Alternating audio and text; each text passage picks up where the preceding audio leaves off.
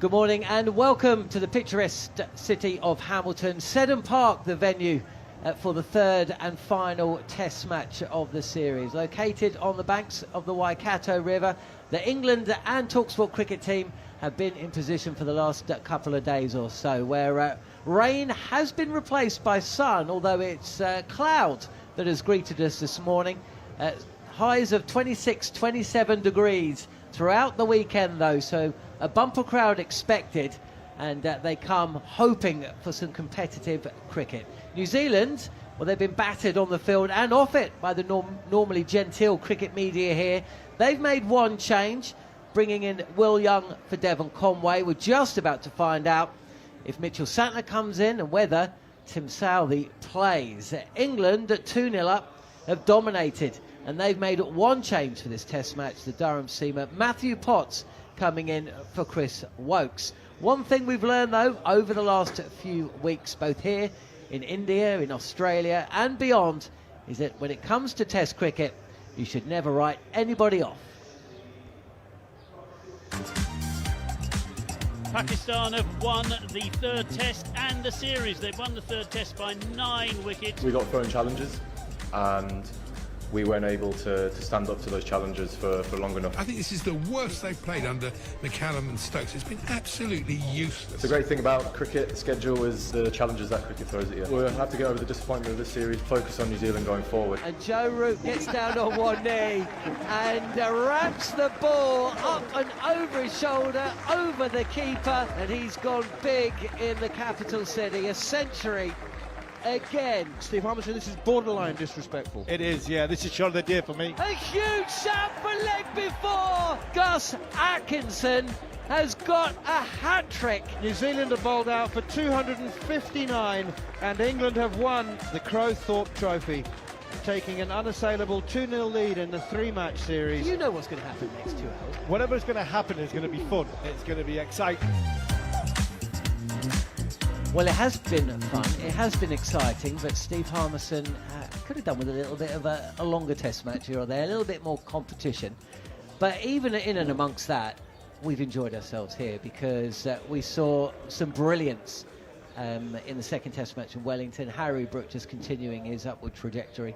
And again, in Christchurch, seems like quite a long time ago now, if not for those dropped chances. A far more competitive test match I'm sure we would have seen. News from Hamilton here is that England have won the toss and they will bowl. We haven't heard from Ben Stokes, so we'll hear from him very shortly, but it does look like Tim Southee plays. Mitchell Santner comes in for Nathan Smith, who was announced in the last 24 hours has signed for Surrey for the year of 2025. I won't talk about Surrey just yet, but I'm sure it'll be mentioned at some point. England, as expected, just the one change, with Matthew Potts coming in for Chris Woakes. So they line up with Zach Crawley, Ben Duckett, Jacob Ethel at 3, Joe Root, Harry Brook, Ollie Pope, Ben Stokes, Gus Atkinson, Bryden Koss, Matthew Potts and Shoaib Bashir. 3 Durham seamers that must make you very proud indeed. Harmy, Will Young and Tom Latham will be opening the batting for New Zealand in about 28 minutes time. Kane Williamson at 3, Rachin Ravindra, he could do with a run or two. Daryl Mitchell at 5, Tom Blundell after that marvellous century in second innings at the Basin Reserve. Glenn Phillips at 7, still think he's one place too low. Mitchell Santner comes in, so a bit of spin. Last time we commentated on Mitchell Santner, he took, was it 14 wickets against India in the second test match. Matt Henry, Tim Southee, one of the ends or stands here at Seddon Park, has been temporarily named the Tim Southee stand, and William O'Rourke. Harmy, first up, as expected. Not that England won the toss, you can't expect that, but the fact that they've decided to bowl first. Yeah, I think I've just felt this morning that New Zealand were always going to be batting. I think Tom Latham would probably have batted first. Ben likes to bowl. He likes to put teamers under pressure early, and I think anything that's in that surface, England will feel as though we'll get it out first thing this morning, and then probably the best days to bat on will be days full day 2 and into day 3, and England will feel as though they can get enough lead to then put New Zealand's batting, which has been under pressure throughout this series, on anything that's got any up and down, or there's any demons in this wicket, and England will feel as though they can strike on innings 3. And I think that seems to be the way that Ben Stokes is comfortable leading this team. So, we knew last night that Potts was going to play. I think that decision for Potts to play tells you there was going to be a little bit of up and down bounce and up and down movement on this surface. So over the swing of Chris Woakes. So yeah, I mean, I'm very, very surprised at the New Zealand side. Well, I was going to ask. Very surprised. I mean, are you surprised though? Well, yes, because as much as you can't leave Tim Southee out, the way this go, the way the sort of, it's not it'll be too much of a disservice to say a benefit tour. It's not. He's been a champion cricketer, and he's somebody who I think deserved to go out his way. He played his part in India. Yeah. So it's not as though they're carrying. Absolutely. But he probably should have this should have been his one and done, as opposed to. Should have done the Jimmy Anderson. Yeah, either he's one and done this one, or his first Test match after the first Test match. That should have been his one and done. But look, he's here now. You knew he was always going to play. I can't believe they've dropped Nathan Smith in such a way that I'm not sure what Santner can give. The spin later on in the game, end of day 4 and then day 5. I mean, we've seen, and you've just said, game finished too early in the basin. I mean, if England get and dictate this Test match, bowl New Zealand out at some point today, and then bat all day tomorrow, then all of a sudden England will have such a lead where the second spinner doesn't come into play. You exposing Tim Southee, and I mean, I wouldn't want to expose Tim Southee, and in this series he's been exposed so far with three other seam options. So I really just don't understand the logic behind. If you're going to play Southee, I think you still needed another seam bowler as backup in Nathan Smith, especially one who is durable as Smith and bowls overs. England have brought in Matthew Potts. So who takes the new ball for England? Gus Atkinson and Matthew Potts. Simple as that. Matthew Potts comes in like for like. It's not like for like as in the bowler and their disciplines and their skill sets, but it's like for like. Potts has opened the batting for Potts has opened the batting for bowling for Durham many times before, so there's no problem using the new ball. I really think that this wicket will suit Potts. Looking at it yesterday, speaking to Anton earlier, and we're talking about the plates in the surface. I think this could be the perfect pitch for somebody like Potts. England, because I think they hit the deck that Carter's got as well. You know what? I think this might just be a nice wicket for England to bowl on. Let's rewind to that first Test match, first morning of, and both Atkinson and Woakes struggled a little bit with their lengths and their lines. They hadn't bowled in the country for long. It had been a bit of a gap. Is that not everything's a risk, right? But is that not an area that New Zealand might want to capitalise on? When Matthew Potts comes on, an attacking team, a team that is of the mentality of Brendan McCullum, would look at that and think, we need to get on top of that guy. We cannot let him settle into his work and ease his way into the game. He hasn't been playing he hasn't played since Pakistan. He is someone we need to target. They won't, but that's how they should go about it, right? Yeah, and as normal, I'm going to answer that question with 5 different times and 5 different answers.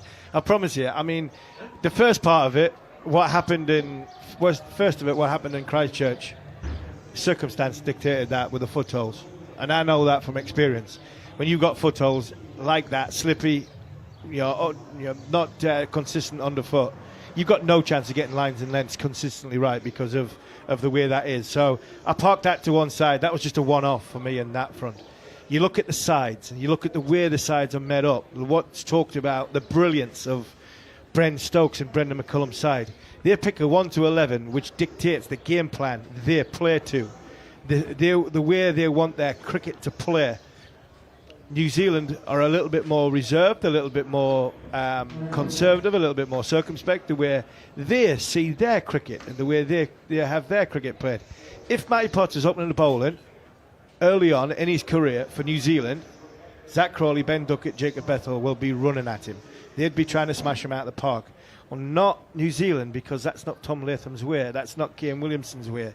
It is a little bit Rachin Ravindra's way, but Daryl Mitchell's way. So I think you look at the sides and the way their mentality is and their game plans are, they won't try and hit the bowler off it. They'd rather absorb it, feel as though they can get him into his second, his third, his fourth spell and try and cash in. The one thing about Potts is we know the durability point of view from Matthew. His last ball of the day is not much slower than his first ball of the day. Ben Stokes, England captain, has just been speaking with TalkSport's Scott Taylor. So Ben won the toss, decided to bowl. What's the thinking behind the decision?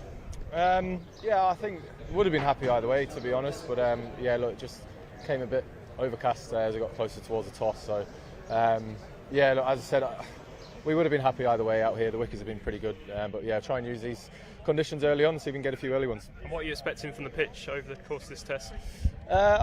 It's quite tricky, to be honest. I mean, you could read into the fact that New Zealand have bought another spinner in to replace one of the seamers, but look, we'll just have to wait and see. I think the wickets out here generally look like they always do a bit, but they tend to play quite well. But yeah, look, we'll have to go there and be on it from ball one. And a good chance for Matthew Potts to come in and impress straight away with the ball. Yeah, look, it's great to have Potts in. He's been training incredibly well. You know, he's a real workhorse, and yeah, looking forward to getting the ball in the hand and see what he can do. And on a personal note, 3 Durham lads in the bowling attack must be quite a good feeling. Yeah, it's yeah. Look, Durham got a thing of producing, you know, some pretty good fast bowlers, and Matthew Potts is certainly another one. So yeah, his opportunities have come sort of, you know, a few far in between since he made his debut back in 2022, but he's a very important member of our squad, and it's good to see him get a chance this week. And how important is it for you to win this test and the series 3-0 heading into an important 12 months for you guys? Yeah, for us the most important thing is making sure we go out there with the same mindset, same mentality towards the game that we did in the first 2 games. You know, it's served us pretty well so far in this tour, and then we'll see where we are at the end of it. Perfect, go well. Thanks mate, cheers. Cheers. It's been quite a year for England. What was that, 17 test matches in 2024? Not quite as many in 2025, but boy, are they important ones. They're all important ones, and that was one of the questions that was posed to me on TalkSport. England won now. Doesn't matter, does it? Of course, it does. Matters a hell of a lot.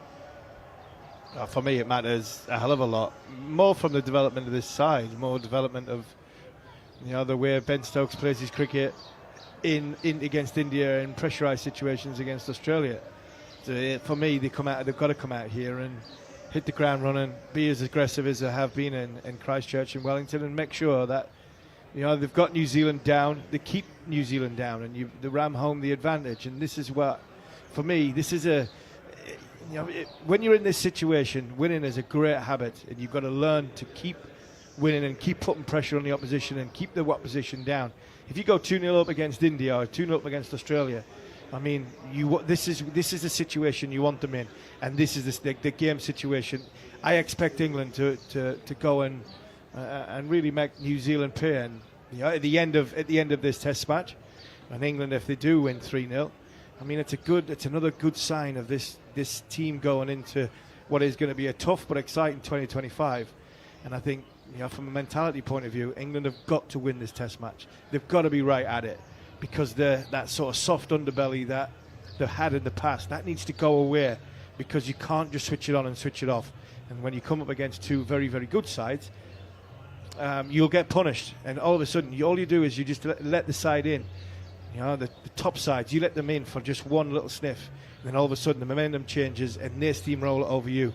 The one thing they will not do, because they're champion sides, they'll not give you a sniff back. So that's why I think it's so important that England are at the same level as what they are when it comes to when it came to Wellington and when it came to Christchurch. Let's talk about Tim Southee.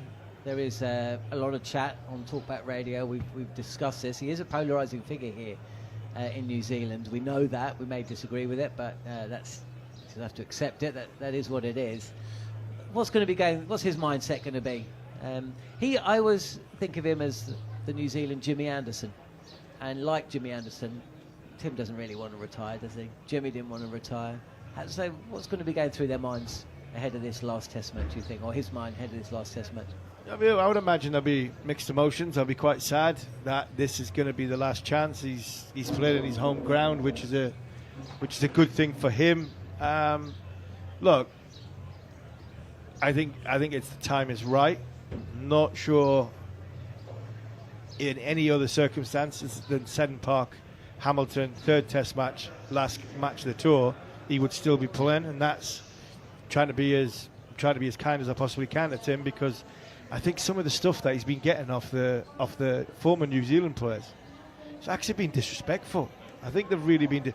I mean, it would break my heart to speak about Jimmy Anderson or Stuart Broad the way that former players have spoke about Tim Southey, and that, in such a way of, well, yes, you've got to be professional, you've got to do your job, and you're a broadcaster, but you've also got to look at what the guy's given, what he's done, the hard yards he's put in, 389 wickets at this moment and counting. I really hope he has a good week. I really do hope he has a good week, because he deserves a good week. He's been a brilliant cricketer, not just on the New Zealand scene, but around the world as well. He's played county cricket. He's come into our game, and he's give a few players in sort of Birmingham and education when he's played for Warwickshire. So I really do hope he has a really good week, a nice send off, and one where I hope his team doesn't win, but I hope he has a nice time himself. Yeah, I totally agree. I mean, we did speak about Southey in the last Test match, and I felt it was really important just to put a little bit of respect into the conversation, because it's so easy for people to say, retire or whatever. I mean, this guy, even now I watch him performing in what T20 cricket and ODI cricket at the IPL or wherever around the world. He's still got it. They just went to India. And I tell you what, they're going to miss his catching as well. Matthew Potts in the side ahead of Chris Wokes. Scott Taylor caught up with him before the toss. Let's see what he had to say. So Matthew, thanks for joining us. Back in the Test side, how are you feeling ahead of the first ball? Yeah, I'm excited. I'm really excited to get going and kind of test myself in conditions that are a bit unknown to me. Obviously had the benefit of being out here for my second tour, albeit not played a game yet, so I'm just excited to thrust myself into it. How important is it for you not to put too much pressure on yourself, that you are coming into the side that you feel like you have to do well? No, I don't feel as though you've got to come in and do well. I think it's very clear from Baz and Stokesy that it's come in and play your own game, how you want to play it, and then the team has 100% backing of that, whichever way you choose to take it. So no, I don't feel like there's any pressure coming into this game. We'll see how it goes. What's it been like being around this environment over the last couple of months on this tour? Yeah, it's been fantastic. We've had some good times as a team and created some good memories, and played some outstanding cricket. And it's been actually exciting to watch off the field, albeit not as good as being on the field and taking part with it, but it's been fantastic to watch the boys go about their work and be amazing in the first two games. Just on a personal note, you're playing alongside Bryden and Ben, who both know very well with Durham, so how proud is that three Durham boys in the bowling attack? Yeah, it's a very proud moment. We had that in Pakistan. I think maybe the second game we fielded an all Durham seam attack, and yeah, it's exciting. I mean, Durham has a good history of producing fast bowlers, and there's a few coming through the ranks still as we speak from the academy level in. I think that's a credit to the coaches and the staff at Durham, who kind of keep on pushing the talent through. And finally, just how important is it to continue the momentum from this series, win 3-0 ahead of a big 2025 in Test cricket? Yeah, I feel as though we've obviously got a little bit of a long layover after this game, so it'll be nice to finish the year on a high and go 3-0. But if not, these things will happen, and it's all about just playing a great brand of cricket, and we'd rather kind of lose playing that style. We're going to go out there and try and entertain and try and win the series 3-0 in good fashion. Go well today. Thank you very much. Thank you. Matthew Potts speaking with Scott Taylor there, and as Neil Manthorpe just mentioned, it's the Tim Southey end, not the Tim Southey stand. He should have a permanent end or stand, shouldn't he, Tim Southey? It seems a bit weird, unless they just don't really do it. No, they do it here. They've got, there's an R.A. Vance stand named after an administrator of high regard, I'm sure, but I'm sure it's a matter of time. They might just be waiting for him. They might just be waiting for him to finish. Jimmy Anderson got his. Yeah, is that Jimmy Anderson stand or end? Jimmy Anderson end. The Jimmy Anderson end. Yeah, right. They've got the Bryden Statham end, Jimmy Anderson end at Old Trafford. I just wonder if they're waiting for him to finish. I mean, Jimmy played on till. Jimmy would still be playing now if he wanted to. So they had to make a choice. I mean, they had to make a decision on when they were going to name the end. So they did it during Jimmy's career. I think they've got to go. They've got to go down the Tim Southey end once he does eventually finish this game. Maybe the Tim Southey ground. Richard Hadley Pavilion, wasn't it, at Call it a ground. Christchurch? Yeah, possibly call it the ground. Tom Latham has been speaking, New Zealand skipper, with TalkSport's Scott Taylor. Tom Latham, what would you have done? We were going to have a bet as well. We've obviously brought Mitch Sadner into the squad, into the side, sorry. For Nathan Smith was obviously a tough call, but yeah, we're going to have a bet. Obviously, hopefully it might get harder later on. We've seen wickets here in New Zealand that have been a little bit greener than what we've seen here, so regardless of whether we're batting or bowling, it's important to work hard in that first session.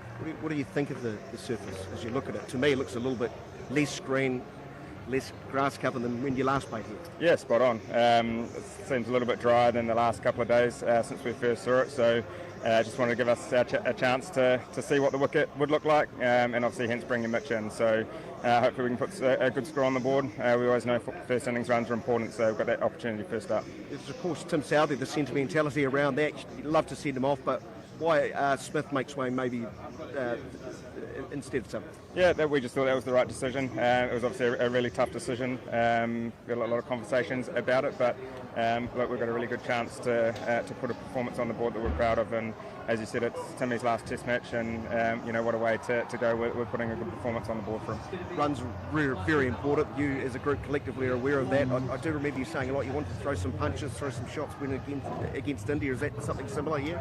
Yeah, I think that looks slightly different. Conditions sort of dictate that a little bit sometimes, so it is different to the way that we'll play in India, but we know as a batting group we've got some hard work to do first up, so we're looking forward to that opportunity. Lastly, before I let you get the pads on, the series is gone, but how important is this one-off game to you? Yeah, look, every Test match is important. Yeah, there's certainly no dead rubber in Test cricket and international cricket for that fact. So look, we know we haven't been at our best the last couple of Test matches, and we're looking forward to the opportunity to put a good performance on the board. Thanks, Tom. Appreciate it. Thank you. There's Tom Latham speaking with Daniel McCarty, not Scott Taylor, our colleagues on Sport Nation broadcasting to New Zealand.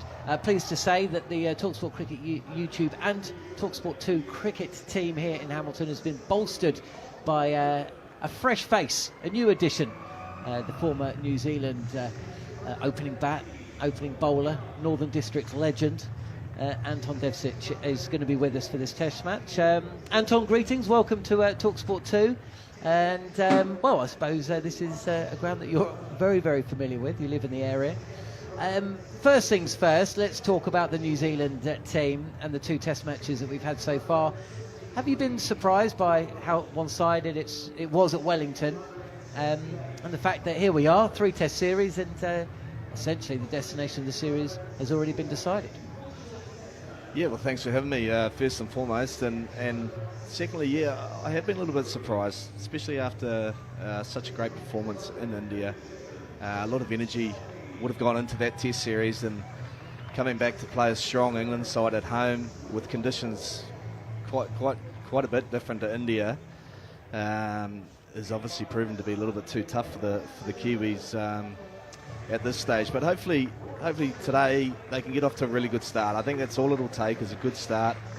The wicket is looking a little bit browner than usual on day one than what we're used to here, so I'm not sure whether the curators or not wanted to make sure this test went a little bit longer than 3 days, but yeah, we'll soon find out. Yeah, there would have been disappointment at Wellington for sure. I mean, it was such a healthy crowd, full houses there in the capital as well as at Christchurch. Christchurch did go to the 4th day. Truth be told, you know, England batted longer than many people expected. It could have been over a lot earlier in Wellington as well. It was incredible, actually. After an hour of that first day, New Zealand had England 43 for 4, and yet within an hour of the tea break, it looked like the game was over.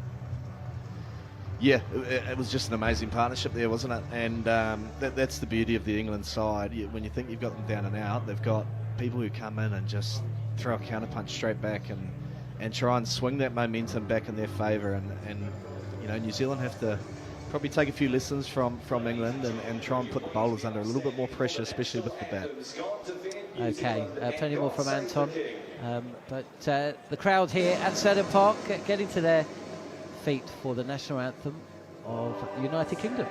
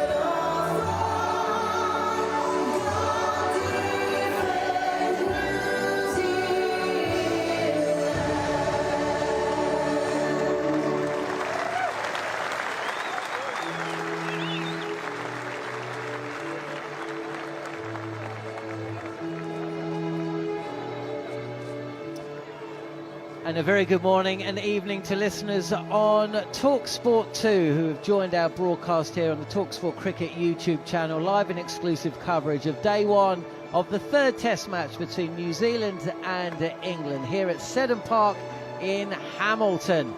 Myself, John Norman. Ladies and gentlemen, please welcome our on-field umpires, Adrian Holstock and Asan Murata. And a very good morning, evening to listeners on TalkSport 2. Welcome to live and exclusive coverage of the third test match between New Zealand and England. The teams and the toss have been decided and announced. England have won it. They are going to bowl first. One change with Matthew Potts coming in for Chris Woakes. So Stokes, Carson, Potts, three Durham seamers. And thankfully we've got a pretty good one as part of our commentary ranks here in the TalkSport 2 commentary box at Seddon Park. New Zealand have also made two changes. Will Young, player of the series, you might know that by now, against India, coming in for Devon Conway, who's attending the birth of the child, and we wish him well and his family.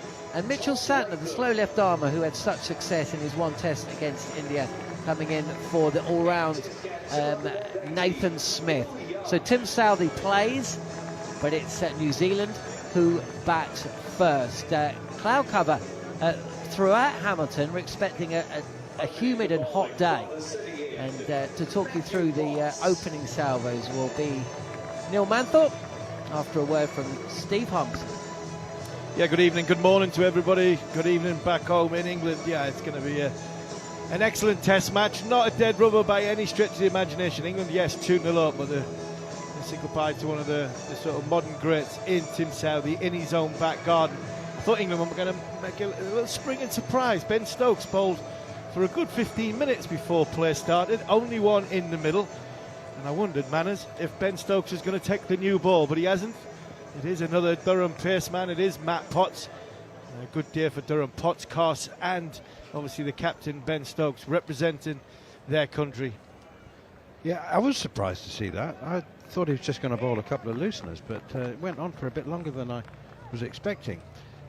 First delivery then is bowled by Tim Southee and I beg your pardon, Matthew. I'll get it right in a minute. Matthew Potts, and it's left alone by Tom Latham outside the off stump. And Potts went down. That's what I was more concerned with, what was happening to him rather than who he was. But he tumbled in the end of his follow through. But it was just one of those Mark Wood slips. Yeah, Mark Wood slip. I think he did slip on his front foot as well. So it's the angle. He's around the wicket to Tom Latham. Matthew Potts from the city end around the wicket, and Latham beaten by one that just bounces a little bit more than I think Latham expected. He might well have dropped the hands and played inside the line of it, actually. That's certainly what the impression that he's giving us. He's brought the bat inside the line of that. But interestingly as well, it was like a tennis ball bounce, because the ball was on its way down by the time it reached Ollie Pope. There are 4 slips in place at the moment. 4 slips in a gully. Cover, mid-off, Gus Atkinson, mid-on, Bryden Carse, the strains of Jerusalem singing out around the ground. Potts in, oh my goodness, that's a long way down the leg side, so far down the leg side that Ollie Pope wasn't even able to put a dive in. He moved and realised how wide it was, and that'll be 4 byes. What a shocking call from umpire Asan Raza. Yeah, that's I joke many times about wides, but that was a wide. I mean, it's crossed the corner of the white line on the edge of the crease, going down leg side. That's harsh. That's 4 wides, not 4 byes. Here is Matthew Potts just getting into his work still. That's a Yorker straight, and Latham has to play it. He does. He pushes it up to Gus Atkinson at mid-off, and there is no run. New Zealand 4 without loss. Those 4 runs, 4 wides. Yeah, again, we might have a little bit of tale of Christchurch here with the other footmarks. Potts, Atkinson, both having a go outside just outside and just behind the line. So there might be a little bit of moisture, might be slippery underfoot. Here is Potts once again, and Latham beaten. That was a good delivery. That one seemed to straighten from around the wicket. Gone flying past the outside edge into the gloves of Ollie Pope. Oh, that's a beauty. Gee, isn't That it? is a beauty. Yeah, welcome to the crease, Tom Latham. Nothing wrong with the footmarks there, Matt Potts. Just angled the seam in and it's just held its line. It's nipped. It's gone big off the seam. It's a beauty. And do you see that laconic? Oh my goodness! Looking at the replay again, it has gone. It's gone like a little off break. Tom Latham, just a laconic grin. He knows that he couldn't get a bat on that. Down the leg side now, and it's clipped away off the bat. I think Hassan Raza says leg byes. So it was off the thigh pad, but it's 4 more runs. Should have been 4 wides, 4 byes were given, and now 4 leg byes. So Extras has made a racing start, 1 over gone. New Zealand asked to bat first, 8 without loss. Flying 8 and over. Here we go, New Zealand going Bazball style. Yeah, I mean, bowling from areas that Potts bowled it, when he bowled it in that. So around about the sort of 4.5-5 metre length, that little bit fuller, like Matt Potts does, ask questions. He got the ball to nip. I just think until he gets his rhythm and in finding his feet and comfortable with landing and putting his whole weight coming. There is a little bit of a slope here at Seddon Park. Matt Potts is running down the hill. Until he gets his consistency of footwork, the rest of them, the other 4, were in pretty good areas, and the ball did a bit. Gus Atkinson to bowl the first over from the Tim Southey end, formerly known as the members end, and nobody's been able to confirm or willing to confirm to me whether it will remain the Tim Southey end. It is the Tim Southey end for this test match. It's the members end ordinarily, and it's also our commentary end. And there are 4 slips and a gully as Atkinson is in outside the off stump to the right-handed Will Young, our first sight of him in this series, and a well-deserved appearance for him as well. Devon Conway has taken paternity leave. Not sure whether we never actually walked to the ground. We're less than a kilometre away, Harmy, in our wonderful hotel, which is also the base for both teams. But I don't know whether you came into the ground via the groundsman's entrance, which is... No, we came in the media entrance. Media Truck, yeah. Here's Atkinson again, wide outside the off stump, and there's no run. Well, it's I came in through the groundsman's entrance, and there is just behind the golf cart, there is a life-size model of a camel, which is so real. Did you see that? I can see it from here. It's right underneath the floodlight. Just noticed that, yeah. Here is Atkinson once again, and forward comes Will Young playing defensively up towards mid-on, and it's so lifelike that you wonder actually initially whether it's a stuffed camel, but then you realise that it is actually just it's been made and doesn't have any real camel parts to it. But its name is Colin. And Colin the camel, and it helps the ground staff to forecast the weather. Apparently, here is Atkinson once again. Will Young, thick outside edge into the gully, fielded by Ben Stokes. What does he lie down when it's going to rain? Apparently, the hair stands up on its neck. I think it's a myth, but he's been there for a while. He's certainly been there for the best, certainly a decade when I first met him. He's got fencing round him. I just wonder how long. About tea time, the first Barmy Army that jumps on his back, tries to ride him into town. He's never been fenced up before, so I think they are taking precautions. 9 without loss. Latham and Young have yet to score. All extras. Atkinson in once again, another wide one outside the off stump.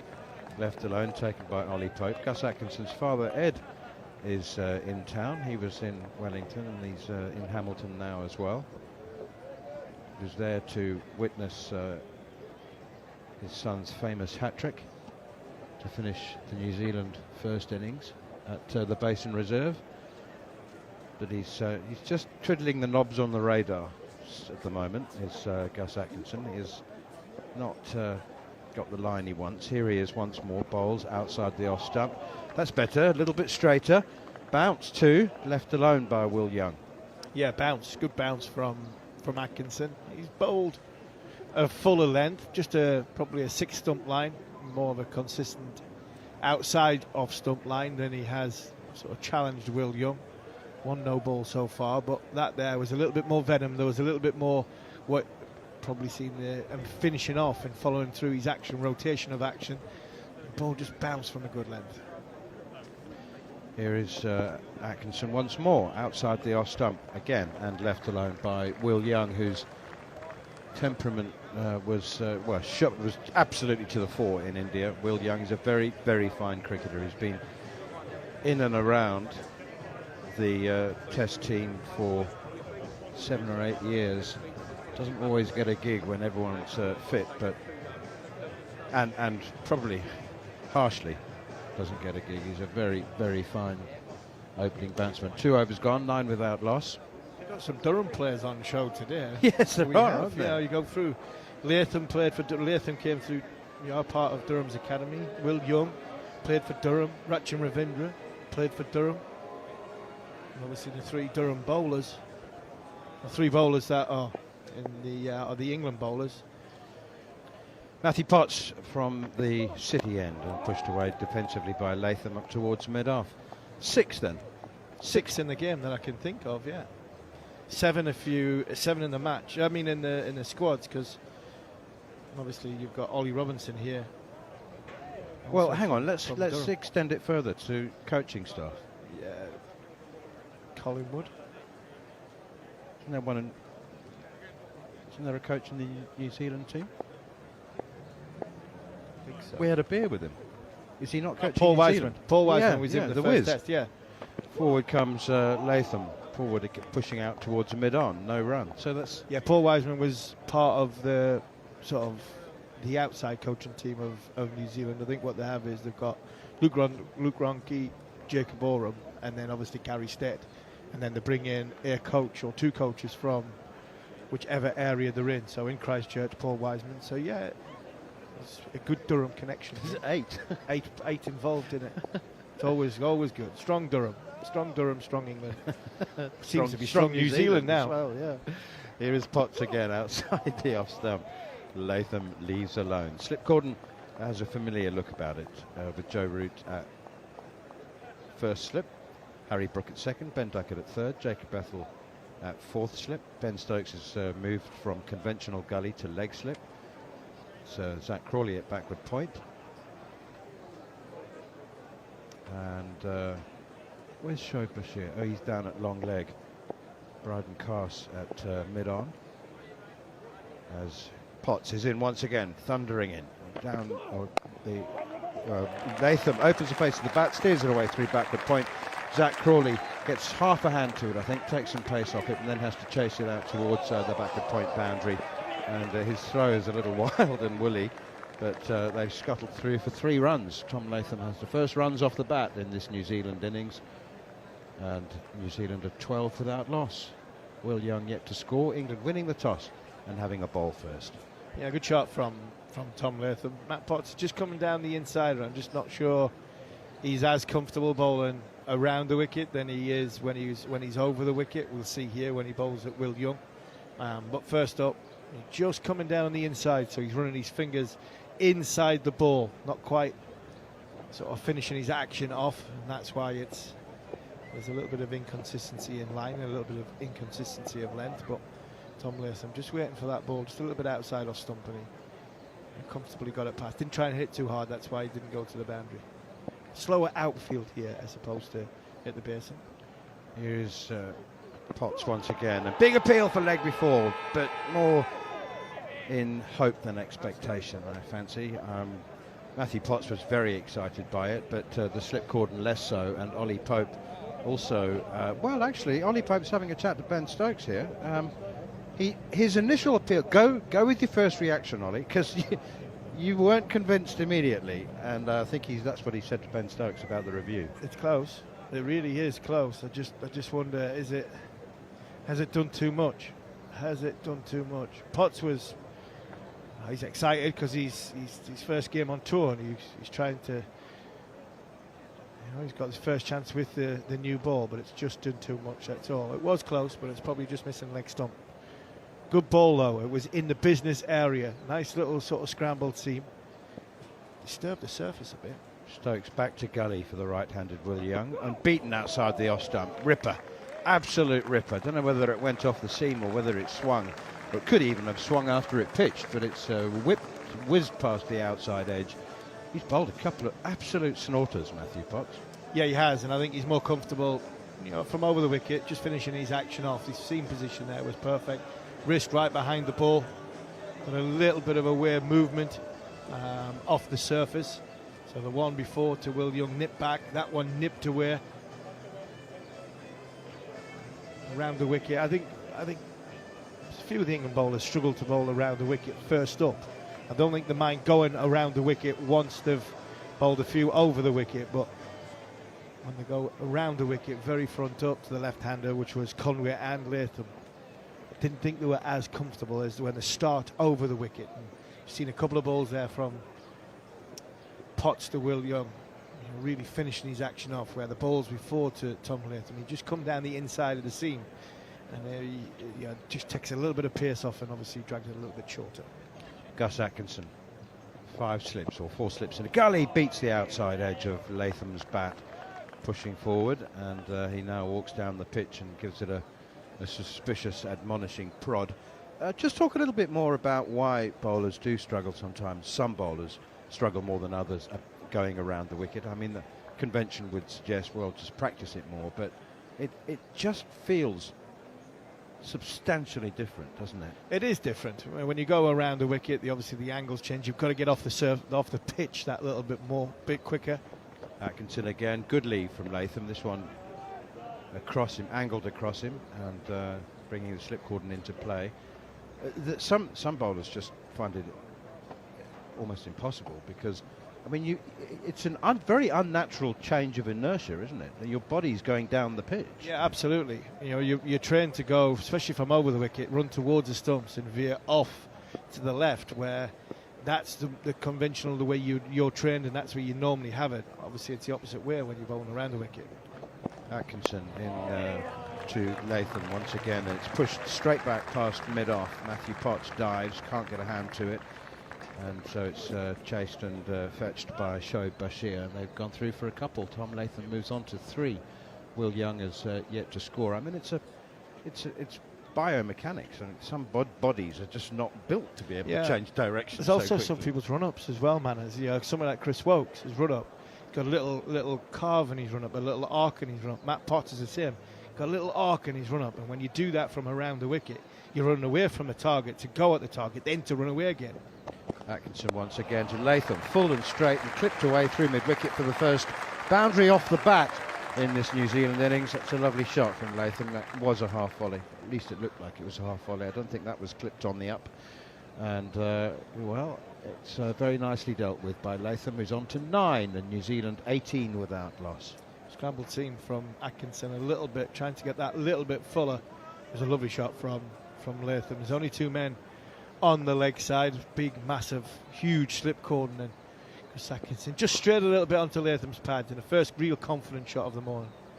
Atkinson in once again outside the off stump, and left alone by Latham once again.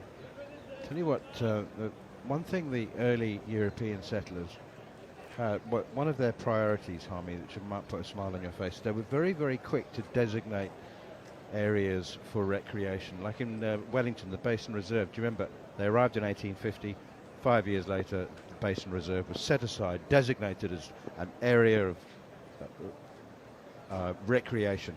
And the same here. By the time they got to Hamilton, that one is driven by Latham through the offside. Don't know whether he'll get another 4 for this. Matthew Potts is chasing. He slide tackles the ball and flicks it back in order for Zach Crawley to throw it in. To this area, what became later known as Seddon Park, was designated for recreation, specific purpose for recreation in 1864. It was named Seddon Park in 1906 after the former New Zealand Prime Minister. 4 overs gone, New Zealand are 20 without loss, and I think you can form your first opinion on the pitch now? You've seen 4 overs. Yeah, I think there's definitely something there for the bowler. If you put the ball in the right area, there's something there for the bowler. Ask questions, batter coming forward. New Zealand have got off to a start which they were given 8 runs in extras in the first over. Probably strayed a little bit. I think the consistency of line and length to left and right-handers has been a little bit off in the first 2 overs from either end, from Potts and Atkinson. But I think if you get the ball in the right area consistently, you can challenge the batter. Here is Potts again, driven through extra cover, and a half-diving stop from Bryden Carse at mid-off. Dives and got fingertips to it, but he was unable to take sufficient pace off it, and it reaches the boundary. It's a very good shot from Will Young. I mentioned his temperament, ideally suited to opening the batting. Very, very patient man, knows how to handle the new ball, but will take his chances, and that quite possibly his first genuine scoring chance. Yeah, first scoring chance from a half volley outside off stump, fifth stump. I mean, didn't quite, he clothed it a little bit, but it was a genuine half volley. Potts again to Will Young, plays defensively up towards Atkinson at mid-off, and there's no run. It seems there's no real pace in the pitch. I mean, it's bouncing. Not quite, possibly a bit like the oval now, not like what it used to be, but around the sort of 5 to 6 metre mark, if you get the ball to bounce, you get the ball to in that area, it'll bounce from there, but it'll bounce and loop slowly. I mean, Ollie Pope yet, there's still a bit moisture in the surface, like there always is on first morning. Ollie Pope, the ball's going down to him, not going up. Here is Potts again outside the off stump. That too left alone, but it was on its way down by the time it reached Ollie Pope. The first Test match was played here at Seddon Park in 1991. There have been 28 Test matches in that time. New Zealand have won half of them, and there have been 8 draws. So they're quite hard to beat at Seddon Park. And there have been some high-scoring draws as well, like proper draws, not rain-affected draws, like 350 plays 320 in the 4th innings, 3rd and 4th innings. Only 6 times they've lost in 28 Test matches. Here is Potts once again, and forward comes Will Young, pushing it up towards mid-off. Bryden Carse fields, and there's no run. Just for those wondering, Bryden Carse 17 wickets in 2 Test matches. Why he's not a new ball bowler?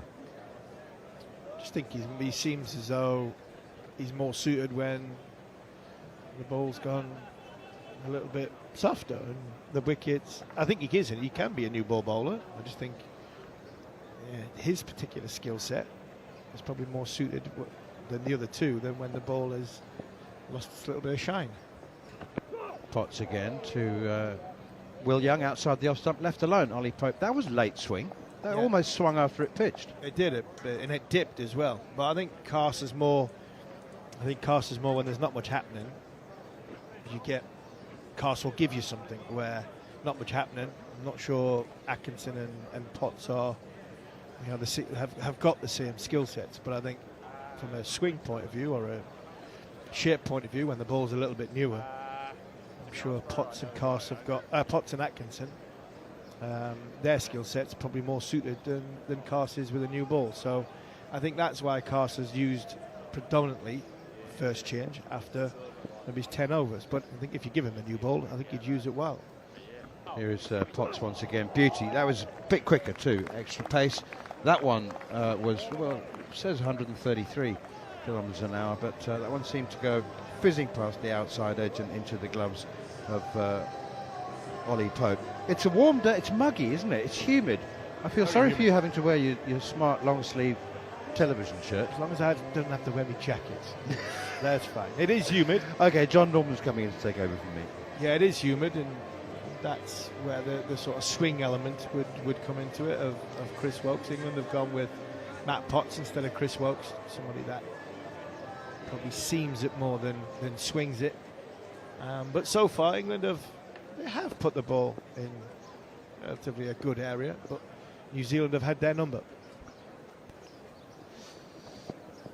Atkinson running away from the Tim Southey end, and good lift from this delivery, which goes through to the keeper.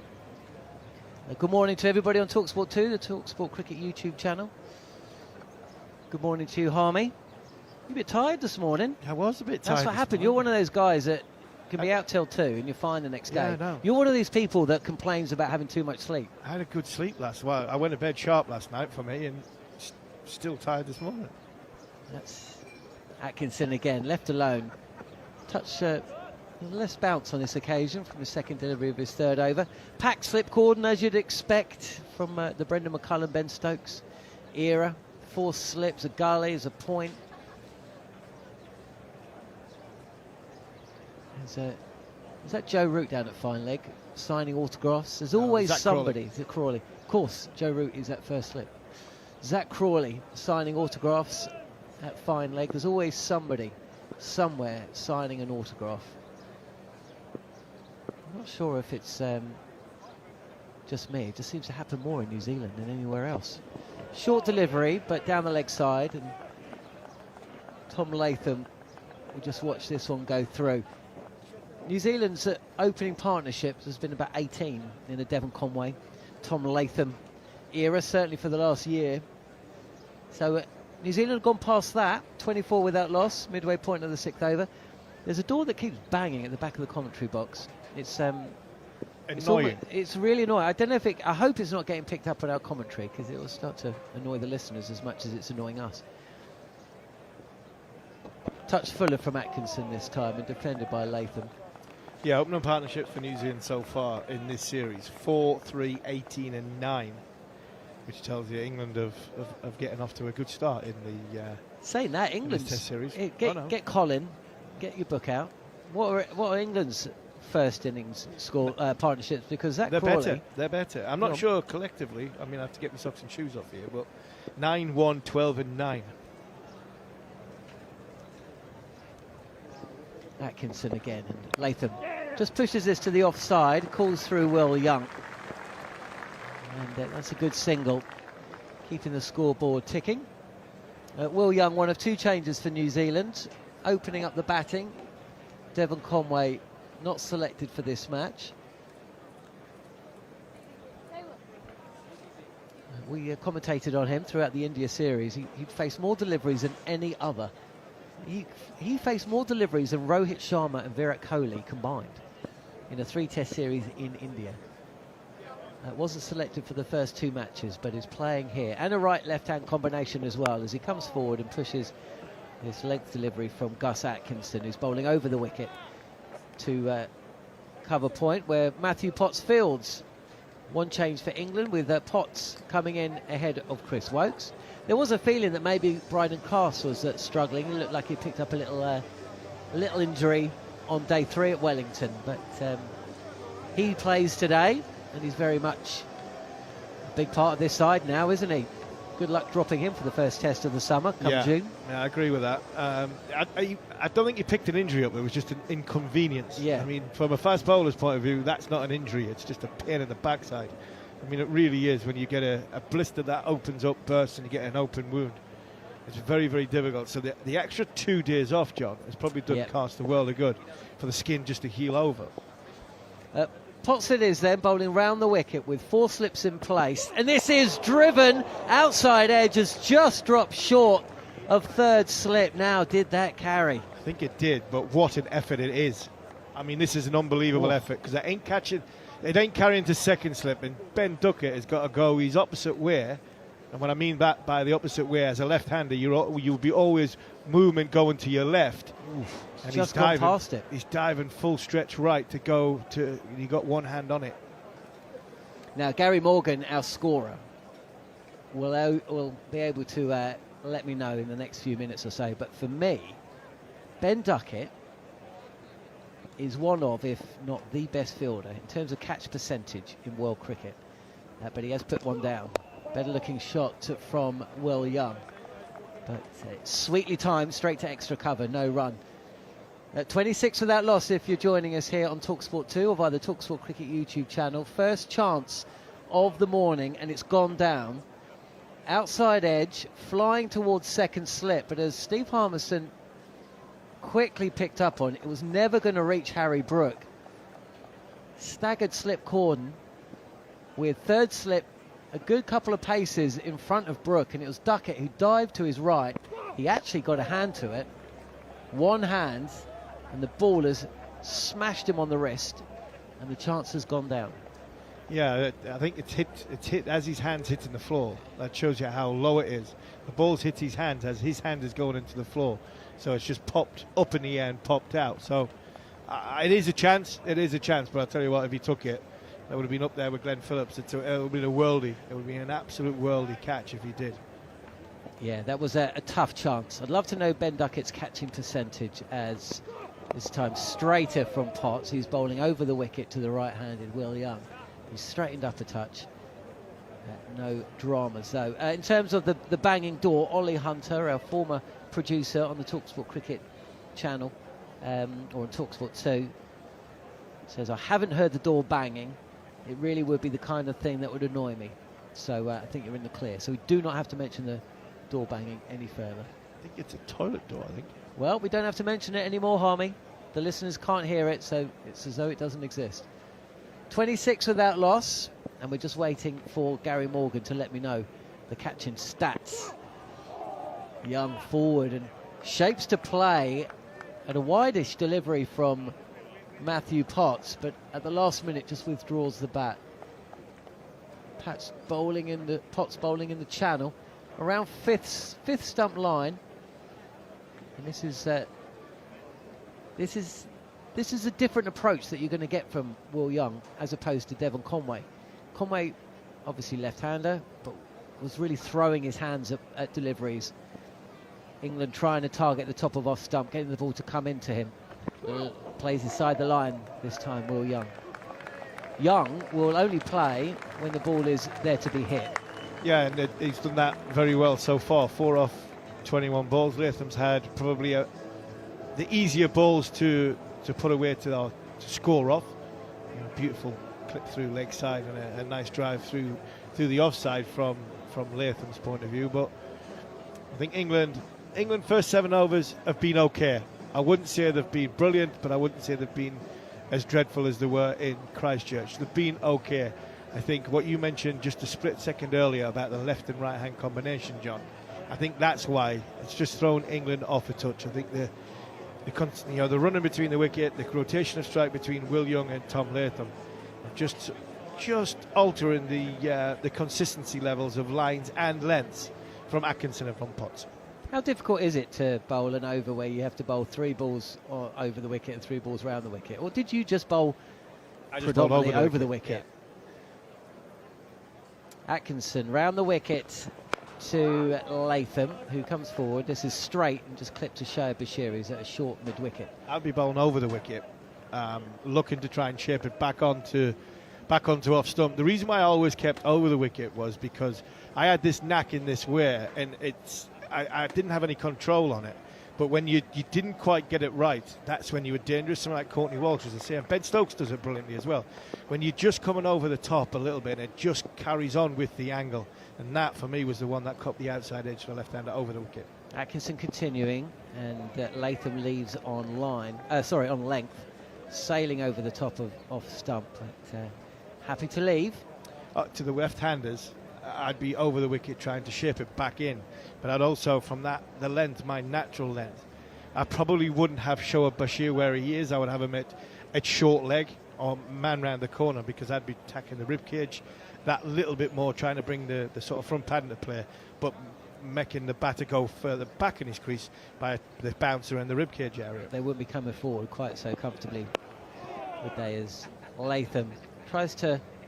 Essentially, Atkinson bowls a delivery that Harmison would have bowled, but maybe not with the same amount of bounce. It's on the body, it's straight, and Latham tries to tuck it fine, but actually wraps the thigh pad, and Bashir comes in. I think that's easier to play from Latham's point of view from around the wicket, because the ball's just coming at him. There's no deviation. And that there from the angle from around the wicket, from over the wicket instead of around the wicket, just might square his shoulders up. Wide of the crease this time from Atkinson, but Latham happy to leave again. It's fascinating. So who were the bowlers that would bowl over and around the wicket? Flintoff, Simon Jones, they were around the wicket specialists. Their run-ups, pretty straight, action, going into it. Freddie had another way of taking his wrist, taking the ball away from the left hander from outside off stump. Simon Jones has had the perfect wrist possible for a fast bowler. That would just take the ball onto off stump. Atkinson again. This time he does tempt the drive from Latham. It's not timed to perfection. Chase onto the boundary, and Potts is having to work. And does well, actually. Looked like there was going to be 3 runs there. But Latham takes the 2, and the score moves along. 28 without loss. Sun just trying to bleed through the heavy cloud that we've got here in Hamilton. There's no or very little breeze. It's quite humid. This is as far north as Test cricket is played in this series. There was some disappointment, perhaps, that the Bay Oval wasn't being employed. Is left alone again this time, Latham. Decent over for New Zealand. A couple of runs from it. Tidy enough from England. Harmy's making way. Anton Devcic, former New Zealand international, is going to be moving in. And Matthew Potts, it looks like, is going to get another over. Stick with us, by the way, during the lunch break. We're going to be joined by the CEO of the ECB, Richard Gould, whose dad, Bobby, is here, I believe. Former presenter on TalkSport, former Wimbledon Wells boss, of course, the Gould father.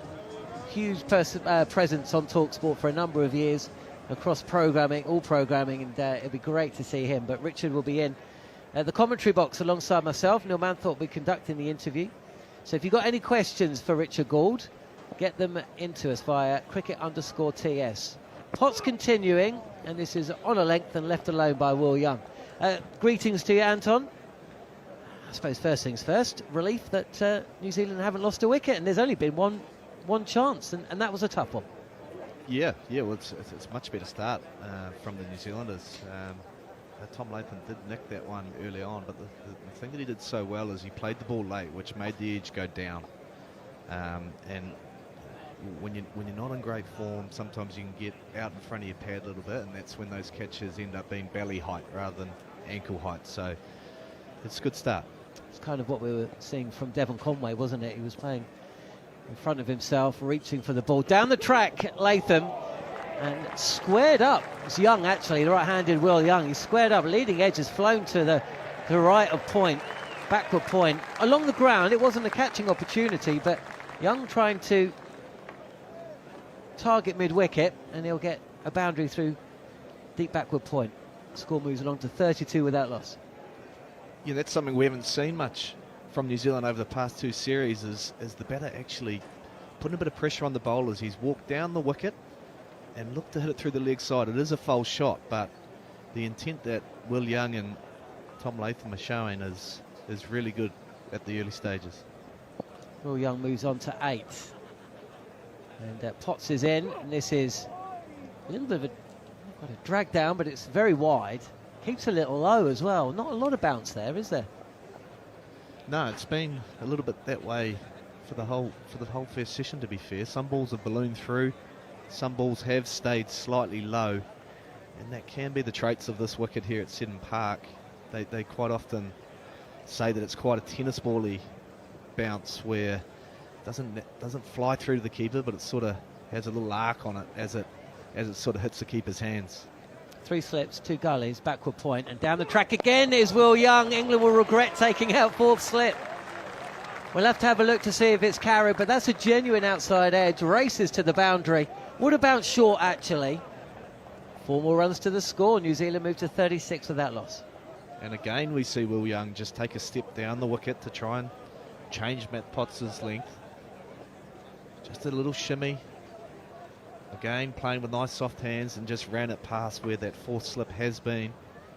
The score's ticking along nicely for New Zealand. They'll be happy with this start. 2 balls left of Matthew Potts' 5th over. He's gone for 18, and he's in again, left alone this time. There's an ooh and an ah from the slip cordon, but that was too wide, and Will Young has already picked up 2 boundaries in the over, and he's not going to go chasing. Well, the thing they've done well is they've selected length. Matt Potts has hit a hard length, and sometimes that can be quite a pretty length where it doesn't really challenge the batter. But when he's got slightly too full, Latham and Young have tried to punish it. They've tried to hit genuine strokes. Last ball of the over here on TalkSport 2, and Will Young props forward, covers off stump, defends to mid-wicket, and that's the end of a good over for New Zealand. 36 without loss. If you're just joining us here on TalkSport 2 via the TalkSport Cricket YouTube channel. If you haven't subscribed to the TalkSport Cricket YouTube channel, then please do so. We've got loads of content there, loads of videos going up daily. We've got weekly shows, the likes of Jarrod Kimber and David Bumble-Lloyd, regularly on the show, and then live streams following on show. So head over there. If you're just listening on TalkSport 2, get your silent shout-outs to us, and we'll read them out as the night progresses. It's still quite early in the UK. It's not that late. It's pushing 20 to 11 at night. So welcome wherever you are in the world. And if you do have a question for Richard Gould, the CEO of the ECB, he's going to be joining us at lunch. So get your questions in via cricket_TS. Gus Atkinson continuing from the Tim Southee end. Right on. And Latham pushes at this. Length delivery from Atkinson. Just trying to guide the ball through gully and backward point. Flies straight to the fielder. But again, that's a shot of a batter who seems to be quite comfortable with the pace of the pitch. Yeah, I don't think they'd be too disappointed with him playing that shot after his dismissal in Wellington. It was similar length where he chopped on. So I don't think they'd be too displeased with that. Touch fuller and beats the bat this time, does Atkinson.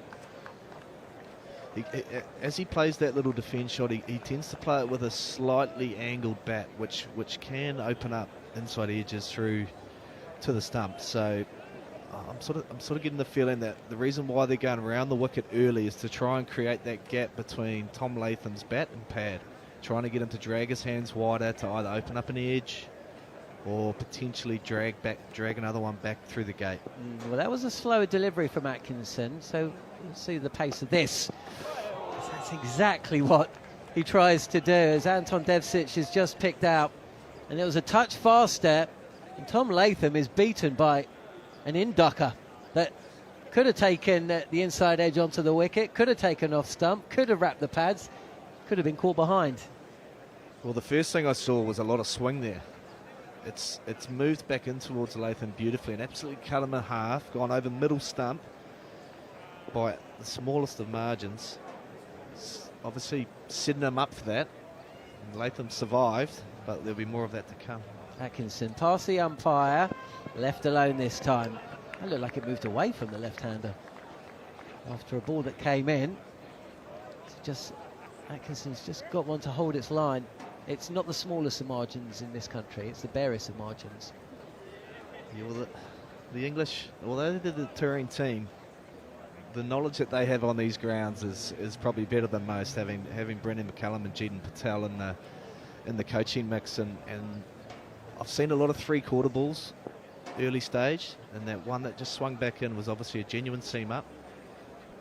Atkinson again, touch wider on the crease, and Latham clips this length delivery on the pads down to fine leg. He's getting a little bit of a working over as Latham, but it's got to the other end. That's what you do, isn't it? 37 without loss, one ball remaining in the over here on TalkSport 2.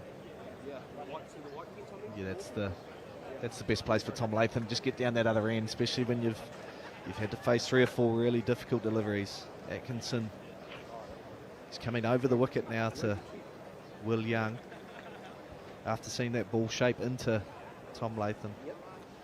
There's definitely enough on offer for the bowlers. Last ball of the over then, and as Atkinson touch fuller, and Will Young comes forward and pushes to point. End of a compelling 6 deliveries, a compelling over. 10 overs in, New Zealand asked to bat first. They would have batted first if they'd won the toss, and they've got off to their best start of the series. 37 without loss, with Latham 16, Young 12, and after a word from Anton, it'll be Daniel McCarty to pick up things here in the commentary. Yeah, well, New Zealand have started much more positively, even though the score isn't ticking along overly strongly. They've been much more positive with their movements and selection on length. The English bowlers have banged away on a hard length and then pitched the odd ball up, where New Zealand have really tried to pounce on anything full. They've been really positive when it comes to making their shot selections, and there's no reasons why they can't keep doing that. Potts into a 6 over from the City end. Again tight to off stump, left alone. Oohs and ahs from behind the wicket. Debbie, good to see you, mate. How are you, mate? You good? Good. It's good. Not bad, eh? Look at that. Look at the sights. Beautiful. Full house in. Big day of sport in the region. Waikato Cup for the horse racing enthusiasts. No, Butch Castles is happy because it's a sellout there too. Yes, I'm frequent. I'm frequent at the races down there at Te Rapa. It's I generally take my kids down and use that as an excuse to get down there and say that I'm showing the kids the horses. But Potts in again around the wicket, into the front pad of Latham, trying to flick the ball away through the square leg region. The ball trickles through there. We look to umpire Raza for the signal, and it will be a leg bye. So 10.2 overs in. New Zealand centre, they would have batted to 38 without loss. It's the Durham opening partnership doing well. Yes. I noticed they just chucked the leg slip into Latham for that ball. Looking at just maybe with the shape that Potts is getting from around the wicket, maybe just try and strangle him, go straight and strangle him down the leg side there, but he got off strike. Will Young's facing up now. Potts bouncing in past umpire Raza, back of a length, dropped nicely into the onside by Young. A comfortable single, need to be fuller than that. You played a lot of cricket here with the new ball. There's obviously urgency on England to take early wickets, having won the toss, decided to bowl. I don't know about you, I always feel, if anything, you want to be full, too full. Like half volley length at times can bring you rewards, as we saw with the ducket drop of Latham. Is that fair, that you want to err on the side of fuller than shorter? Yeah, well, I think if you're getting hit down the ground, you're giving yourself an opportunity to take wickets. Quite often they bowl that dead length, which is it's a pretty length. This one nibbles back in towards off stump, but wide of off stump. Tumbling stop down the leg side by Pope as it carried on moving. And with the nature of the Seddon Park wicket, it tends to be quite a balloon type bounce, where if you get slightly too short, it's really no threat to attacking the stumps. You can't get LBWs, you can't get bowls, so you become, I guess, the only way of dismissal you're looking for is to nick or make the batsman make an error.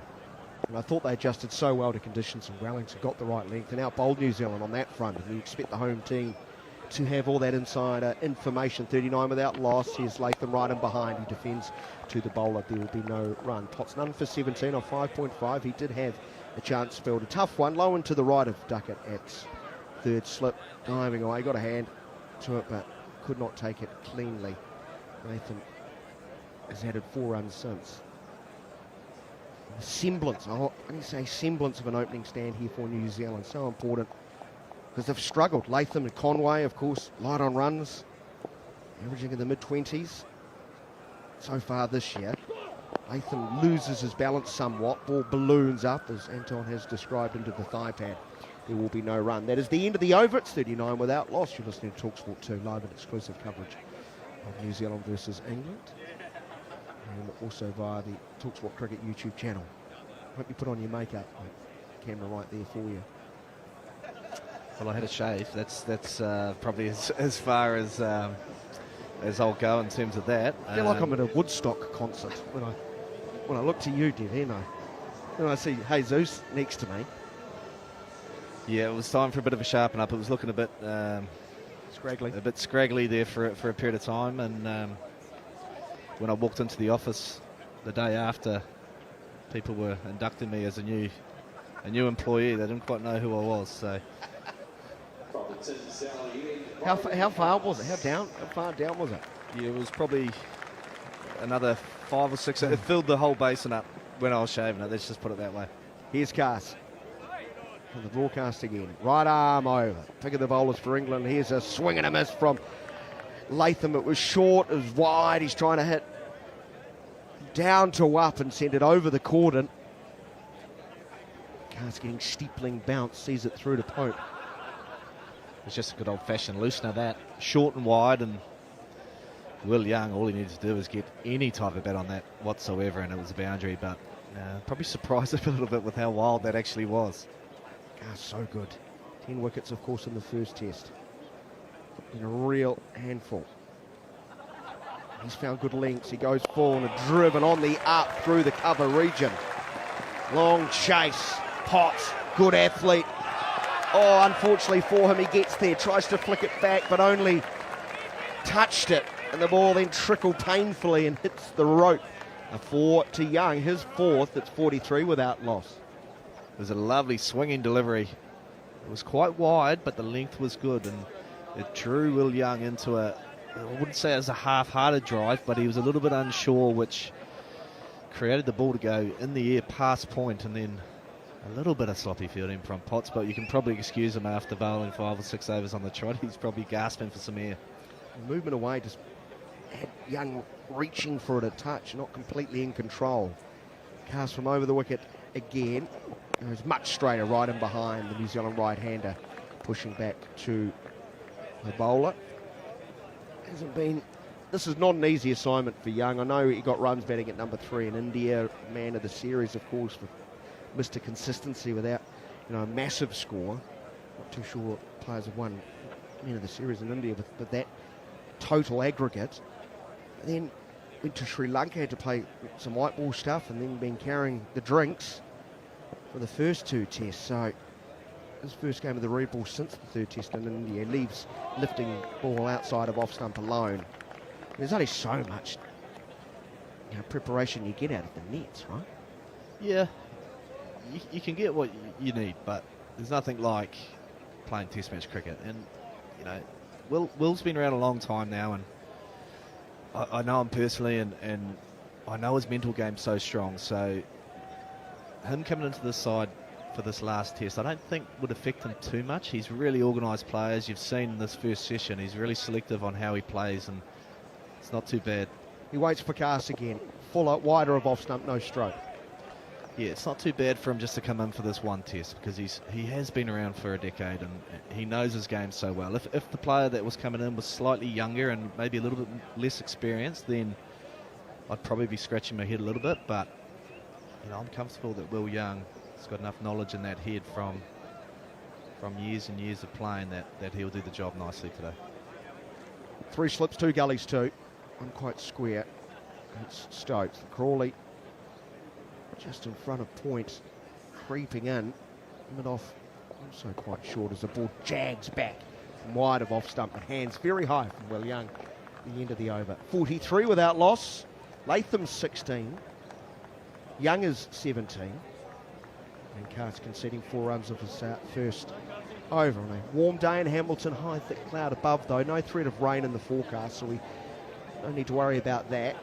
Westerly breeze, pretty steady but mild side, more of a cooling breeze. Sort of pushing from right to left as we look at it, and it will be pushing really the ball back into or away from the left-hander Latham, with Ben Stokes called into the attack for the first time from the City end. You were helping out England last time when they were last here. Yeah, I'm not sure whether I was helping a hell of a lot, but... Well, you look good in the team. Yeah, I wore the team kit, which was the most important part. Were you babysitting? Could have been a degree of that, yeah. I had a great time. It was a really good experience for me. Just seeing how different teams go about their business. 3 slips, 2 gullies. The England captain for the first time. Goals 2 straight, worked away by Latham for 1. They'll come back 4-2. Good running that. Bashir was just a fraction untidy with the pickup. Gather and throw, 45 without losses. Latham now 18. They appeared at that stage as such a happy side. And I was interested to see what their mood is like when results have been sort of more mixed. No, they're very forthcoming with information when you ask. They're enjoying life as Stokes pushes the ball well down the leg side. Well, I think that's the main thing that I took out of it. It was, a lot of A lot of media and stuff talk about how relaxed and stuff it is, but yeah, it might be relaxed in the fact that they don't have big long meetings and stuff like that, but the coaching staff do all their work. They get around their players and they speak to them individually, and just probably more so in a casual manner rather than a formal one. Clearly individuals who like spending time together. Much better from Stokes, but good discipline from Latham. Not enticed to play, leaving on length. It's a big part of it, though, isn't it? You know, you spend a lot of time together as a team and away from home generally 6 months of the year. And speaking to Brendan McCullum about it, he took the approach on that first tour that he wanted the boys to miss cricket before they got into it while they were over here. So when they did do their work, they were 100% focused and not just going through the motions. Crowd urging the England skipper on. Back of a length, trying to turn to the onside, hitting high on the bat, maybe a slight leading edge. I do wonder if the surface is a little bit too paced. I'm sure it will quicken up. No bite sunshine right now, but it is a warm day. It tends to quicken up day 2 or 3. You know, like grass on it can take a little bit of time just to I guess dry out. And once it dries out, you will get a little bit more pace out of it. England searching for their first wicket after winning the toss and bowling. Back of a length once more, dropping the ball to the offside. Loud call of no from Latham in that distinctive fashion where he puts the bat up ominously above his head. Yeah, so that sounds like if you're coming to the ground tomorrow and going to take a position out on square leg, mid-wicket, with Harry Brook on a quick surface, pay attention. Shorter boundaries here than what we see in Wellington and Christchurch. Stokes around the wicket, full, much better length. Left alone, though, by judicious Latham. If Harry Brook's in, it means New Zealand's taken a couple of hopefully early wickets. So he is a scary batsman to watch, especially on the ground like this. But who knows? You know, sometimes when the ground's smaller, you might tend to overhit the ball, and one might go straight up. Here's Stokes round the wicket. Yorker dug out, well bowled, well played. End of the over that conceded 3 runs, 46 without loss. 13 overs have been bowled. Dare I say, we're going to have the most overs bowled in the opening hour of a test match in this series. Excellent. It can be done. It's been an interesting morning. Ball has moved around quite a lot. When I woke up this morning, it was blue skies, and the cloud has, around 10 o'clock, the cloud started moving in slightly. Definitely no chance of rain, but you can feel the humidity in the air. The ball is moving around for these English bowlers, and I wouldn't say they've been really on target this morning. They're probably just working out what the ball's actually doing, and Kiwis they've hung in there. They've done a good job. So it's probably even Stevens at this stage. Young's 17. He waits for Cass over the wicket. Good bowling past the inside edge, hitting high on the thigh pad. It was from such a high release point. Natural tall man, but big high lead. That one just jags back. Yeah. Heard Steve Harmison mentioning earlier, bowlers just coming down the inside of the ball, 3/4 balls, getting it to hit that seam and wobble back into the right-hander, and then trying to set them up for that away swinger. Trying to get a little nick through to Ollie Pope or Harry Brook at first slip. Cass. Delivery goes outside of off stump. No stroke. Again, just a hard length ball with that seam angling back towards the right-handed batsman. That time there just nipped away from Will Young, so it was a really good decision from him to leave that. That's the main thing that I've seen is the decision making from the Black Caps boys here have been really solid. Much discussed. Woes with the runs, not enough. Start here as a hook attempt, very quick down the leg side. I think it's well past the bat. He swivels around. He went very hard at it. Only fine leg back. Good pace and aggression from Cass, who brings that in spades. Good height too, hard to get that one down if he gets it on the bat. Yeah, I don't think he was looking to hit that down at all. I think here at Seddon Park, as we mentioned, it was very small boundaries, so any bet on that with the pace that's been delivered, it's going to go over the rope. So again, decent decision from Will Young. Three slips in the gully behind. Cass was Fuller. Good carry through to Pope, who takes it 2 hands above his left shoulder. Left alone by Young outside of off stump. And we know how England like to play the game. We've heard Gary Stead talk a lot about he wants his side to play their own game and respect the element of time. And that's sort of been reflected in the partnerships in this series. From a New Zealand perspective, there's been a number of good partnerships.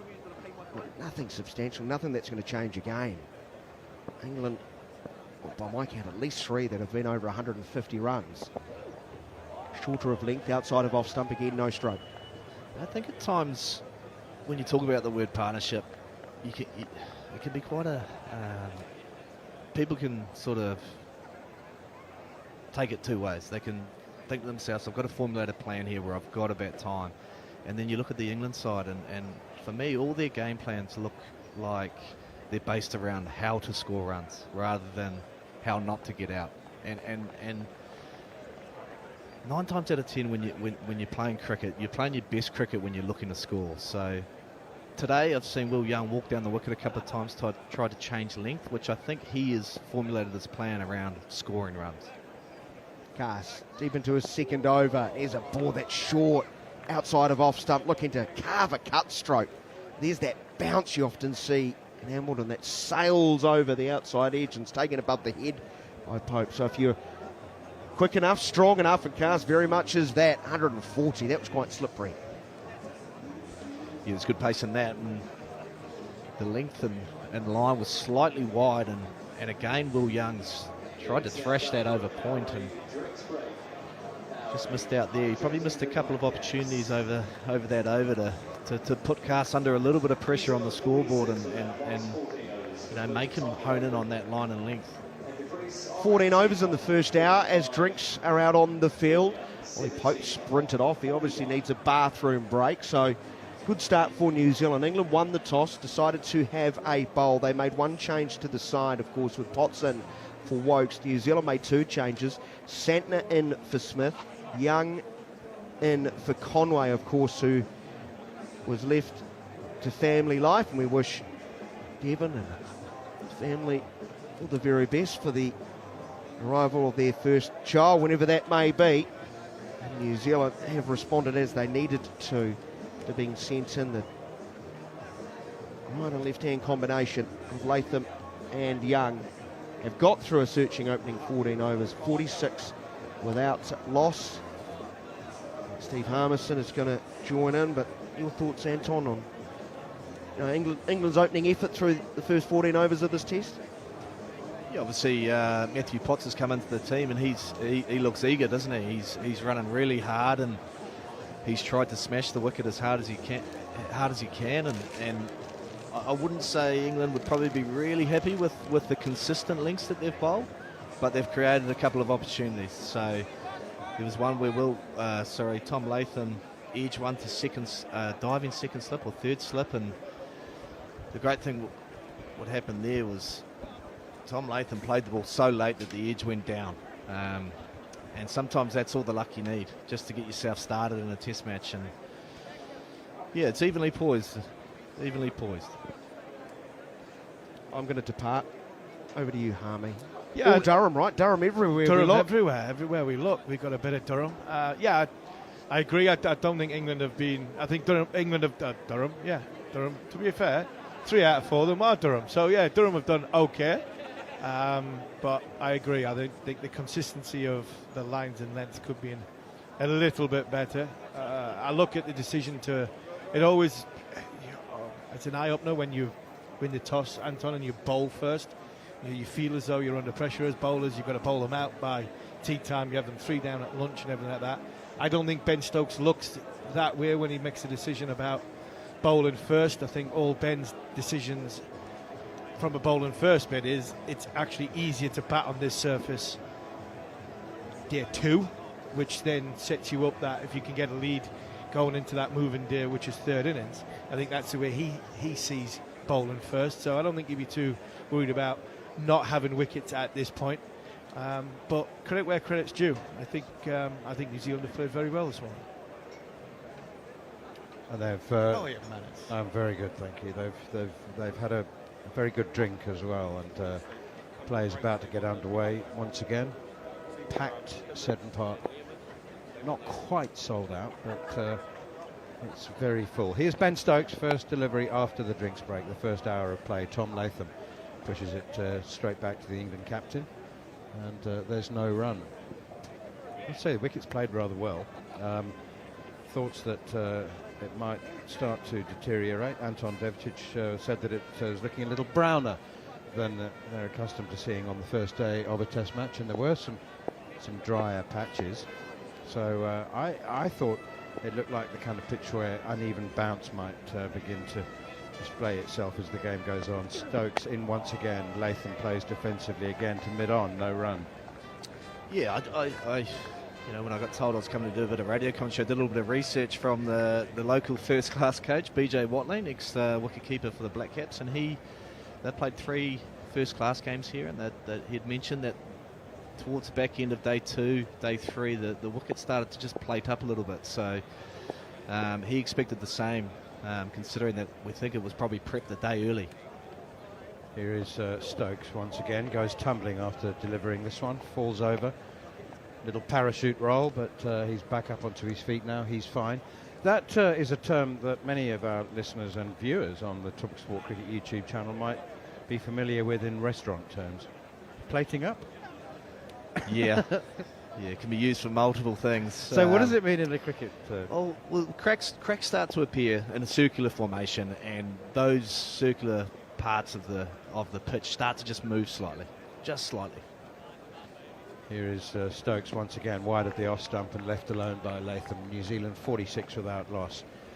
I think there's been a little bit of inconsistency in the pace as well, I think, in this surface. Some of them have sort of flown through, and some of them have really gone to ankle high on to Ollie Pope, which would suggest, as the game goes on, it will quicken up. But if it is too pace now, then them sort of plates, when they do start to dry out, they do start to crack, they do start to sort of wobble a little bit. It might be a bit difficult come days 3 and 4. Left alone by Latham once again outside the off stump, and taken by Ollie Pope. Yeah, well, it's you don't have to be a great turf expert to know that if there is any movement on the pitch and the ball is bouncing on it, then it's not going to behave as if there wasn't any movement in the pitch. So if there is a little bit of movement, if the little isolated parts of the pitch begin to move. Here is Stokes once again, closer to the off stump, but another good lead from Tom Latham. And certainly that will increase the likelihood of low bounce, won't it? The ball will skid through. 15 overs gone, 46 to none. Yeah, you would think so, especially for somewhere like Cars. Hits the deck hard from such a tall release point. But you can have as much movement in the surface as you want. You can talk about the pace. I think you've got to be consistent in length. And I don't think England have been that consistent in lines and length so far in this, hour and 6 minutes we've had this morning. I think that's why New Zealand have been very patient. Latham and Young have let the ball come to them. They've left the ball well on length. I think both batters have left the ball well on length. When England have just sort of gone for the $1 million ball, they've been able to punish them. Bryden Cast thundering away from us from the Tim Southee end, and that's driven beautifully by Will Young through extra cover for 4. Pitched up just outside the off stump and handsomely put away to bring up the New Zealand 50. Yeah, again, the length from Cast there was slightly fuller just outside off, but it did swing. But as the game has gone, Will Young has made some really good decisions based on length, and he just leant on that. That was as smooth as you like. Didn't quite middle it, but on this small ground here at Seddon Park, you don't need to middle it too well to get it to the boundary. And not a bad delivery from Cast, but very good shot and execution from Will Young. Possibly slips in a gully. Carson once again, he has the ball back now, and Young plays defensively to mid-off, fielded by Matthew Potts. 50 without loss. What do you feel when you see Seddon Park so full like this, Anton Devcich? Does it make your heart sing? Yeah, it does. I've spent a lot of time here over the last sort of 20, 25 years, and when the anthems were going along there, and having a look at Tim and Kane and the guys that I played a lot of cricket with, this is quite emotional actually. They've been such big people for New Zealand cricket. Carse again, short, wide, and cut for 4 by Will Young. Again, beautifully put away. I have to say, it did sit up. I mean, it begged to be hit, and Will Young does so elegantly. Yeah, I mean, a decent number 10 or a number 11 would have hit both them for 4. I mean, a full over-pitched outside off stump, and I think I know what I'm talking about there, man. And the wide one, that was a wide outside off stump. It was in the air. I'm sure Ben Stokes was interested at sort of the backward point region, just behind square, but I think Will Young got on top of it nicely, and he's looked to play the aggressive shot. Here is Bryden Carse once again thundering away from us, and looks for the Yorker. It's a very low full toss driven into the ground, fielded by Potts at mid-off. Anton, I a couple of years ago took part in a survey amongst cricket people where we had to name our top 5 favourite grounds, and my friends and colleagues from New Zealand scoffed at me when I had Seddon Park in 3rd place. I love it. I absolutely love it. I love not just the ground itself. I think the proximity to the city centre and the grass banks always are a big plus. It's always in magnificent condition. Carson again bowls to Will Young, pushes it up towards mid-off. I don't think that New Zealanders, many of them, appreciate how nice Seddon Park is. Yeah, I'm not sure whether they're judging Seddon Park or more so Hamilton in general. Gets a bad rap, Hamilton, but I've lived here for 39 years now, and there's some good things to do every now and again. A few good pubs and golf courses, and there's a river and a lake. The river, exactly. Just the river makes my heart sing. I love it. The Waikato River. It's wide and has great cultural significance, as Harmy and I found out on our walking tour of the city.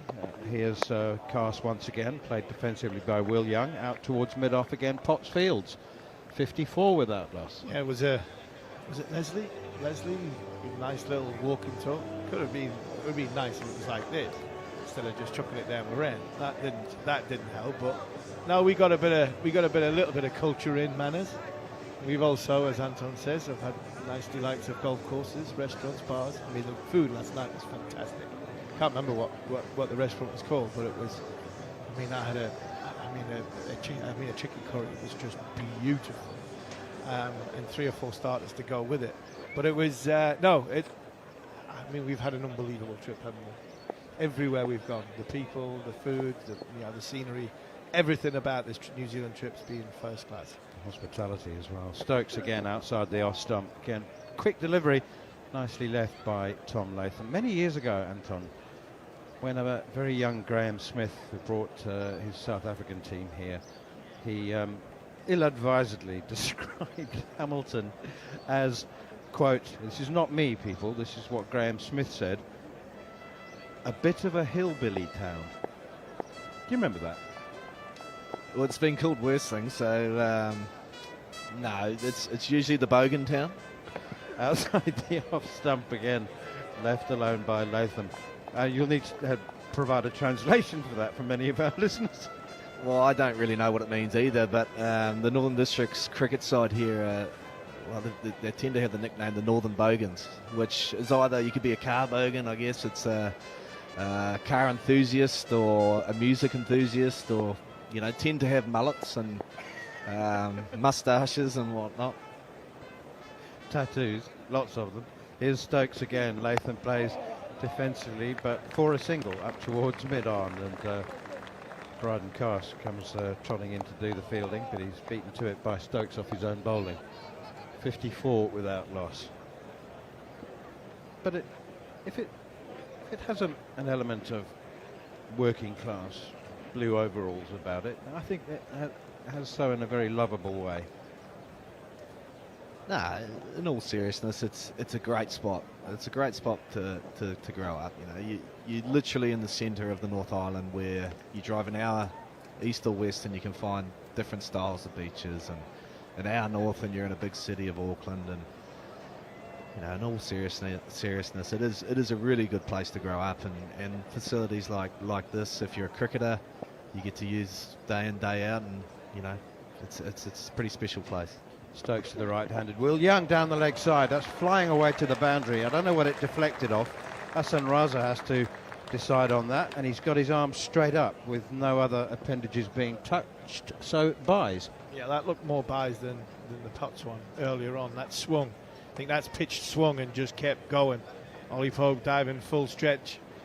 Couldn't quite get across to it, but Ben Stokes just can't seem to get a consistent front foot. His front foot seems to be wobbling from whether it's over the wicket, round the wicket. He's landed on the floor about 3 or 4 times so far. What's his 16 balls he's bowled? Stokes again to Will Young, pushing again defensively up towards mid-on. No run. Extras are doing well, isn't it? It's only just behind Tom Latham. Latham 19, extras 15. Will Young 25. What did we have? We had 9 extras before first over. 9 extras in the first 8 over. in the first over, yeah. No, 9 before. I think 9 before the first run off the bat. So, I mean, how many? You know, you've commentated on a million cricket matches, Manners. How many times do you think the scoreboard got to 9 without a run off the bat? I can't recall any. Not off the top of my head. 3 slips gully and a leg slip now as Stokes is in again. Will Young nudges that one again, the defensive bat up towards Gus Atkinson at mid-on. No run. 17 overs gone, 59 without loss. Has the pitch generally played as expected, or you've been mildly surprised by any aspect of it? Only the colour, really. Generally speaking, Seddon Park, they leave a little bit of moisture in it because of the humidity that we do get here. It can dry out rather quickly. Day 2, day 3, it tends to get really flat and docile, and then day 4, day 5, hopefully it starts to break up slightly with some cracks. But the bounce is very consistent to what you usually see at Seddon Park. Sometimes it balloons through to the keeper, sometimes it stays slow. So definitely doesn't have too many demons in it, but it's one of those wickets where batsmen really struggle to feel in for long periods of time. They always got one ball that sort of doesn't react as they wish. Bryden Cast now into the left-handed Latham, steers it into the gully. Jacob Bethel dives to his right to field, and there's no run. Strangely enough, Kane Williamson has a couple of very big scores on this ground, but the average is only 34. The top scorers in test matches at this ground, led by Ross Taylor. I mean, there's a certain element of common sense about the fact that the players who've played the most test matches have also scored the most runs and taken the most wickets. Tim Southey leading the wicket takers list. Here is Cast again, bowls to Latham, pushes defensively. Crawley runs in from point to field. Ross Taylor, 886 runs. In second place, Martin Guptill. In third place, Brendan McCullum with 779 and 525. All averaging over 50 on this ground. Kane Williamson, 413 runs at 34. That is an anomaly. I mean, he's in 4th place, but he only averages 34, which is unusual. Southey, Neil Wagner and Daniel Vettori leading wicket takers with 52, 41 and 39. Wagner has a particularly good record on this ground, only played 9 tests. Outside the off stump, Latham I think plays and misses at that one. Flies through to keep Ollie Pope. Yeah, well, Wagner in particular, I think we talked about the inconsistent bounce, and his main attribute was trying to bang the ball into the wicket and get guys to play up around that armpit region and get those awkward areas, you know, under that armpit, and maybe with the awkward nature of the bounce at times, especially later in the week, you know, that could have been a reason why he was so successful here. Has there ever been a better bowler of medium pace bouncers than Neil Wagner?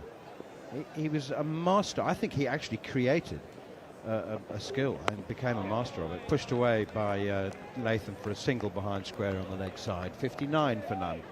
Well, I think the difficult thing with facing Neil Wagner was his height. He wasn't a tall bloke. He was probably only 5'9", 5'10", and the bounces that he used to bowl just always seemed to come at you, and you didn't really get a chance to go under them, which you tend to be able to do with some of the taller bowlers. Facing someone like Steve Harmison, you know, he would bounce the ball and it would go over you, where Wagner didn't. It never went over your head. You had to really get out of the way of it.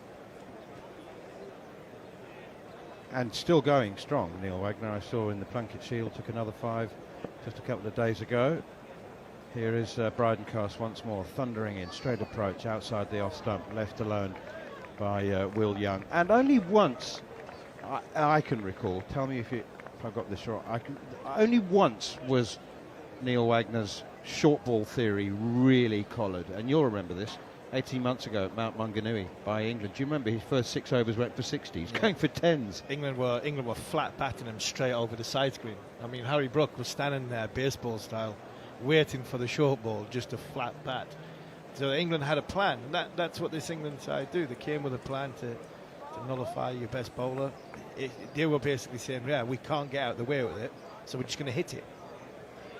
Here is Cast once again, right into the block hole here, but nicely played by Will Young, straight back to the bowler.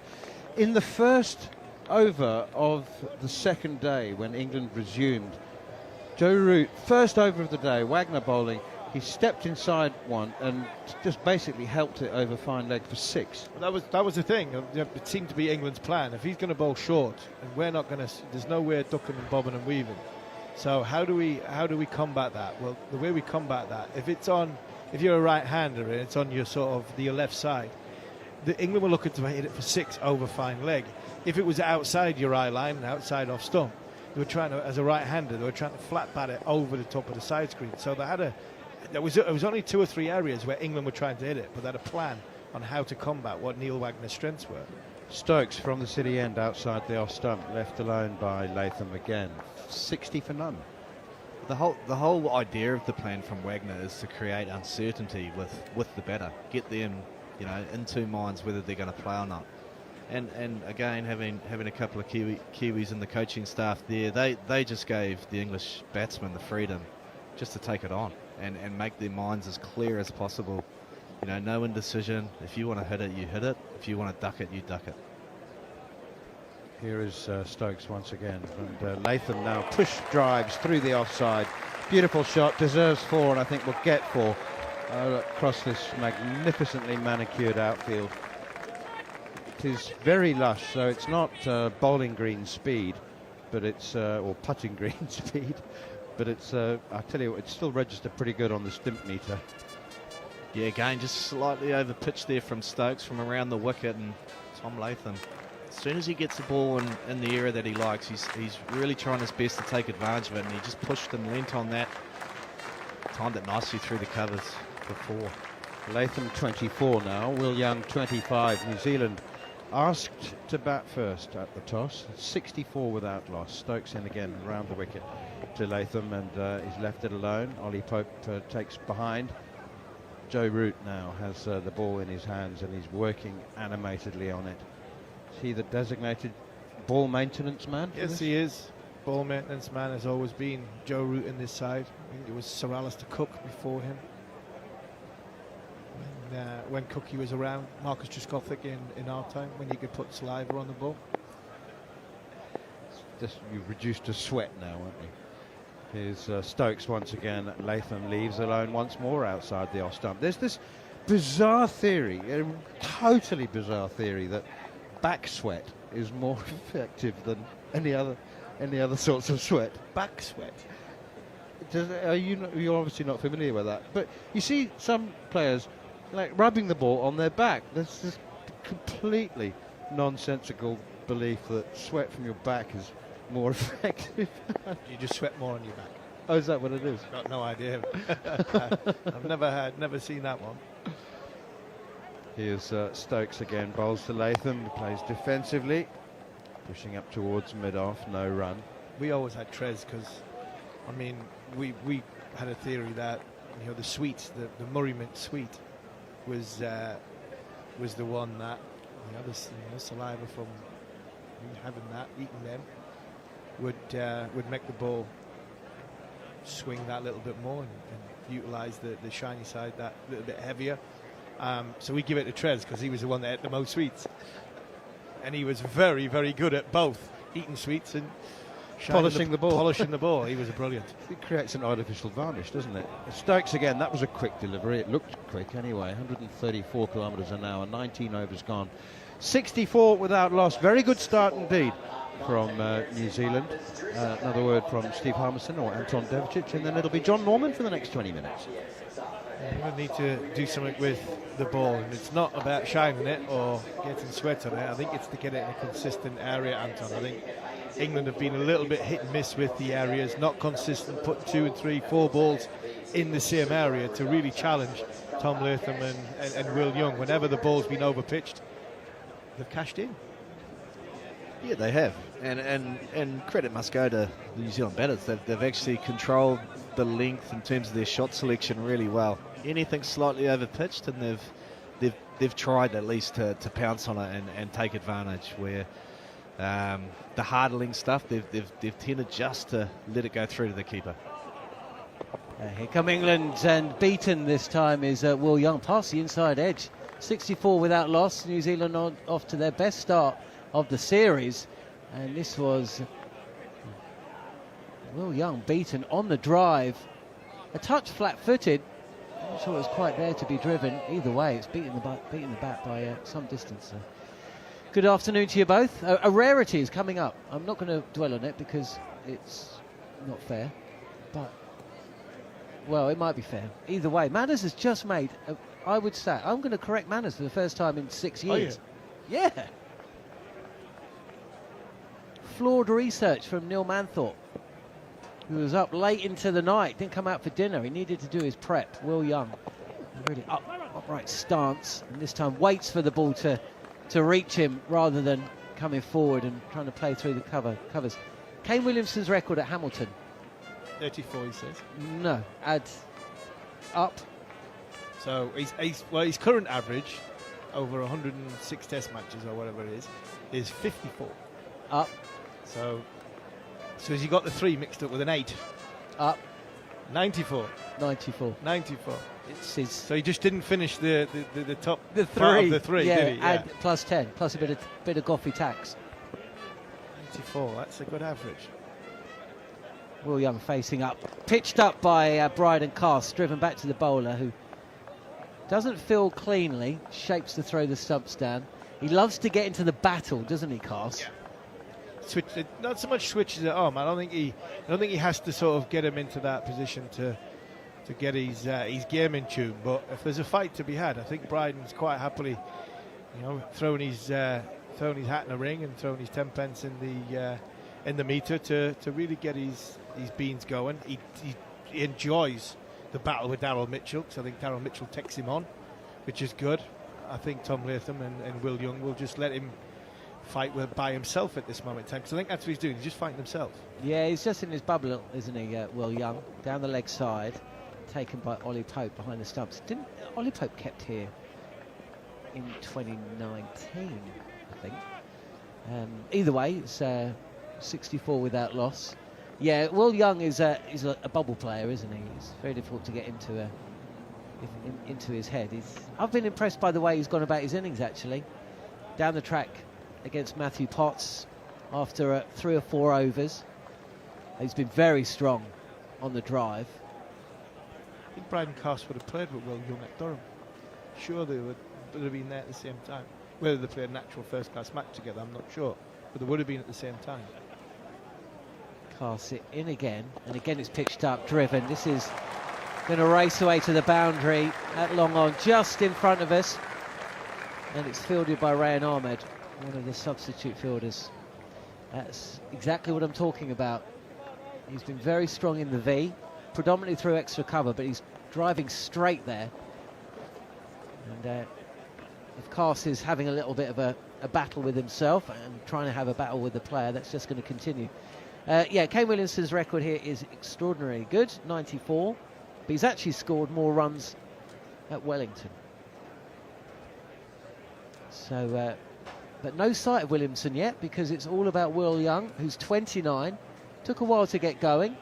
And Tom Latham is 24. Neither going at a strike rate that Crawley and Duckett would go for. Short and on the pool, beaten past the outside edge this time. He's a touch too soon onto the shot, is Will Young.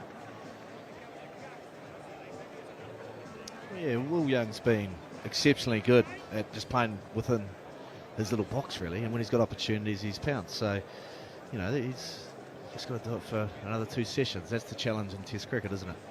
Well, it is, but it's knowing your game as well. He knows his scoring areas, he knows his shots, he knows a fair amount about England. I mean, it's as you say, it's not just about playing for the same team. He would have come up against a lot of these players in county cricket. I know they don't all play a huge amount of county cricket, but that familiarity that just comes with being, you know, 12, 13 years into your career.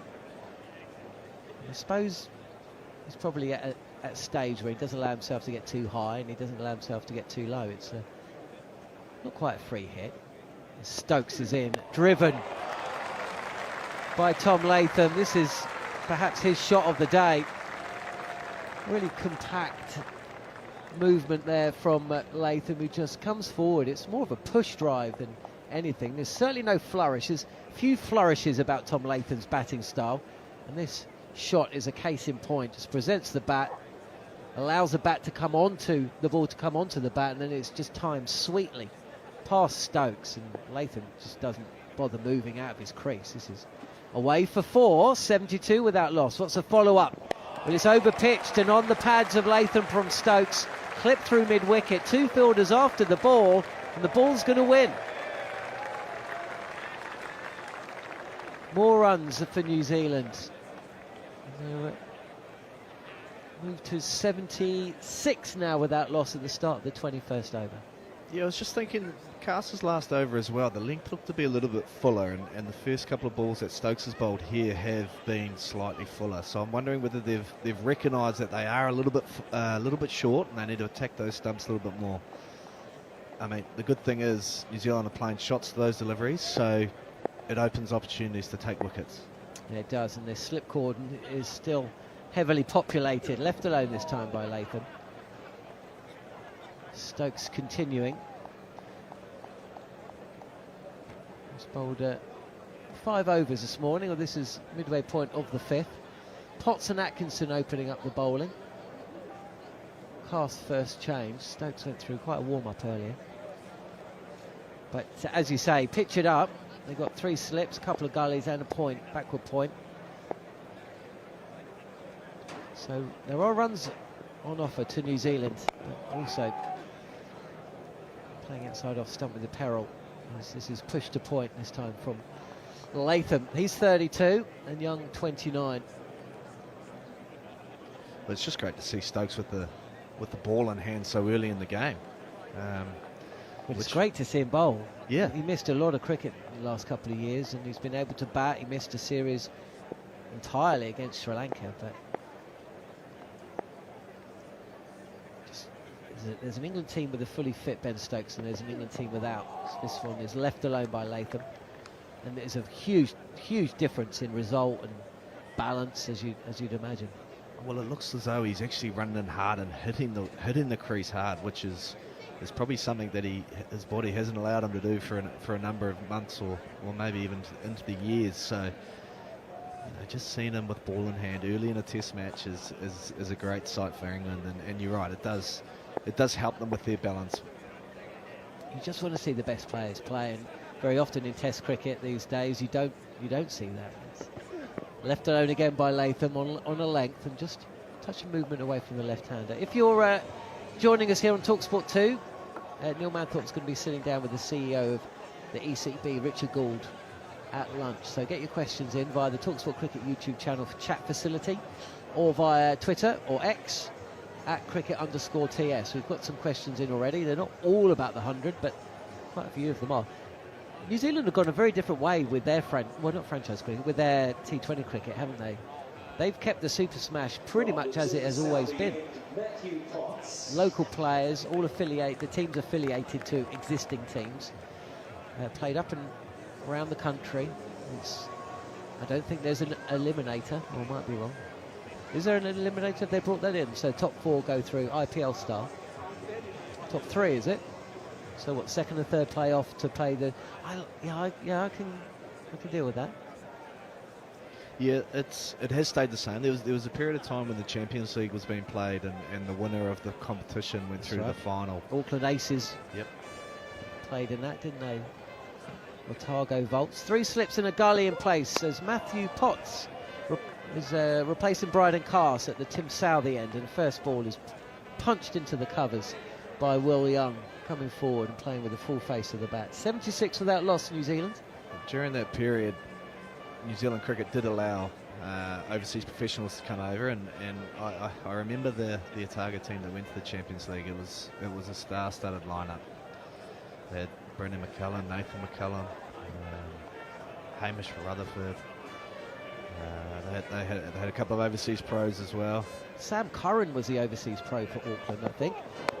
Bounce this time from Matthew Potts, and this surprises Will Young, trying to come forward, hitting high on the bat. His hand actually comes off the bat handle. He wasn't expecting that, and that's just a sign of Matthew Potts' bowling style, you know, banging it into the pitch and just trying to get whatever life is in there. Yeah, Northern Districts here, we had Chris Jordan as well, alongside James Foster, the wicketkeeper. Great man he is. James Foster's done coaching, isn't he, in New Zealand? Here's Potts again.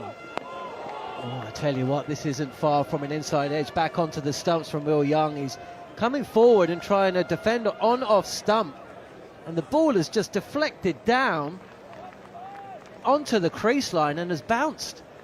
Was that over the stumps? Yeah, a change of ends here for Matthew Potts, and the line that he's bowled initially has been great. He's been asking the batter to make some very tough questions. He wanted to play that, and then late he decided to pull out of it, which it has gone over the stumps. Haven't been too many moments, half chances, but that was certainly a nervy moment for Will Young, as pitched up again, this time resolutely forward comes Will Young. Anton's going to head off. Thank you so much for the last hour. Anton Devcich will be back in the afternoon session. He'll be hoping he'll still be commentating on Tom Latham, who's 32, Will Young, who's 29. 3 slips in the gully, backward point, extra cover, mid-wicket, mid-on. Fine leg, the only fielder out on the boundary. As forward on the drive comes Young, uppish, and driven square up through vacant gully and away to the boundary for another 4. Matthew Potts is asking some questions from the Tim Southey end. There's a rueful smile on the face of both Will Young and the bowler Matthew Potts. This was another false shot. Will Young, who has been very strong on the drive, but his 2 nervy moments, beaten past the inside edge, Bryden Cast on that occasion, and this time driving uppishly down to the 3rd boundary for 4.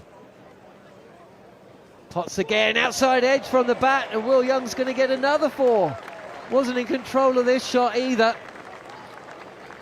That's gone through vacant 4th slip. A dive from 3rd slip. And Katie Martin, who is new to the commentary box on day 1. Fortune going the way of New Zealand. But we're seeing some punches being thrown for perhaps on the first times in this test series so far, and it's paying off. 84 without loss. Yeah, what an intriguing morning.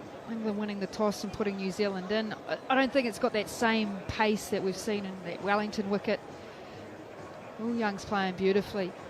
Known to get nicked out a few times, but he looks like he's playing a lot tighter today. He's just allowing the ball to come.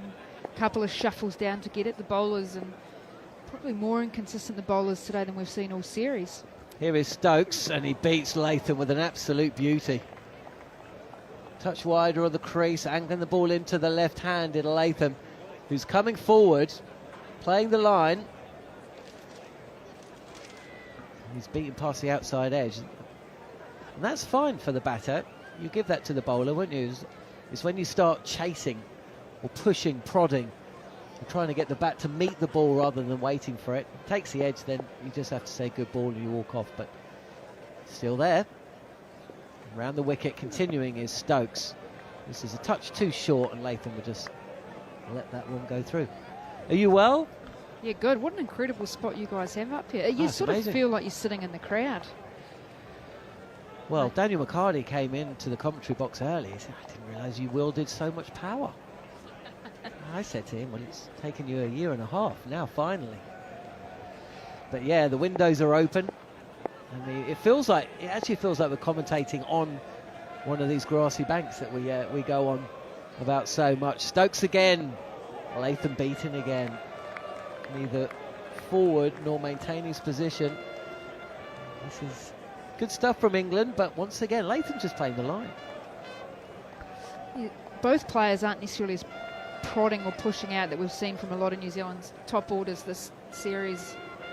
Tom Latham very much has allowed the ball to come. He's played it nice and late. This time he just brings his bat inside the line. He says not an edge on this occasion, thank you. We've seen so many caught behind throughout the whole series from these New Zealand top order players. Here is Stokes again. He's continuing to operate quite wide of the crease, probing away around off stump, forcing Latham to play whenever possible. Gary Morgan's just messaged us. Will Young has hit 24 of his 37 runs have come from the cover drive, or the straight drive, or any drive. So it's what they always say, your greatest strength can also prove to be your downfall. Can't put away the drive, it's how he scores his runs, but every now and again, a little bit of lateral movement. This is down the leg side, and Stokes is annoyed with himself because he's got into a good little routine here. He's got a good spell, pressure on Latham, and fortunate actually that it was straight enough to be fielded. We've seen a few travelling down here to the fine leg boundary. Extras has been kept employed. One thing that Will Young has a knack of is actually getting nicked down leg side. I remember Dom Sibley, former England opener, used to suffer from that. On the pads, and Latham is forward, clipping this length delivery straight to Zach Crawley at square leg. That's the end of the over. I think Garth is about to come in. It's going to be joining Katie Martin, but yeah, I mean, it's 20 minutes away from being New Zealand's best session with the bat. They had a couple of good sessions with the ball, but for a word from Katie, it'll be Garth Galloway. It's actually been New Zealand's best opening partnership in 28 innings. It just shows the struggles that not just this New Zealand side have had, but also England as well. Highest opening partnership in this Test series before today was 18, which is unbelievable. Hello, Katie. You turn the microphone around, Garth. Oh, yeah, that's good. Well, at first, good start. Here's Potts bowling. I think I've got the right bowler and the right batsman. Young pushes into the offside. I'm very pleased. I lost my phone yesterday, Katie, and I've been reunited with it, and it's been a difficult 12 or so hours. It's got a few cracks on it, yeah. Well, sorry, I didn't mean to get into it, but if you actually look at it, you might be able to see it on the YouTube channel. There's so many cracks through it, and there's like bubble holes through it as well. So, come on, Dad, sort your phone out. Here's Potts bowling to Young, the Barmy Army. The bugle is playing, and Young is playing as well, pushing it to Stokes to cover. Good morning for New Zealand. These two have batted together in 21 innings, and their average partnership 28.28. So they're well above that now at 84 without loss. Interesting decision by Ben Stokes to decide to bowl first. I think in the Sport Nation commentary box, the feeling was it's a bat first pitch, and talking to Carl Johnson, the groundsman, he was saying the same thing.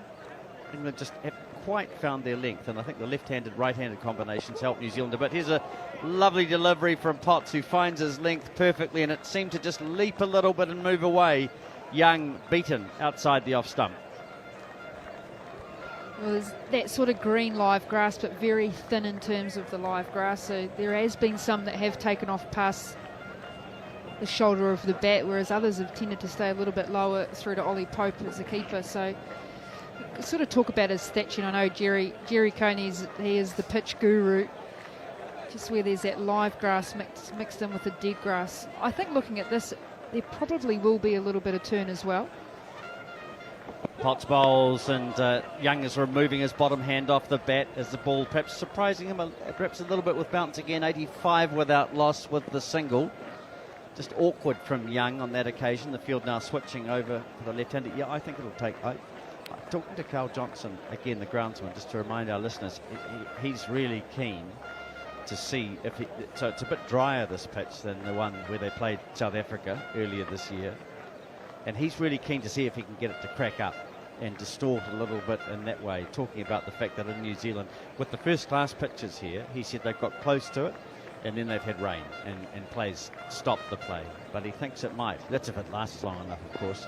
But it'll be nice to see Bashir bowling on here. I think he'll get bounce in any case, and hopefully a little bit of turn as Potts bowls outside the off stump, going around the wicket to Latham, no shot. It definitely is a wicket that bounces.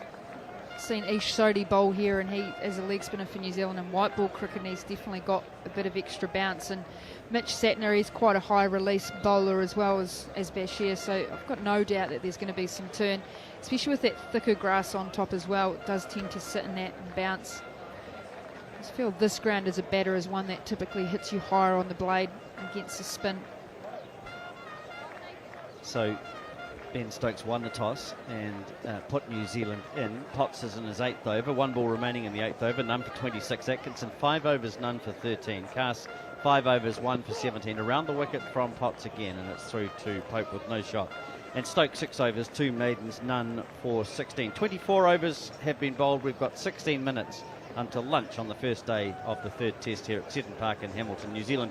85 without loss, Latham 32, Young 38, and I know that it's almost a truism in cricket when we talk about it, but with Conway having left the New Zealand setup, and we wish him all the very best, he and his wife expecting their first child, always a wonderful moment in life, but the right-hander Young has come in, and it's almost cliche, but I do think England have struggled a bit with the right-hand left-hand combination.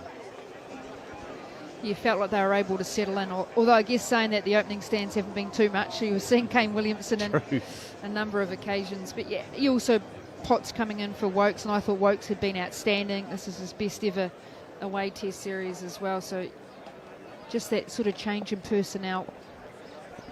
Here's Stokes, 3 slips in a gully, bowling to Young. England searching for a wicket before lunch. Young lets the ball go outside the off stump. Well, the good news actually is Devon Conway and his wife Kim did have a baby girl a couple of days ago, Olivia. Fantastic. So congratulations to Devon and Kim on their first baby. Oh, that's wonderful news. I hadn't caught up with that. Excellent. Oh, well, they'll no doubt be enjoying all of the things that come with that, the sleepless nights and so on, Katie, but also the joy. They won't know tiredness like it. Here's... You boys always talk about the sleepless nights. You sleep right through it. Here's Stokes bowling, and this is played into the onside by Young. Well, we had 3 under 3.5, so that was quite good going by my wife. I don't think we've ever recovered from the sleep deprivation. Or you never get your sleep back. I mean, it's a boring subject, but it doesn't matter. I thought you were going to say it was more of a busy time for you than your wife. Oh, well, I was 3 in 3 years. I was. Yeah, well, now we're on TalkSport, so we don't go. We've got to be a little bit careful, Katie. Scott's looking at me nervously as to what might come out of my mouth. 85 without loss it is. It's cricket coming out. Here's Young turning the ball square of the wicket. I've got a couple of, the listeners practice law as well as have the joy of commentating cricket. One of our young solicitors has just had their first child, and he's coming in and I'm so tired. And he just, you'll be all right. You'll get through it. And imagine what your poor wife's going through. A lot of the players in the Black Caps team have children, have young children as well, and so many families go on tour, which is such a special moment for those players. And I'm sure also sometimes you have a couple of extra rooms just to have some space. Stokes bowls and Young defends. Well, it's lovely seeing young children with the players, isn't it? And the game's changed so much, obviously, in the time that you've been playing it. But I remember looking at a very young Brendan McCullum playing club cricket for the University Club against his father, Stu, who was a good cricketer, played a number of games for Otago over a long period of time. And Brendan and Nathan, his brother, who played for Otago as well for years. Always at the game, little bruisers they were. Here's good delivery from Stokes, drawing Young forward on the drive. Stokes fields on his follow through. 85 without loss. The over comes to an end. Stokes has bowled 7 overs, 2 maidens, none for 16, one ball to come. But Brendan and Nathan, wandering around. You see where they got a lot of their character from, watching them with Stu, their father, who was a tough man. There was no nonsense. Brendan writing in his book about how he used to wake up on a Saturday morning and pull the curtains in Gostorphin and South Dunedin and hope that in Dunedin there was sunshine. Not always the case, I can assure you. Here's Stokes bowling again. Young is getting hit in the pads. Pope tidies up behind the stumps. The end of the over this time, 85 without loss. Latham is 32. Young is 38. Stokes 7 overs, 3 maidens, none for 16. And in the women's team, Katie, a few, obviously, Amy Satterthwaite and their Tahu having their child. Wonderful. Did their child travel with the team a bit? Yeah, Grace was on the road pretty much when she was born. Obviously, Amy had some time out after that birth and then come back, and New Zealand cricket were quite hospitable around having a child around. Lauren Down as well has just recently had a child with her partner Carl, so he's been they call him a manny, like a male nanny, but I'm like, you're actually called dad, but yeah, you can't. I mean, it's like when your wife goes out and you say, I'm going to babysit the children. She says, it's not possible to babysit your own children. As here's Latham coming forward, the ball balloons up in the air a little bit, and there's a dive at gully by Bethel, a desperate dive. Was certainly in the air and not far away from Bethel at all. A little bit of bounce for Latham, surprising him a little bit. I think Potts has been unlucky. We've seen a couple of times actually bowling from this Tim Sow the end. Just the ball being able to rear off and hit the shoulder of the bat. He's known for his extra bit of bounce. It looks like a wobble seam on that occasion. Just stands up and angled back in. Hit the top of the shoulder and then flew into that gully position.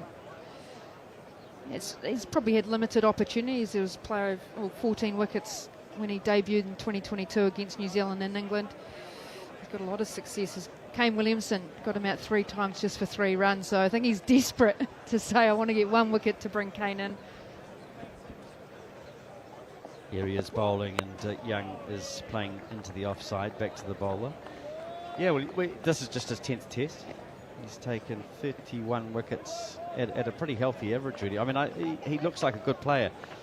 Seam bowler, but you've seen they've been looking to swing the ball every now and then as well. I think he looks, Stokes has obviously got an eye to the Indian series at home next year in the Ashes. Quite interesting, actually. He talks about being so much in the moment as a captain, Ben Stokes, and felt he sort of let himself down when he talked about the Ashes. 3 slips in the gully outside the off stump, no shot from Young.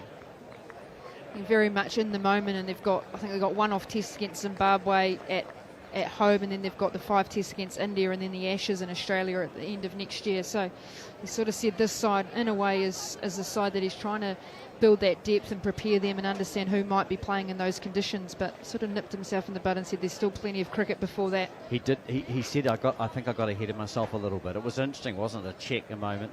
But what I like about Ben, well, the many things I like about Ben Stokes is he says things as he sees it. He's not constrained, and he does speak openly and honestly, and I think it's a good thing. Here's a leave from Young, and of course the 3rd test between Australia and India in Brisbane starts in just half an hour's time. Everyone looking forward to that. Fantastic series so far, with Australia coming back and winning the 2nd test. Who are you picking for that test? Looks quite green, Gabba wicket, actually. Yeah, it does. I mean, a bit might depend on the top. Yeah, it's interesting. I'm talking to a few people. There's a real mixture of views. I mean, sentimentally, I'd love to see India. I think everyone in a way would, but I don't know. I think Australia at home, they're very hard to beat. A lot will depend, I think, on Smith and Labuschagne and whether they can get going. Here's a lovely drive from Young down the ground for 4. Just over pitched by Potts. Bashir gives chase, but it's all in vain, and a very fine shot indeed. He's driven well today, has Will Young. 90 without loss, and Young is now just sitting down on his haunches and rubbing his feet together, presumably possibly trying to remove a little bit of loose grass off the spikes. It's 1,000 runs in Test cricket for Will Young, so a nice milestone for him. Won't worry him. He's got 8 minutes to go, and he'll be very much focused on getting through to lunch. The last thing New Zealand want to do is lose a wicket in this time, as outside the off stump from Potts. No shot from Young. Again, his judgment and his knowledge of where his off stump is has been excellent. 90 without loss. Nothing wrong with the scoring rate either. I think in the first 6 overs, New Zealand were 5.5 runs and over. I sort of thought England were batting there at the moment, but just every time England have over-pitched, New Zealand have really taken a toll. He's been so good down the ground, striking over 100 when the ball's over-pitched, as Will Young. He's that kind of guy where you go, he makes starts. He hasn't got 100 in his Test career yet, but he has made starts out in the 70s, 80s, 90s quite a few times. Everyone desperate to see him included in this team. India have won the toss and will bowl. There's Latham playing a very poor shot outside the off stump, and Stokes just throws his head back as if to say, how did you not catch up with that? He followed. Latham looks, and they're going to, oh, hello, they're talking and wondering if Latham's got a little feather on it. They're going to review. So it's been taken cleanly by Pope. Latham really followed this one, Katie. He didn't have to play at it. Just a wee fiddle away, slightly shorter, maybe a couple of feet outside off stump. Latham's looked really good when he's let the ball come to him today. As soon as he's pushed his hands towards the ball, we see the technical problems. I think that's been a difference for him today, just to lay the ball. Might have been a sound of sort of like the handle that goes past the ball. Close to the bat, so we get an ultra edge when it's ready, please. Looks like daylight between the bat and ball, doesn't Ultra it? edge coming up now, Hassan. Yeah, I think it's daylight. Just getting the bat there. So Rod Tucker is the third umpire. The applause you hear are from the New Zealand fans who have just seen the image of Snicko up on the screen here at Seddon Park. Your original decision of not out. Let you know when you're on screen. And you're hearing now, Rod Tucker, now, third umpire, telling umpire Raza that he can stay with his original decision. The words that umpires love to hear. This reminds me of Tim Southee's his last Test match, but his lack of ability in terms of referring DRS. He has a terrible record as a captain. I wonder if we'll see that memorable moment again in this Test series in his last one. It's not. It makes for painful watching, doesn't it? Seeing New Zealand going through there. They lost all 3 in the second innings of the last Test. Here's Latham caught on the pads, but he's going to pick up a leg by. It's drifting down the leg side, so there's no appeal. And we'll just see what the signal is from umpire Raza. He's got a wee edge on it. Yes, he has indeed. So he adds to his score 91 then without loss. Latham 34. I feel like the umpiring has been really good in this series. The decisions generally have been correct. There's always that hum of the noise of the crowd around as well that does distract umpires, but I feel like they've been outstanding in terms of their decision making. Not too much pressure on the front pads, but a lot of edges. Yeah, I agree. Umpire Raza standing in his 29th test as Stokes bowls, and Young plays to mid-on. Umpire Holdstock in his 22nd test, and Rod Tucker, enormously experienced with he stood in 91 and he's been the TV umpire. This is his 39th, so 130 tests he's been involved in. It's an awful lot of cricket. And I think also, Katie, I know that we talk about umpires in a way being slightly protected by DRS, and so if there is a poor decision, it's corrected. But they're still judged on that first decision and whether they get it right or not. And I do think the standard of umpiring around the world has increased enormously. It's a difficult task and not for everyone. Here's Stokes bowling, and Young is just cramped up as that ball seams back and bounces a little bit. So just a few uncomfortable moments before lunch. I almost feel like there's more pressure on the third umpire because you have the benefit of replays. Everybody's watching what's going on, and how often is it the 50-50 decisions about whether the ball has hit the grass when someone's caught it, or those close no ball decisions as well. So I think they're seeing a lot more in terms of the success of umpires by being able to have the benefit of the DRS, as we're looking at that Tom Latham one, which was given runs. Stokes bowls and Young comes forward. Yeah, on the replay, Garth, and it actually was, the impact was in line, and it was umpire's call in terms of hitting leg stump. No edge? No edge. So if they had have referred that, it would have stayed not out because it was given not out. But And if they hadn't referred the ball before and got the decision against them, they may have referred. Interesting. I think those with the bowlers coming around nowadays, actually umpires can give out a lot more because they feel more confident that it is going on to hit. Stokes is over the wicket. Young is pushing onto the front foot. Stokes retrieves. And at the end of 27 overs, 91 without loss. Latham 34, Young 42. Stokes has bowled 8 overs, none for 17. And Matthew Potts replacing Chris Wokes in the England bowling lineup for this third test in Hamilton.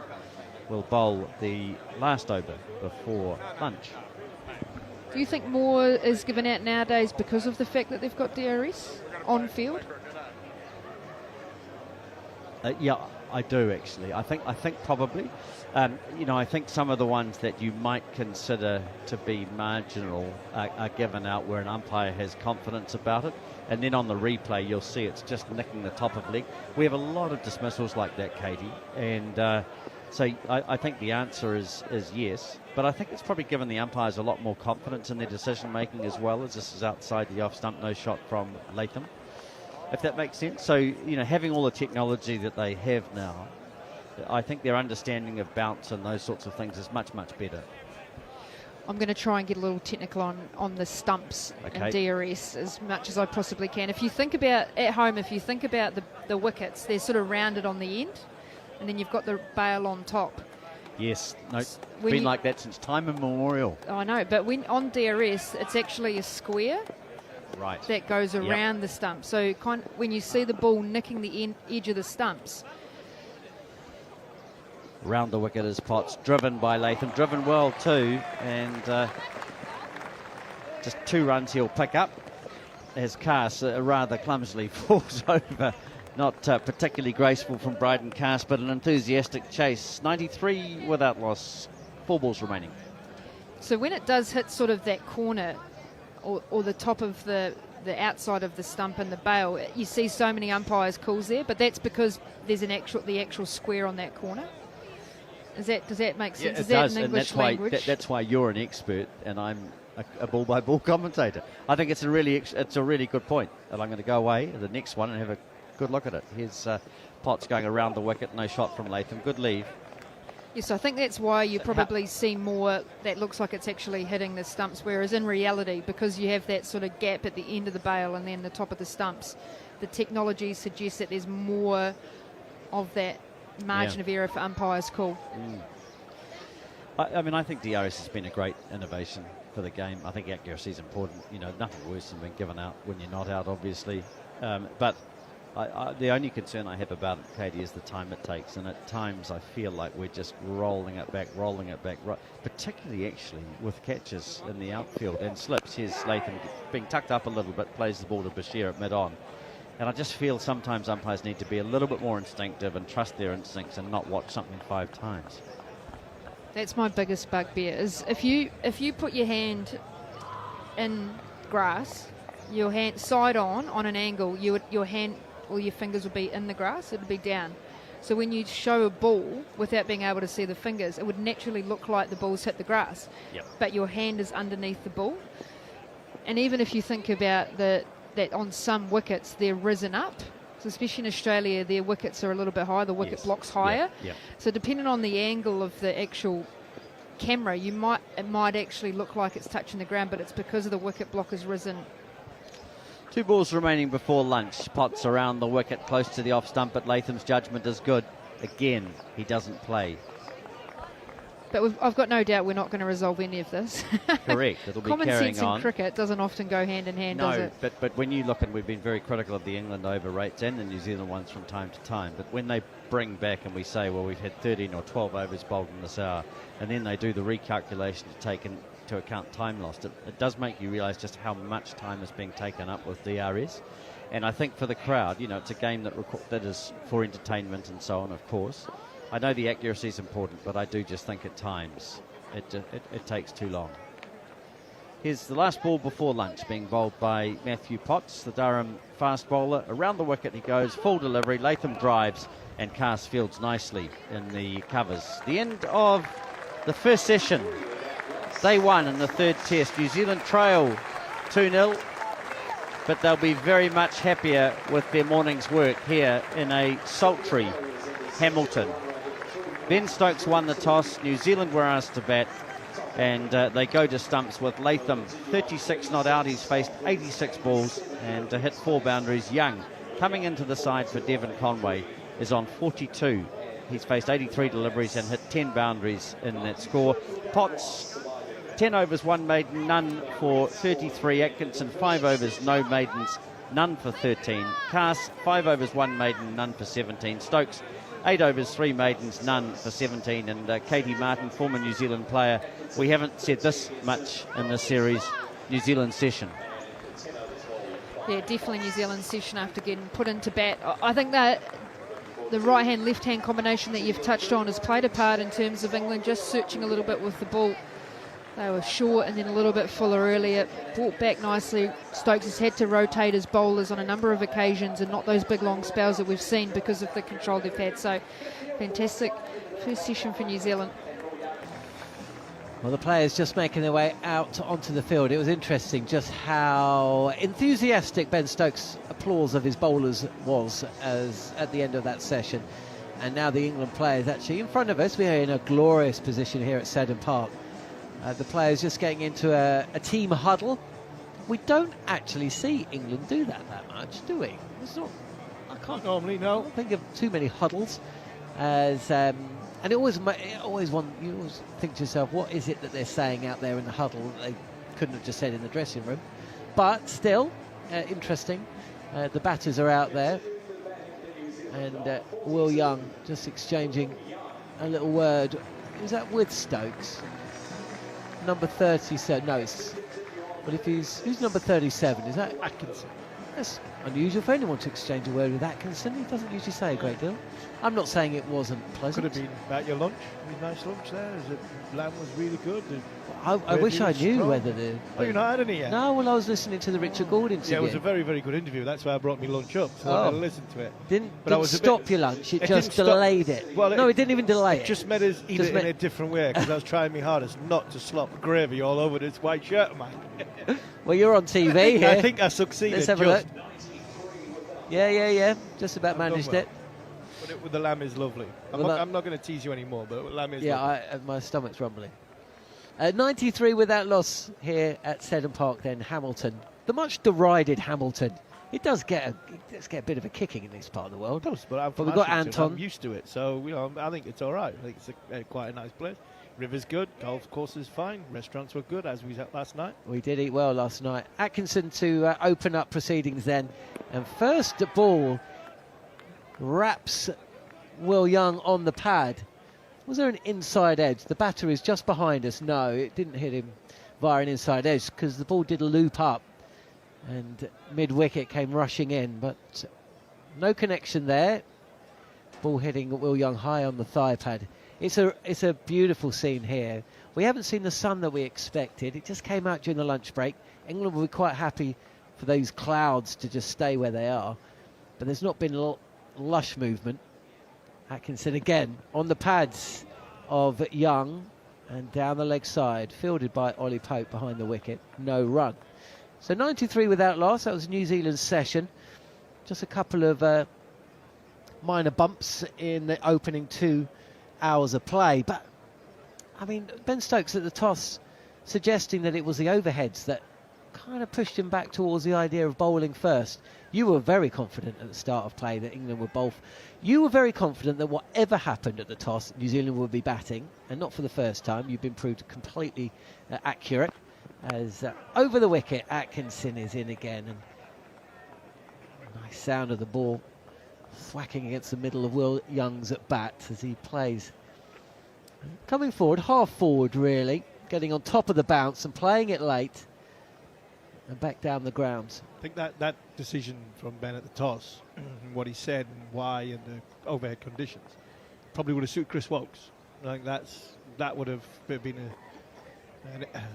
an environment this morning when it was a bit more humid. Ball might have swung for Wokes. It is humid here. It's hot as beaten past the inside edge. Will Young playing almost a half drive there, and not with a straight bat either. Jabbing the bat down as the ball passed the bat. Came close to getting an inside edge on a ball that just didn't get up as much as the batter expected. Nipped back massively. See this again, it nips back massively through the git. You're right, it's not the lack of bounce, it's actually, it ducks in. But that was lacking in foot movement there from Will Young. This time, straighter from Atkinson and beats Will Young with pace, as well as another little bit of nip back into the right-handed batter. So good start from Gus Atkinson after the lunch break. Inside edge onto the pads, actually. I think this is what I mean, John. I think it's very difficult to start your innings. Somebody coming in new, and it's been a 40-minute lunch break, but you have to start your innings again and get the movements going, consistent bounce of the pitch, and England got to get the ball in the right area and ask questions after the break. Here is Atkinson again, dropped into the offside by Will Young, who rides the bounce on this occasion, gets firmly behind the ball, but a good over from England. Inroads need to be made. No Chris Wokes, it's Matthew Potts, who actually bowled very well from the Tim Southee end. This is the end, I think, I would have said at the start, he should have bowled at. I know Gus Atkinson he's got seniority with no Wokes in the team, and this is an end with a little bit of wind. There just seems to be a little bit more there's a little bit of an incline, a little slope here at Seddon Park. And the way Wokes, the way Potts bowls and that good length area he bowls, and the velocity he hits the pitch hard with, energy he puts on into the surface, just make the ball just stand up that little bit more and bounce up the hill. I think that was for the end, especially the way he runs in as well, all action from Potts. So I would have said this was the end I would have wanted him to bowl from. It's going to be Bryden Carse opening up from the Tim Southee end just after the lunch break, and this is left alone from Tom Latham. Just shoulders, arms, lets the ball sail through. Bowling round the wicket with 3 slips, gully, backward point. Stokes is at extra cover, or just dropping back to mid-off. And we've got a leg gully with Shoaib Bashir at mid-wicket and a fielder out at deep backward square point, a deep backward square leg. As Carse turns and he's in round the wicket. Driving is Tom Latham, and you know when he's hit it sweetly is when he doesn't rush to get out from behind the crease, just walks down the middle of the track, then takes a little hop to the right, completes a run that isn't needed, taps his bat at the non-striker's end, turns, punches the gloves with Will Young and walks back to his mark. Latham moves to 40, and the score here at Seddon Park, 97 without loss. Yeah, another good shot from Tom Latham. Latham and Young have been really good at hitting the ball down the ground, keeping their shape and hitting the ball back from where they've come from. Mid-on and mid-off are up, as you'd expect. No change in the field. Beaten this time is Latham. Touch more bounce, effort delivery, bowling round the wicket. Forcing Latham to play, but not for the first time. Just happy to play inside the line, and he doesn't go prodding at a ball as it rushes past him. I mean, plenty of chatter about Devon Conway and Tom Blundell and Tim Southee. Tom Latham's form with the bat, the captain of course, hasn't been terrific of late. As Carse's bounds in again, strays onto the pads, and Latham will take 4 runs through mid-wicket. It wasn't a great delivery from Bryden Carse. Overpitched and meat and drink for Tom Latham, who's to 44, and the score here at Seddon Park, New Zealand, 100 runs on the board, 101 without loss, and runs coming from this Bryden Cast over. Yeah, it doesn't matter whether you're good form, poor form or what. Yeah, you get a ball there. I mean, you'd be disappointed if you didn't put that away for 4. Yeah, half volley from Cast. This time does find the outside edge of the bat, but Ghali can't dive to the right to stop it racing away to the boundary. 4 more to Latham. He's 48. New Zealand 105 without loss. 12 runs coming from Bryden Cast's first over after the lunch break. Now, we've seen Bryden Cast win games for England. We've seen Bryden Cast be on the losing side for England in Pakistan. It's been 2 back-to-back terrific test matches for the Durham man. Let's see how he responds here. England yet to pick up a wicket on day 1. Last ball of the over. Cast is in, short and left alone by Latham. End of the over. New Zealand 105 without loss. Yeah, it's been an excellent partnership. 100 runs come up in that over, and this is what obviously Cast brings you. You can bowl the flat wickets where make something happen and get a wicket out of nothing. But the big thing from Cast's career, his first-class career, his runs per over is always expensive. So you have the strike bowler, you sometimes have to take that on the that hit on the chin. That your strike bowler can be expensive, and it's only been that last over. He's only 6 overs into his spell, and looking at him there, the problems he had in Wellington, they haven't gone away. There hasn't been an extra 2 days and it's off. His follow through there was cut short, so whatever problem he did have with his foot, it's still there.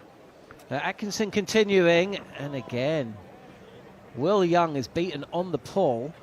We'll have to have a little look. Did that move as much as the last time Will Young was beaten on the pull? It didn't. It was just a fraction straighter. Pearce beats him. I think it's just done him for Pearce. Yeah, I think it's just done him for Pearce. I think what you're seeing as well is these back-to-back 3 back-to-back test matches. You're asking a lot out of Cast and Atkinson, but that there was just complete lack of pace on William. Lack of pace rather than too much of it. Atkinson again, and this time gets a little bit more bounce.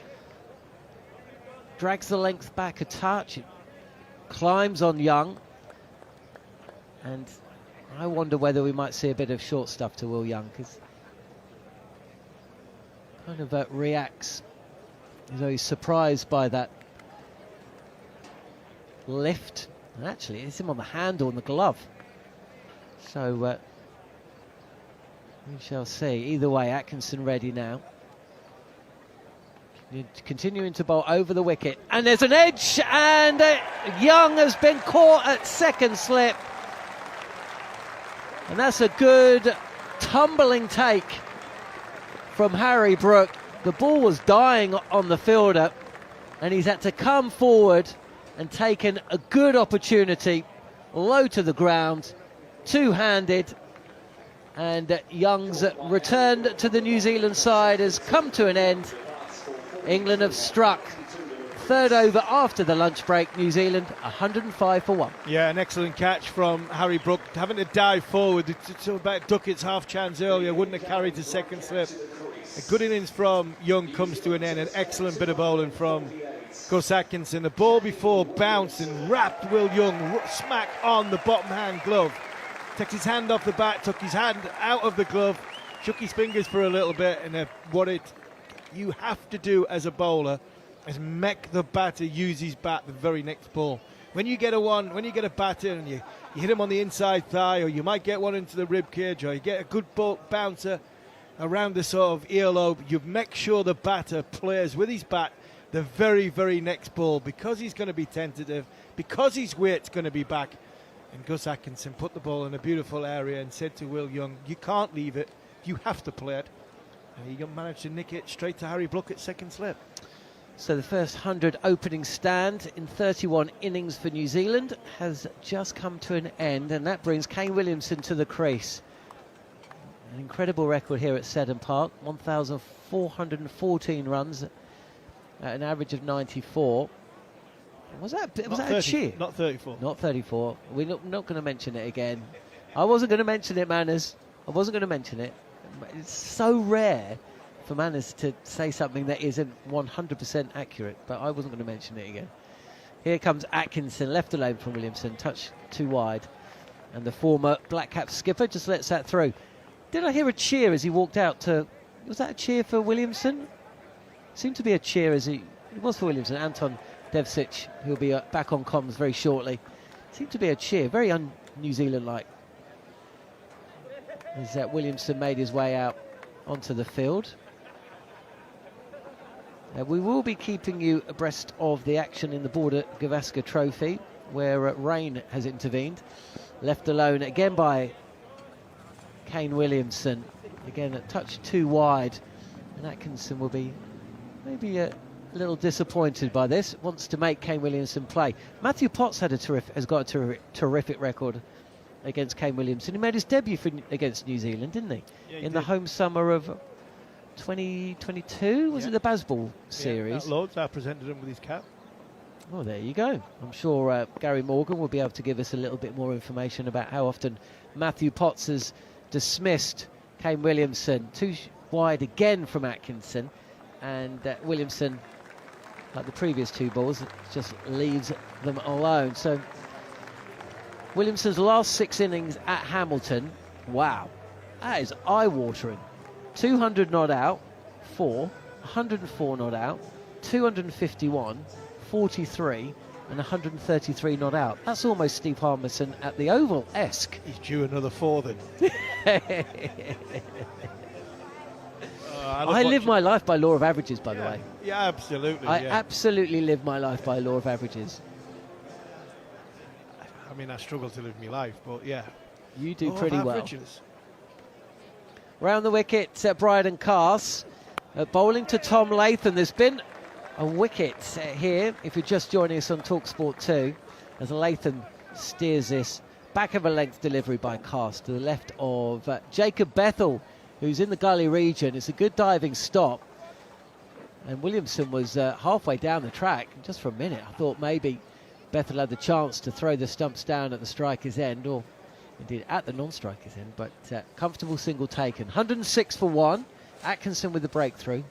Sun also breaking through here at Seddon Park, where we can see as much blue sky now as we've seen all day. So important that England have got that breakthrough.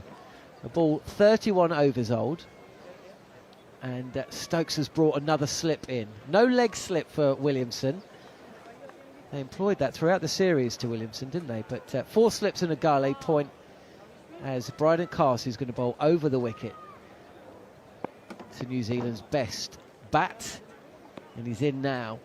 This is left alone, too short, too wide. I think this is what Cars needs. He's a little bit hit and miss at this minute in time at length. Just keep an eye on him. When we looked at him in Wellington, carrying a little bit of an injury, he's trying to force himself to the crease, but he might just need this because he's had a good time against Kane Williamson. Not so much the dismissal point of view, but he's bowled really good areas, and he's troubled New Zealand's all-time great. Gary Morgan's just provided me with the stat. Matthew Potts versus Kane Williamson, 32 balls bowled. I just have to wait for a second as down the leg side, and Williamson tries to play at this, but just getting his line wrong. Here is Bryden Carr, seems to be battling with himself a touch. Matthew Potts versus Kane Williamson, 32 balls delivered for 3 runs scored by the batter, and Matthew Potts has dismissed Kane Williamson 3 times. So not quite Matt Henry to Zach Crawley, but still pretty good, and I'm sure the England team will know about that. Kane Williamson, though, it's a special player. Kane Williamson will definitely know. Still yet to get off the mark, hasn't actually laid the bat on the ball yet. Way too wide from Cars, and Williamson couldn't have played at this if he'd wanted to. That would have been a 1 day wide. I think Cars is struggling here. I think He is. From a What's body, his pace? from Sorry, a body Hart. position. He's bowling fast. Yeah. He keeps going back to his mark, and he keeps holding his right arm keeps sort of just pushing at his right sort of right thigh, right hip flexor. I'm just wondering if there is a little bit of maybe it's a little bit of stiffness of what he's gone through in this series so far. I'll bring it back to Wokes in a second. I think Manners is coming in shortly, but I do want to say one thing. Short wide and cracked through. Cover point by Kane Williamson. Gets off the mark with the boundary. New Zealand moved to 110 for 1. And Carter's troubles continue. That was an old school half tracker. And it's been dealt. He's got his 4 then, Williamson. Yeah, he's got his 4. Hopefully Bryden can get the one in the right area. He's struggling a little bit from just from a little technical issue. His head's fallen away. His left side's gone. Left side's gone altogether. He's not holding his left side up at all. His left arm is not coming all the way through the sort of rotation panel. His left arm's getting stuck on the inside. Last ball of the over, pitched up and placed to Shoaib Bashir at mid-wicket.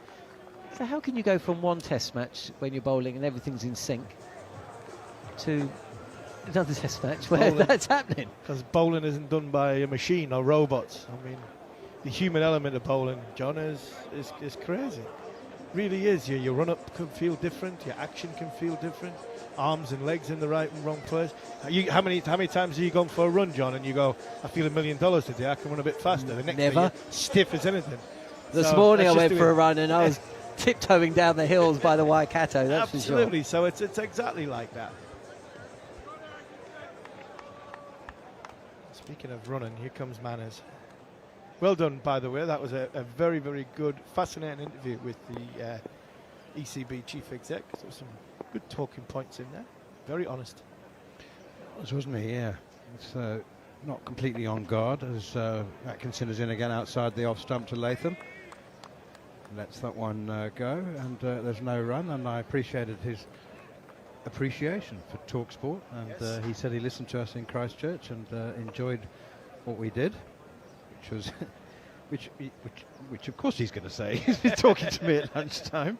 It's good to see his dad as well, Bobby, in the back of the box.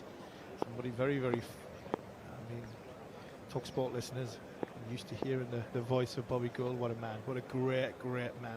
He looked well as well. Yes, he did. Here's Atkinson again to Latham. Pushes it away defensively, just blocks it. There's no run. When Latham 49, Williamson 4, 110 for 1.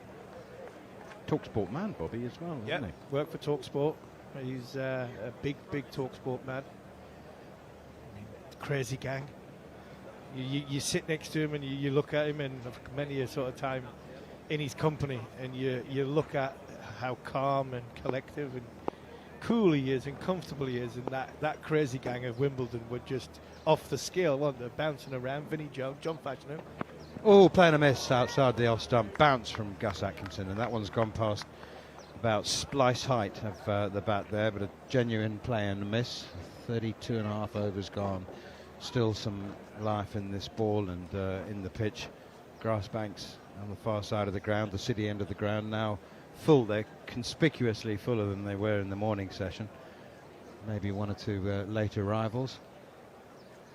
110 for 1. England remain on the attack, looking for wickets. Searching, hunting. 3 slips in a gully. Cover mid-off, mid-on, mid-wicket now. Atkinson again around the wicket. Latham is forward, pushing it defensively back to Gus Atkinson. I don't suppose Ed Atkinson's on the grass bank.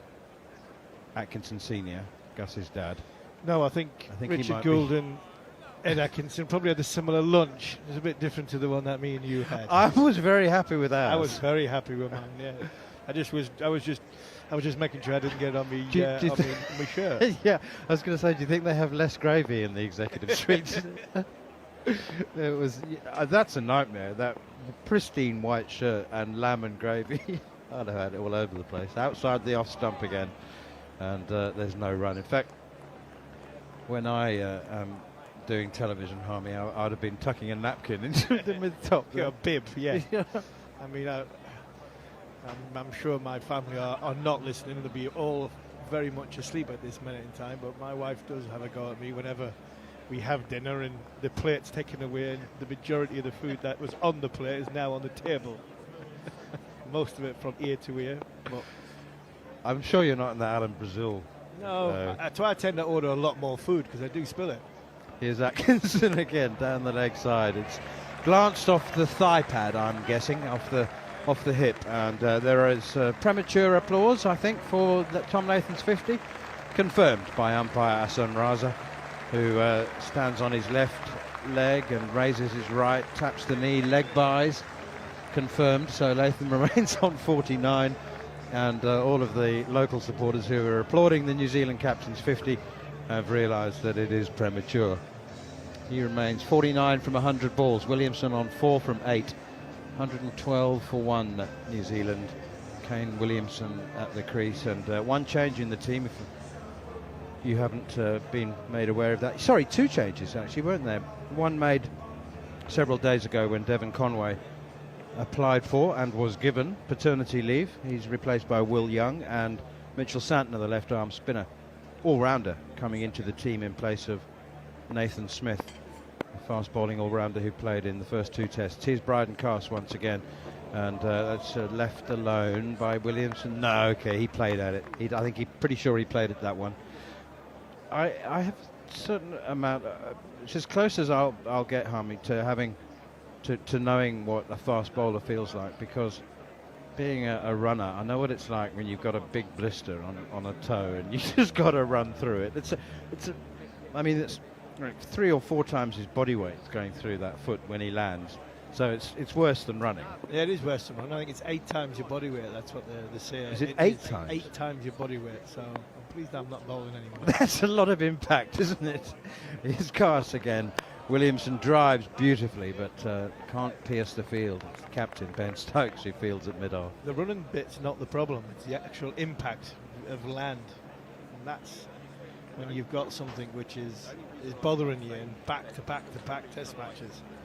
It's always difficult to to get the recover of that position, that wound or cut, whatever it is, just to settle down. It's like you graze your knee, or when your white ball tournament comes along, you graze your knee or graze your hip out in the deep. I mean, it sticks to your bed sheets for the next 4 weeks because you keep taking it off. 4 slips in a gully, cover mid-off, mid-on, long leg as Cast is in again, bowls to Williamson, placed defensively, pushing it out on the offside. There's no run once again, and the physio,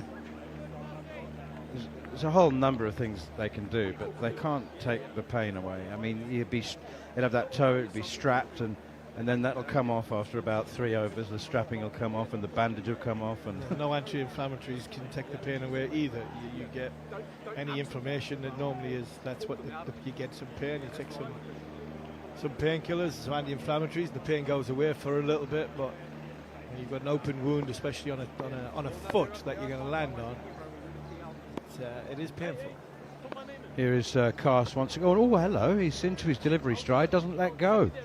Not sure what went wrong there, whether it was the toe, he just didn't let go. He went right through the delivery stride and the delivery action, actually. It was about 3/4 of the way through that he abandoned that.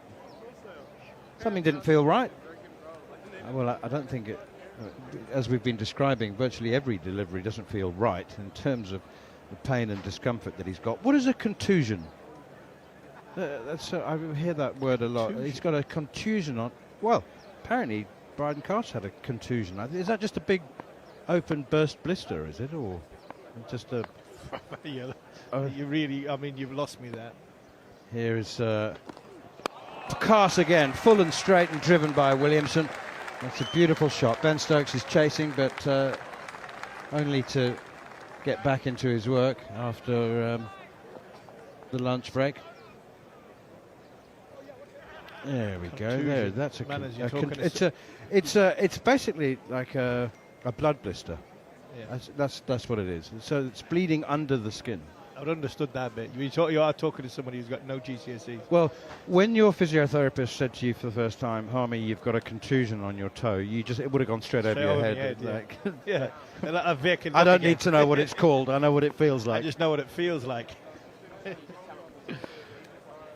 4 slips in for England and a gully. Here's Cast again. Bowls. Williamson leaves alone outside the off stump. Get them when you jam, don't you? A couple of times before my cricket career, I worked as a bricklayer for qualified in apprenticeship as a bricklayer, and you get them when you hammering away and you miss the chisel. And you're trying to sort of cut the bricks to a certain height, and there's a couple of times I did do that, especially one on the left hand. I remember it missed the chisel, hit the thumb, and a great big blood blister on the side of it. I mean, if you pop that, Niagara Falls. Little toe volcano. Here's Cast again, bowls to Williamson, and that's pushed firmly by Williamson straight back to the bowler, who tosses it to Ben Stokes alongside him, and the over comes to an end. It's 116 for 1 at Seddon Park, and it's an absolutely beautiful day. Not quite the clear blue skies that we had yesterday, but it's a beautiful day nonetheless. It is muggy. It's hot and humid, and the bowlers certainly will be feeling it. It's not the sun so much that is, it's more the humidity that I think is providing the discomfort. Maybe it's just me, maybe it's the lamb that's making me sweat. Anton Devcic is alongside me, the local man. Is it unusually humid today? Nah, Hamilton, it is renowned for being humid. Quite a few of the teams from down south that come up here really do struggle with it when it gets like this, but it's just that little bit of cloud cover which is, I guess, contributing to that as well. Gus Atkinson continues from the city end, and Tom Latham is forward and pushing defensively out towards mid-wicket. I don't know whether you were listening at the back there, but Harmy was talking about being a bricklayer, building, when he was 16, I think he was. I carried a hod once. I lasted an hour, and the foreman said, "Listen, son, you're better off making tea." He said, "Just get out of it, get out of the way." That was hard work. But the reason I mention it is because you went into the building trade when you stopped playing cricket. Yeah, I did. It was either that or carry on playing, so I didn't know which was worse for me. Driven by Latham, no doubt about his 15 hours. Atkinson pitches up, and Latham delightfully places it wide of Stokes at mid-off for the 4 that does give him his half-century. Latham moves on to 53. That was his 8th boundary, 120 for 1. I always think Latham is at his absolute best when he's caressing the ball rather than hitting it. Yeah, he's looked so still this whole innings, and he's really taken advantage of slightly over-pitch bowling, which I think's been a plan of them. They've left the hard length stuff alone, and they've really tried to capitalise on that fuller length bowling. Here is Atkinson outside the off stump, left alone by Latham, and there's no run. So you stopped playing, what, 2-3 years ago? Are you 40 now? Not quite, nearly. And so you're now a qualified builder? Yep, I managed to get myself through it. It was one of those situations where I just needed a little bit of direction after cricket, and one of my mates owned a building company. He said, "Come along," and then all of a sudden I'd done 2 years, and I thought I've gone too far to not get it done now, so I carried it on. Here's Atkinson again. Latham back and across, tucks it out to square leg, fielded by Crawley, and there's no run. I've always been fascinated, but I've got to ask you this question, and I still don't know the answer to it. But could a man build a house, not a mansion? Just call it a one-bedroom. Call it a 2-bedroom bungalow. Could a builder build that by himself if he had all the tools and equipment? So in other words, do the electrics, the plumbing, the sewage, fit the kitchen, bathroom. Could you do that? Could you build a 2-bedroom house by yourself? Here's Atkinson again to Latham. Edge! Don't know if it carried to 4th slip. Not sure. Duckett dived, got a hand to it. Looked like half volley to me. We'll know more from the replay. We'll get to the house in a minute. It was Ben Duckett diving to it. What do you think? Carried? I think it's carried. It sort of died on Ben Duckett again. A little bit like the first edge Latham had when he was on 12. Just dying late on him, and he's had to go low into his left, which, yeah, it has carried. Again, his hand just hit the ground as the ball was trying to enter it. Gee, it was difficult, wasn't it? But it did. You're quite right. Absolutely right. Matter of fact, that may have been an inch or two higher than the first one that he put down when Latham was on 12. Very difficult chance, but chance it was. Latham on 53 when that one went down. 4 slips remain in place as Atkinson is in again to Williamson. Plays defensively, and there's no run. 35 overs gone now. New Zealand 121 for 1 with Latham on 54. So Anton Devcic, having played cricket around the world, I may have missed a few here, but I think Pakistan Super League, Caribbean. Did you play in the Blast? No. Which one am I I missing? had a contract once there with John Wright, but I either got injured or New Zealand duty, so it was disappointing. Which one did I miss? Bangladesh Premier League? Didn't do Bangladesh, did the Afghan League, T10, Canada, Big Bash. Did most of them apart from probably the biggest one, the IPL. Afghan Premier League, when it was in Kabul? No, I went the year after, UAE, yeah. okay. Shpegazi, was it? Is that what it was called? Here's Bryden Cast. Once again, he's into his delivery stride and goes through with the delivery, but doesn't let the ball go.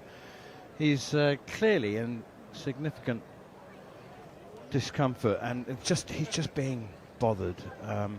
So yeah, the Afghan Premier League was moved out of Kabul, wasn't it? There was a bomb. There was, yeah. And so you said, okay, it's in the UAE, I'll go. Well, yeah, and I had a beard, and it was all good. I was happy to go anywhere, to be fair. So, no, it was a great tournament.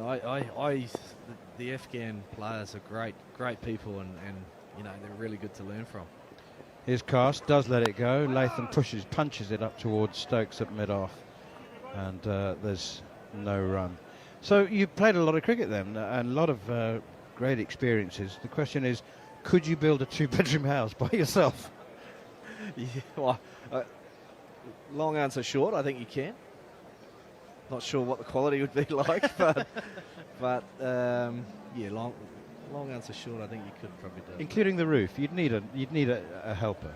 You might need a helper, but I think you can get most of it done, especially if it's only a small house, and it'd obviously take you a longer period of time. But I think if you wanted to, you could probably get it done. Fascinated by that. I don't know why. Here's Cast again to Latham. Tucks it nicely off his hip out towards square leg. Matty Potts does the fielding. Can't prevent the single. Latham 55. Kane Williamson 8. 122 for 1. Did you always open the batting for all of those teams? Dashing left-handed opener? Not all of them. I could bet anywhere in the top 5, 6, let's say, but my best position was opening, pace on ball, especially in the slower environments. It was a little bit challenging at times coming through the middle because I didn't hit the ball, really far. But some of the West Indies guys that did that job so much better than me, it probably suited them better. Cast again, short, pulled by Williamson, out towards square legs, hit it very nicely. Momentarily in the air, doesn't matter, nobody at square leg apart from the umpire Hassan Raza, and 4 runs to Williamson. It's a beautiful shot from Williamson there. Cast just dropping slightly short. Williamson pivoting on that nicely. Probably not quite as high as what Cast would have liked to have got it. Sort of finished about throat height. Kane pounced on that, and he's got his innings underway really well here. I'd say your beard is of very fine proportions now, but there was a time when it was absolutely luxuriant. It could have housed a family of birds, and you wouldn't have been able to see them. That's pushed away defensively by Williamson into the slip cordon along the ground. Is that when you were playing Afghan? Is that when you let it go? It was around that time, yeah. Yeah, or the PSL, one of the two. I don't know, it was just more effective. Probably been a little bit lazy rather than wanting to keep it, but it's been a good place to store a few things over the years, that's for sure. Are you a fan of Mark's beard? The killer? He's added the hair to it as well, though, which makes it even more impressive. It's double dedication right there. That is a lot of maintenance, isn't it? Or lack of. Here's Cast again. Williamson up onto his toes, pushes it up towards mid-off. Fielded again by Ben Stokes. It's the first time that we've seen England really have to work. I mean, it's only 35 overs. When they played in Multan, they had to bowl 130. But they know they've got a game on their hands. Yeah, they do. It's and I guess when you go to Pakistan, you kind of expect that you're going to be out there for a period of time. The wickets are generally flat. Here in New Zealand, they've made pretty light work of the New Zealand batting lineup to date. So the fact that they're actually having to dig in is a good sign, and we'll see how they get through that. Cast again to Williamson. It's amusing sometimes when the slip cordon appeal and the bowler doesn't. It's usually the bowler and the slip cordon who ignore him. But 36 overs gone, 126 for 1, Latham 55, Williamson 12. More on the dream house that Anton Devcic might be able to build by himself. And then Garth Galloway will take over from me. Thank you. Score here, 126 for 1. New Zealand have really started well here in the second session, apart from losing that one wicket to Will Young, 38. They've started nicely again and making these English bowlers bowl. Good hard line and length, and if they miss, they're getting punished to the boundary. Here is Atkinson around the wicket, bowling to Latham, who pushes forward into the offside. Stokes fields at mid-off.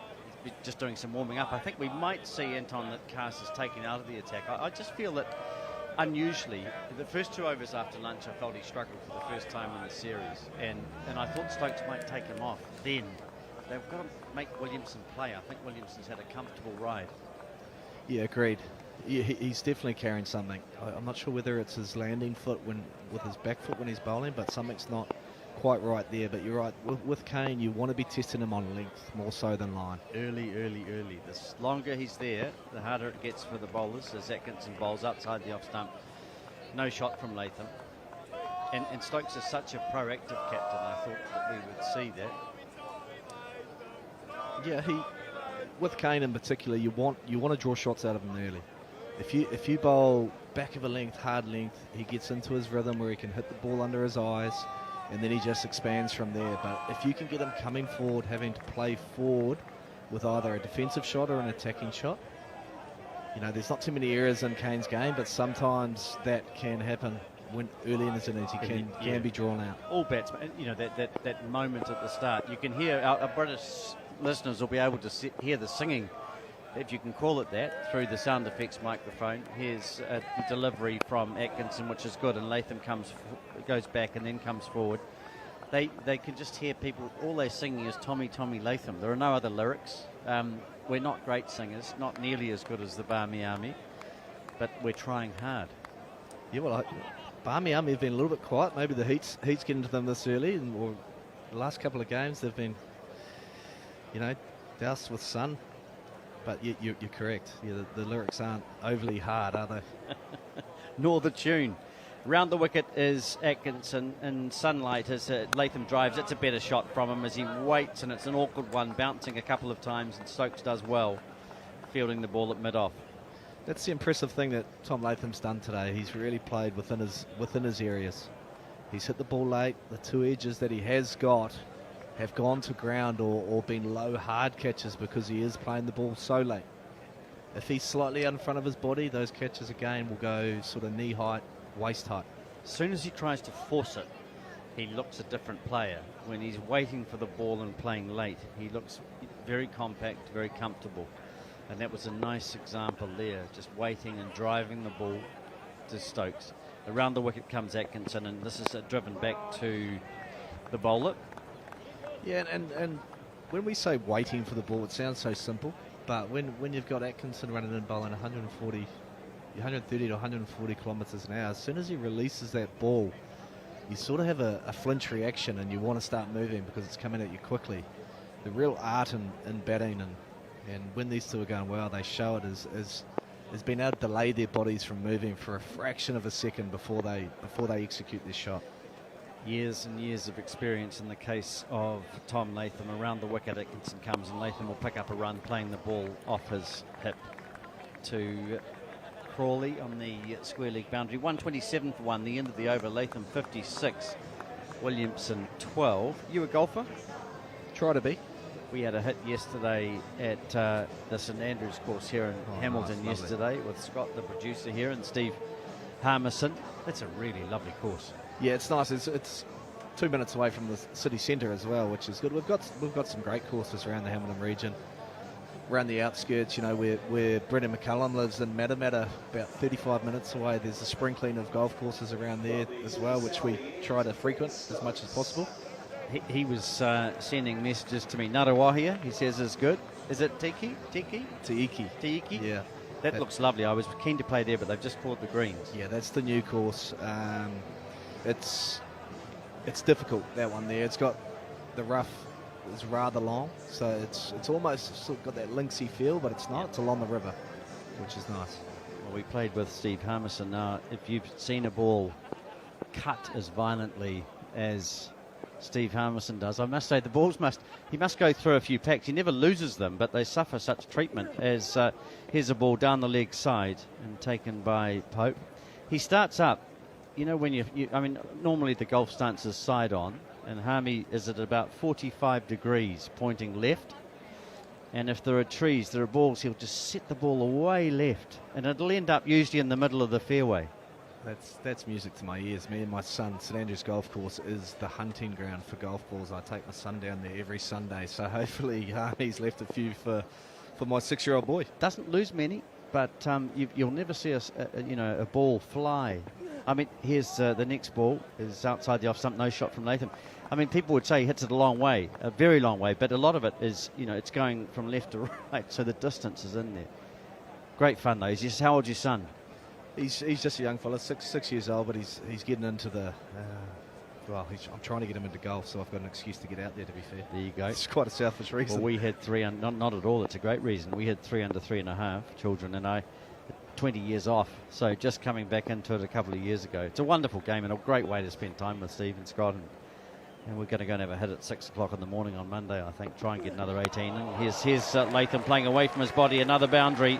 Good shot. I think he got over the top of it. We'll be able to tell on the replay. 131 for 1.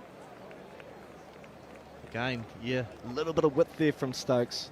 Short of a length and about 6th or 7th stump in width. And Latham's just thrown his hands through it. It has gone in the air, but it's gone quickly past Gully. Yeah, Bethel in that position. He's an enthusiast, an athletic player, diving from side to side today. So Latham not in complete control of it, but picking his gap. You always often see batsmen now going hard at those balls, don't you? And particularly the ones that they like to get underneath and hit over the slips cordon and point. Here's Stokes going around the wicket to Latham. He's cramped up a little bit, playing the ball to Cast at mid-off. It's an important part of the game now. And if you get a bad ball, you've got to trust yourself to hit it. And England do that so well. They turn good balls into singles, and when they get their opportunity, they hit it to the boundary. And when the bowler's walking back to his mark, you just don't get a freebie. You've got to be on your money every ball, otherwise you're going to get hurt. And sensing that New Zealand at 131 for 1 still need an awful lot of runs against a very good batting side. And here's Latham taking off for a single. Crawley comes in from point. It was Williamson sending Latham back. The score remains 131 for 1. England, of course, they give you so much time because they score runs so quickly. And I think that this England batting lineup will thoroughly enjoy the conditions here in Hamilton. There's a little bit of bounce. The ball's coming on. And I think from the start of their innings, they will be aggressive. Really, Ben Stokes saying in the media, I know they've won the series, but they really want to make sure it's 3-0. They don't want to let New Zealand off. And Latham and Williamson are rebuilding after the fall of Young's wicket for 42. Atkinson picking up the wicket. This is wide outside the off stump from Stokes. No shot. Well, one thing we know is Seddon Park's not going to be big enough for any of the English batsmen. So they can have confidence if they want to take the game on. They can clear that rope, only getting 50% of it. So I imagine they'll be relatively aggressive. Have you had a look during the series at Shoaib Bashir and enjoyed what you see? Yeah, he's definitely a talented bowler, and he's got really nice variations. Being a tall bowler as well, it can be sometimes very hard as a batsman to pick up the trajectory of the ball. Mitchell Sitton is a little bit the same. You think he's flying the ball, but it's actually coming at a different trajectory because they are a little bit taller. He's got a good arm ball. He's just got variations, and you know, he's consistent enough to put batsmen under pressure for a long period of time. Yeah, well, it's been lovely watching him, getting a chance, unusual as you'll know, Anton, having played so much cricket, and some of it in Christchurch, that to see Bashir picking up 4 wickets at the Hagley Oval in the first innings of a test match, when previously the most number of wickets by a New Zealand spinner there. Do you know the answer to that? Only 2. Kane Williamson. Okay, interesting. There you are, that well-known off-spinner. Is Potts coming back into the attack, and this is a short delivery outside the off-stump. No shot from the right-handed Williamson. Did Ross Taylor get a wicket there in his last test? He did. Who was the other one? He did. Mark Craig. Mark Craig picked up a wicket. He was an off-spinner for our listeners in the UK who played a few tests for New Zealand. The other one was Glenn Phillips. So you might say with Phillips, Williamson part-timers really, and Taylor a non-bowler.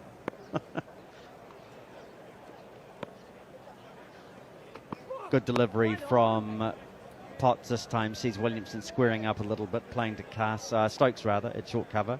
3 slips in a gully. It's an interesting point, the spinner conversation here in New Zealand, isn't it? Like, first-class domestic cricket, you always play a spinner, maybe 2. And that might be because the batsmen haven't quite been accustomed to decent spin over the years. But in Test cricket, we tend to, I guess, go seamer heavy. Just think of Ajaz Patel. For the last 7 or 8 years, he's consistently taken 40, 45 plus wickets and Plunkett Shield. So who's to say that he can't do that at international level as well? Bethel's been moved into a short cover now. Stokes is at a short mid-off as we see Williamson going back and across. Well, you know, I remember commentating the 2021 series, India-New Zealand from India, and that's the series where Ajaz Patel picked up 10 wickets in an innings, and then 4 in the second, 14 for the match. Incredible performance, really. And I said to Jeremy Coney at the time, you know, they're coming home, New Zealand, they'll play Bangladesh and South Africa at home, and he won't play in a home test. And sure enough, he didn't. And I just don't think we have enough courage to, I don't think we treat spin bowlers well. I don't think New Zealand play them particularly well. Here's Latham Williamson onto the back foot. A shot of real authority as he gets a short delivery from Potts. And he pulls it to the mid-wicket boundary for 4. It's 135 for 1. Williamson into his stride. He's 16. Again, Williamson just preying on length here, just short of a length, about belly button height, and he pulls it with perfection. Straight to the mid-wicket boundary. The New Zealand batters are really preying on this length here. And Anton, one of the things you see with England, of course, is that when McCullum took over, Leach has played in every match, and now, of course, they've found Bashir. They have Ahmed out here as well on the tour. 3 spinners, no shot outside the off-stump. So, you know, McCullum and Stokes seem to have a tendency to play a specialist spinner in every match. I always feel we also look to play spinners who can score runs as well, as opposed to specialists. I think McCullum and Stokes have a good idea of how to, even on flat wickets, how to draw shots out of batters with spin. And you can do that with your field placements. You can encourage batsmen to play certain shots by giving them opportunities to score. And that's generally the way I think they go about it on flatter wickets. 3 slips and a couple of people in catching positions in front of the wicket for Potts. Outside the off-stump, Williamson leaves. And another lovely period in this game as the over comes to an end. 135 for 1. Potts 11 overs, none for 37. Latham 60, Williamson 16. And the things we love about Test cricket, another little stanza developing as Williamson and Latham looking to put together a partnership, and England bowling to plans. Well, the partnership's it's going along nicely, isn't it? England have dropped short on the odd occasion. That's given Williamson the opportunity to get to 16. Latham's just ticking along nicely. The left-hand, right-hand combination, I think even at the top of the innings, was a good one for New Zealand. It just created a little bit of change for the England bowlers. They had to chop between left and right-hander, which could have contributed to a little bit of inconsistency. And again, we find that through the middle here in the second partnership, they're ticking the scoring rate over, not facing too many balls from one end. I think especially with Potts this morning, struggled with the left hand, right hand. Here's Latham turning the ball. The left hand off his pads. Bashir picks it up square of the wicket on the onside and chies at the stumps. Another good run taken by Latham. He's 62, 137 for 1, and the running between the wickets by New Zealand has been purposeful today. Well, Potts' first over was swinging around corners, and I guess when you haven't played a test match in the series so far, in the first over you feel like you don't really know which way it's going to swing. It can potentially make life hard for the rest of that spell, but he changed ends and he worked it out, and he bowled really well on that second spell from the Tim Southee end. It's a bit like the first innings in Christchurch, where England really struggled to find their length on that Hagley pitch, and they put it right in the second innings. Wokes was impressive. Changes, Gully has moved out into the cover. That's Bethel, 3 slips as this ball's outside the off stump, and no shot from Williamson. I just feel Williamson's being allowed to let too many balls go. Yeah, I think on length, you want to be bringing him forward. Anything sort of where he can stand at the crease, he's comfortable. But going back to the Wokes thing, Wokes he's a quality performer, and he's probably the most experienced bowler out there for the English side. Him not being out there today, he would have assessed the conditions really well and got his links right. Yeah, I agree. As Stokes bowls, and here's Williamson playing forward, and this one almost scrapes underneath the bat. Good delivery from Stokes. One of those ones that bounces hard into the ground and away from the stumps, but could have gone anywhere. Yeah, that's the only danger for Kane Williamson, playing the ball so late. That can happen from time to time, but he's got away with one there. It was a really good length ball from Ben Stokes. Drew came forward and he defended it well, but didn't have full control over where the ball went after it hit the bat. Stokes again from the Tim Southee end. It's been called for the purposes of this match. Tim Southee playing in his last test match for New Zealand after a wonderful career. Here's a good shot by Williamson, a ball just short of a length, and they're only going to pick up one, a back foot drive into the offside. 137 for 1. Did I see a no ball signalled there by the umpire? Maybe not. 137 for 1. Again, it was just that little bit of length that Kane could just lean on. It wasn't too threatening. It wasn't bringing him forward. He just stayed in his crease and just punched it into cover. The cover fielder got a nasty little bounce. Stokes is going around the wicket now to Latham. Bowls, and this good delivery, but Latham is sure of his line as he puts his front foot down the pitch and shoulders arms. It's been good, isn't it? It's what New Zealand needed. It's a good solid start, and they'll feel better already. Considering the last 2 test matches, they've been under pressure right from the get-go. They'll feel settled now, and the batsmen in the hut will be feeling a little bit more relaxed. Yeah, they've just got to make sure, haven't they, that they capitalise on it and really build a decent first innings total, because England formidable in their batting and scoring so quickly. As down the leg side this time. Poor ball from Stokes, turned nicely by Latham. Just 1 run. And Ahmed on the field, I think. That is Ahmed. Yeah. End of the over, 138 for 1.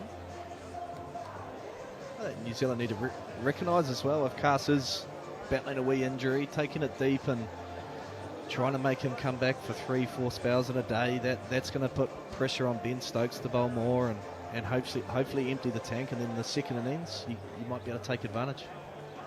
Beautiful day here in Hamilton, quite sultry conditions, although the cloud cover now dispersing and a lot more blue sky. Forecast is good. I would think the temperature's around 26 degrees, perfect conditions for cricket in the Waikato. And the ground here at Seddon Park is a picture, largely full, except for a few seats over to our left from the commentary position. A lot of English fans here, an awful lot wandering into the ground each day as Potts is bowling around the wicket to Latham, who can't catch up with a leg side delivery. And almost like no other side, really, the England fans, they come, we were in Wellington at a cafe there, Jerry Coney and I, before the start of play, walked in, and just 5 or 6 of them, none of them knew each other, all having bacon, fried eggs and baked beans, white bread, decent coffee. Yeah, they like a coffee, but you know and I said, do you guys know each other? No, we're just sitting here chatting. We don't know each other. We're just here for the cricket. A common interest as Potts again is around the wicket to Latham. Good delivery and well played by Latham back to the bowler. Well, that's the beauty of cricket, isn't it? The English come in here It doesn't. You don't have to be a rocket scientist to point out who's a cricket supporter, and they're so friendly, and with the New Zealand people as well. They're so knowledgeable, so many of them. We chatted to a chap today from Warwickshire. Just a really serious understanding of the game, the history of the game, what's happening in the county scene, and so on. As Potts bowls and Latham is playing defensively.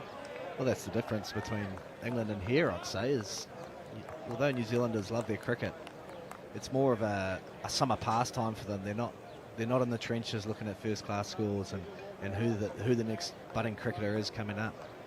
They tend to just tune in on the telly or come to the ground when it comes into town, and they love to support it. But as you say, the English, they live and breathe it, don't they? Such a great atmosphere they bring to it with the Barmy Army. We love them. It's 3 slips in the gully. Latham is playing back down the pitch. This is good from Potts.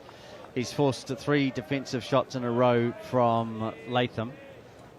Yeah, Potts will just keep chipping away. It's probably been 1 or 2 bowlers, 1 or 2 balls every over that probably hasn't quite been on the mark, but as he keeps bowling, gets into his rhythm a little bit more, he has had a lack of game time bowling, so you forgive him for sort of missing every now and again, but as the game goes on, he will get into his work.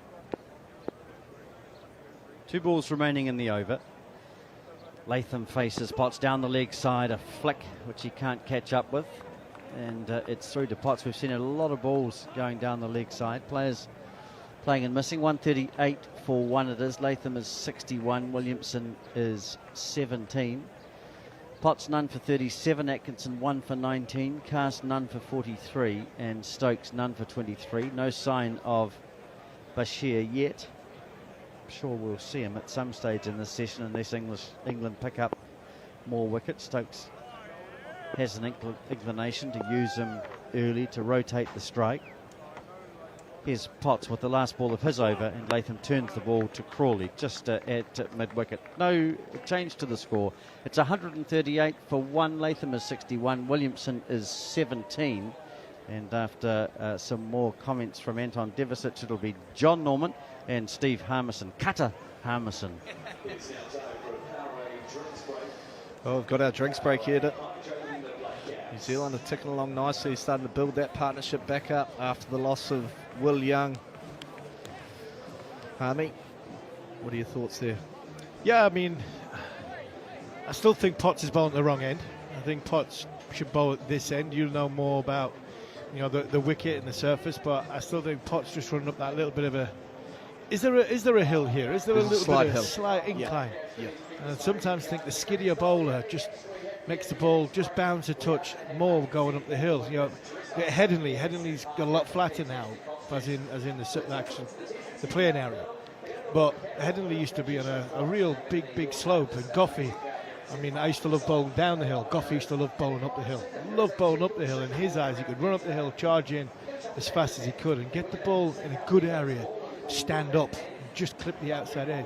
And I think what we've seen in that little period before the lunch break, Anton, is that Potts just got the ball to bounce a little bit from that good area. And I'm not convinced that it's at the other end where we're sat at is the end for Potts. Cast looks a little bit out of sync, but the way he's bowled so far in this series whenever he looks out of sync, he goes for runs. It's expensive. Captains look good. I think Atkinson has bowled okay. I think England have bowled okay, but I mean, fair play. I mean, Tom Latham has left the ball brilliantly. Will Young left the ball brilliantly, and when they went on the attack, they waited for that ball that was right underneath their nose, their eye line, and they punished anything that was over pitched or that was slightly short. Yeah, speaking about those ends, having a bit of experience bowling from that far end, it's one of those situations where you feel like you're standing below the wicket. Like you feel like you're the same height as the wickets when you're running up. And yeah, I didn't get the opportunity to bowl from this end too much because fast bowlers generally bowl from this end down the hill. So definitely understand what you're saying there in terms of what the right ends for the seamers. It'd be interesting to see where Bashir bowls, whether it's from the far end or from this top end. I would have said he'd bowl from the far end. More the fact that looking at the way the wind's going and the way the wind's blowing, I think Stokes likes him to bowl into the wind to get that little bit of drift that Bashir gets, and especially with a tall release point when he gets over the top of it, just to try and make it to bounce. So it wouldn't surprise me if Shoaib does come on at that, the opposite end to where we are now, and then there will see the rotation of the seamers, because they've had a decent number. Potts 12, Atkinson 10, Carse 9, and Stokes 10 so far. It could be, John Norman, it could be a long afternoon for the seamers if Shoaib Bashir is not brought into the attack. So I would imagine this will be the first time for a while that England potentially could be in the field for more than just one new ball. Yeah, we shall see. 138 for 1 then here at Seddon Park, 41 overs bowled. Slight surprise that we haven't seen Bashir up until now. I thought once we got to 30 overs, I thought might be time to bring him on. Agree. Matthew Potts, Will Young and Tom Latham looked troubled by Matthew Potts in his second spell, which was bowled from this end, the Tim Southee end, the end that Stokes has brought himself on to bowl. But there we go. Stokes in, pitched up and beats at Williamson. There's an aeroplane just flies overhead. Blue skies here in Hamilton, and the conditions that we expected earlier today. We saw the forecast for days 1 and 2, 26, 27 degrees. It was cloudier than we expected when we woke up this morning, but that cloud is starting to disappear. The sun is baking the pitch and the fans who are here again. I'm sure there's you'll be on the same plane as a few of these heading back the day after this test finishes. Sure we will. Another meal in the sky. As Stokes is in again, left alone by Williamson. Touch too wide for Kane. Yes, we did eat a lot of meals on the way. We had 3 flights, Anton. So we essentially were served we were served 6 meals on the way here. I did 7 hours and did the Newcastle one, so I was like... Oh yeah, you had 4 flights. So I had 4 flights, and anybody wants to know how far New Zealand is, I got fed 8 times in the air. Without having anything on the ground. He didn't want to leave the airport. Well, I've never flown first class, so when I get the opportunity, I'll look forward to it. Stokes again, pitched up, left alone by Williamson, who's 17 from 31. Unfortunately, Goffey's not with us, so we did turn right on an aeroplane. Yeah, or Nico. Yeah. Ben's on an aeroplane. We were in the upper deck, though, weren't we? We were. You know, Darren Goff getting on an aeroplane, it's like, right? No, the bags go on the right-hand side of the aeroplane. I go left. Producers to the right, Goffey to the left, Harmy somewhere in between. It is worth it, though, once you get here, that's for sure. And here we are with Stokes continuing to bowl. Start of his midway point of his 11th over, and forces a shot from Williamson. But Williamson is asking Stokes to bowl to him. And this is a touch too straight, on a length, and tucked away to the leg side for another run. Yeah, we've been asking where Bashir is, but for me, Stokes is just asking a little bit more out of the seam bowlers. The ball is still swinging, it's still moving around. He's saying to his fellow seamers, we just got to get it right here. We've got to build up some consistency. We're not just going to throw the ball to Bashir because we've bowled not as well as what we would have liked. Yeah, I love that about Stokes' captaincy. He's round the wicket this time to the left-handed Tom Latham, who's 61, and the captain just withdraws the bat, skipper to skipper. I love that about Ben Stokes' captaincy. It confounds expectation at every turn, and it's not for effect. It's just Stokes, and he backs it up, and the team back it up. I mean, I'm not saying that they've gone around the world winning it every opportunity, and they'll certainly look back at a tour of India earlier this year and feel possibly a little bit what if. Forward this time is Latham, forced to play at delivery again on a length, and it just diverts it down in front of Gully. And at the end of the over, 139 for 1. But yeah, at day 2 at Wellington, and there was a surprise that Stokes didn't call them in earlier, even though there was 3 days to go. You just felt, this is Ben Stokes. No way is he going to set 533. He's going to go at New Zealand at the end of day 2, surely, and he didn't.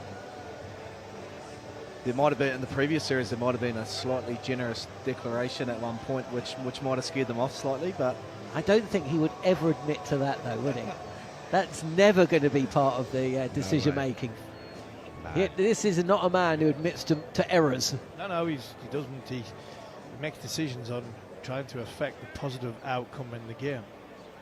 He's always believed, and he's always said, he'd rather risk losing a game, going to try and win it. And I think that's a refreshing outlook to have in life. I just think there was milestones at Wellington where made him not declare that night. Still 3 slips in place for Williamson as Potts continues and draws Williamson forward, playing defensively into the covers. You almost feel like there's a kind of perverse enjoyment from Stokes when England are in this kind of position. The ball 40-odd overs old, the sun out, 2 set batters at the crease.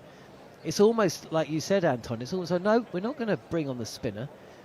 We got ourselves into this situation. We're going to get ourselves out of the situation, and if we don't, well, we're just going to keep going until we do. Well, the thing I like about it is Stokes has put his hand up himself. It's not like Always he's looking does, at other right? people Yeah. to do it. He's saying, get on my back, follow me. Here is I'll get us Potts bowling over the wicket to Williamson.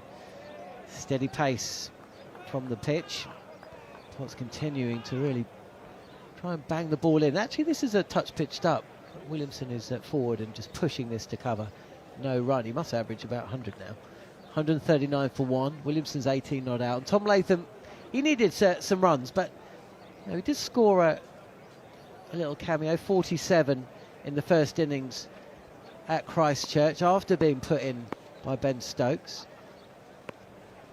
First innings runs, that's what New Zealand need.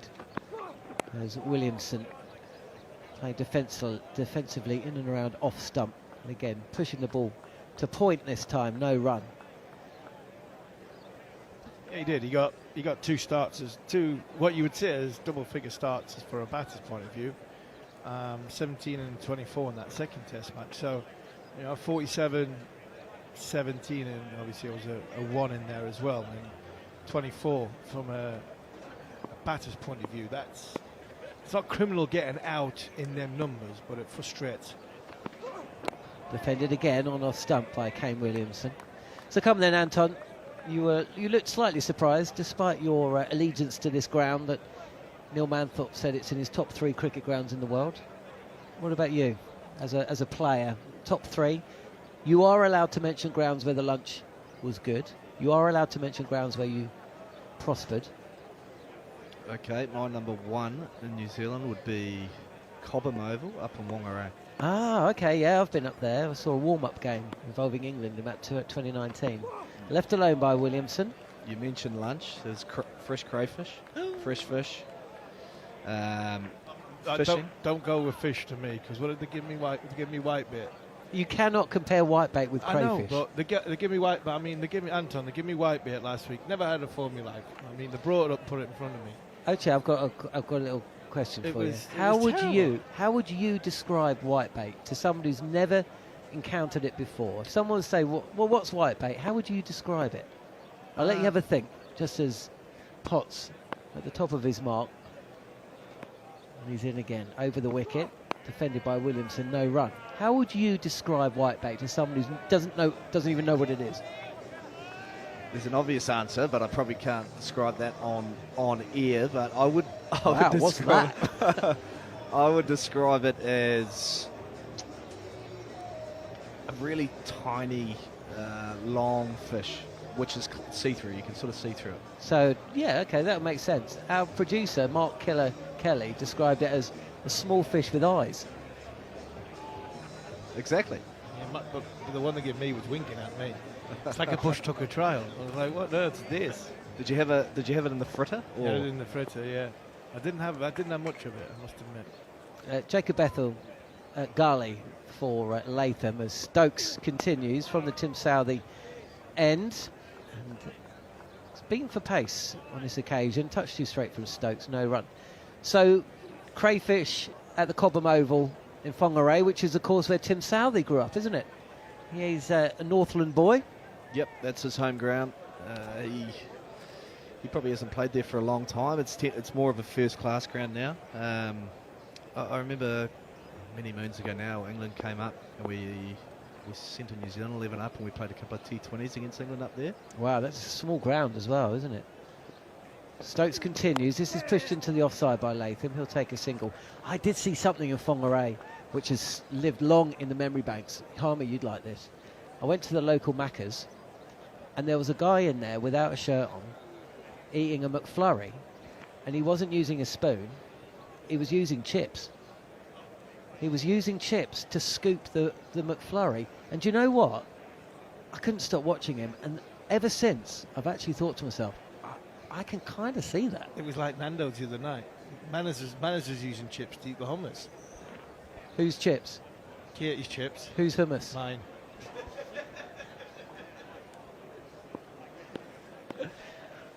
Here is Stokes.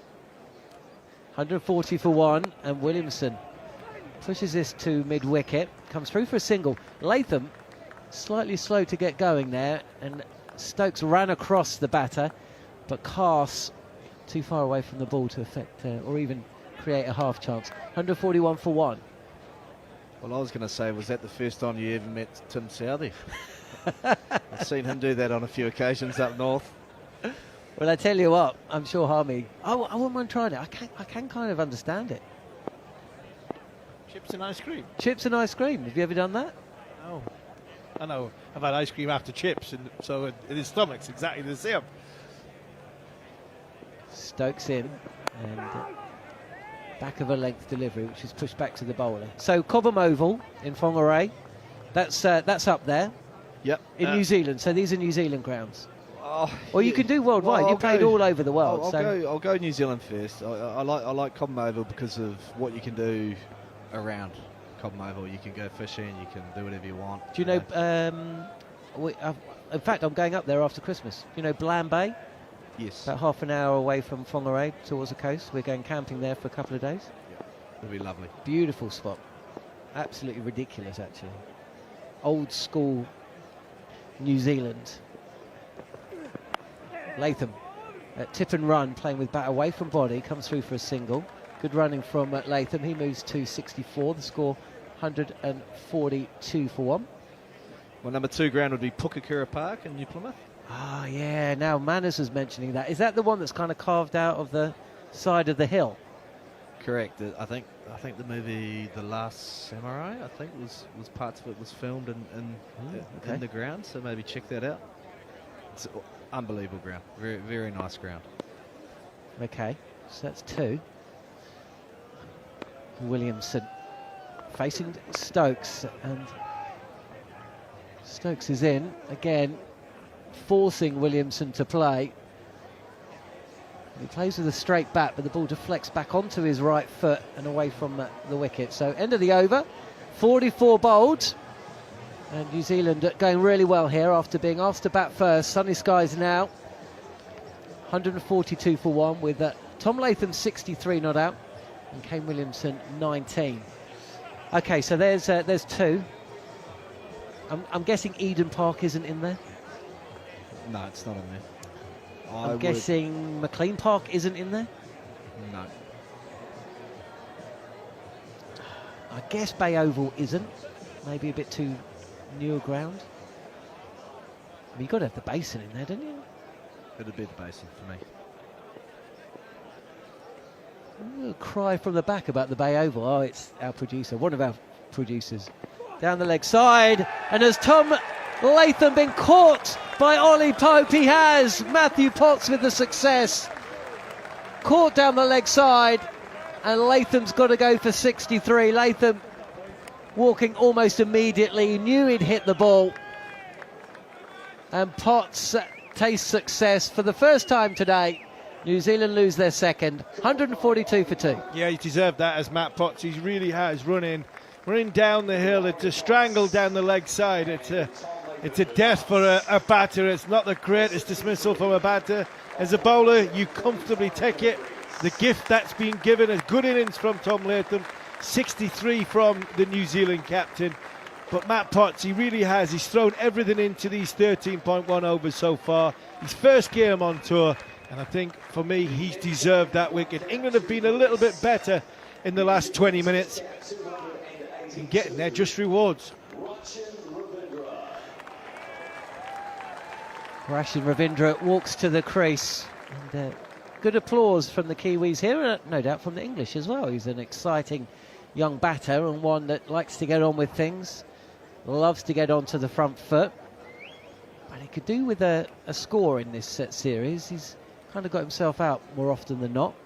Maybe not quite getting the tempo right, but the stage is set for him. Full house, sun out, and 142 for 2 the score. So 45 over old ball, and Williamson's there as well. But England with their second success of the afternoon, wicketless in the morning session, 93 without loss, but now both openers are gone. And Matthew Potts, who was a touch unfortunate in that first session and has bowled 13 overs as well. He's bowled that for me. He's bowled nicely. I think the Ravindra one in the series, I actually think his tempo hasn't been the problem. He's just found a way of getting himself out. I think he's kept a good tempo. I think he just then all of a sudden he plays a shot out of nowhere and then doesn't execute the shot properly. Run down the wicket, gets in a good position, slaps it straight to mid wicket. Gets a short ball, not really sort of trying to get on top of it or going over the top. A little bit of in between. Slapped it straight down deep square's throat, so you can see why Potts now has got a fine leg and a deep square leg out on the boundary. And it's going to be Potts bowling round the wicket to Ravindra. Pitched up and left alone by the new bat. 142 for 2 then. You know this ground well, Anton. What would you say at this stage would be a par score for New Zealand? Yeah, it's a tricky one considering I feel the wicket is probably preparation of the wicket's a day early, but I'm just getting the sense that the ball's starting to maybe do a little bit less, which is making it a little bit easier for the English bowlers just to nestle into a certain line and length.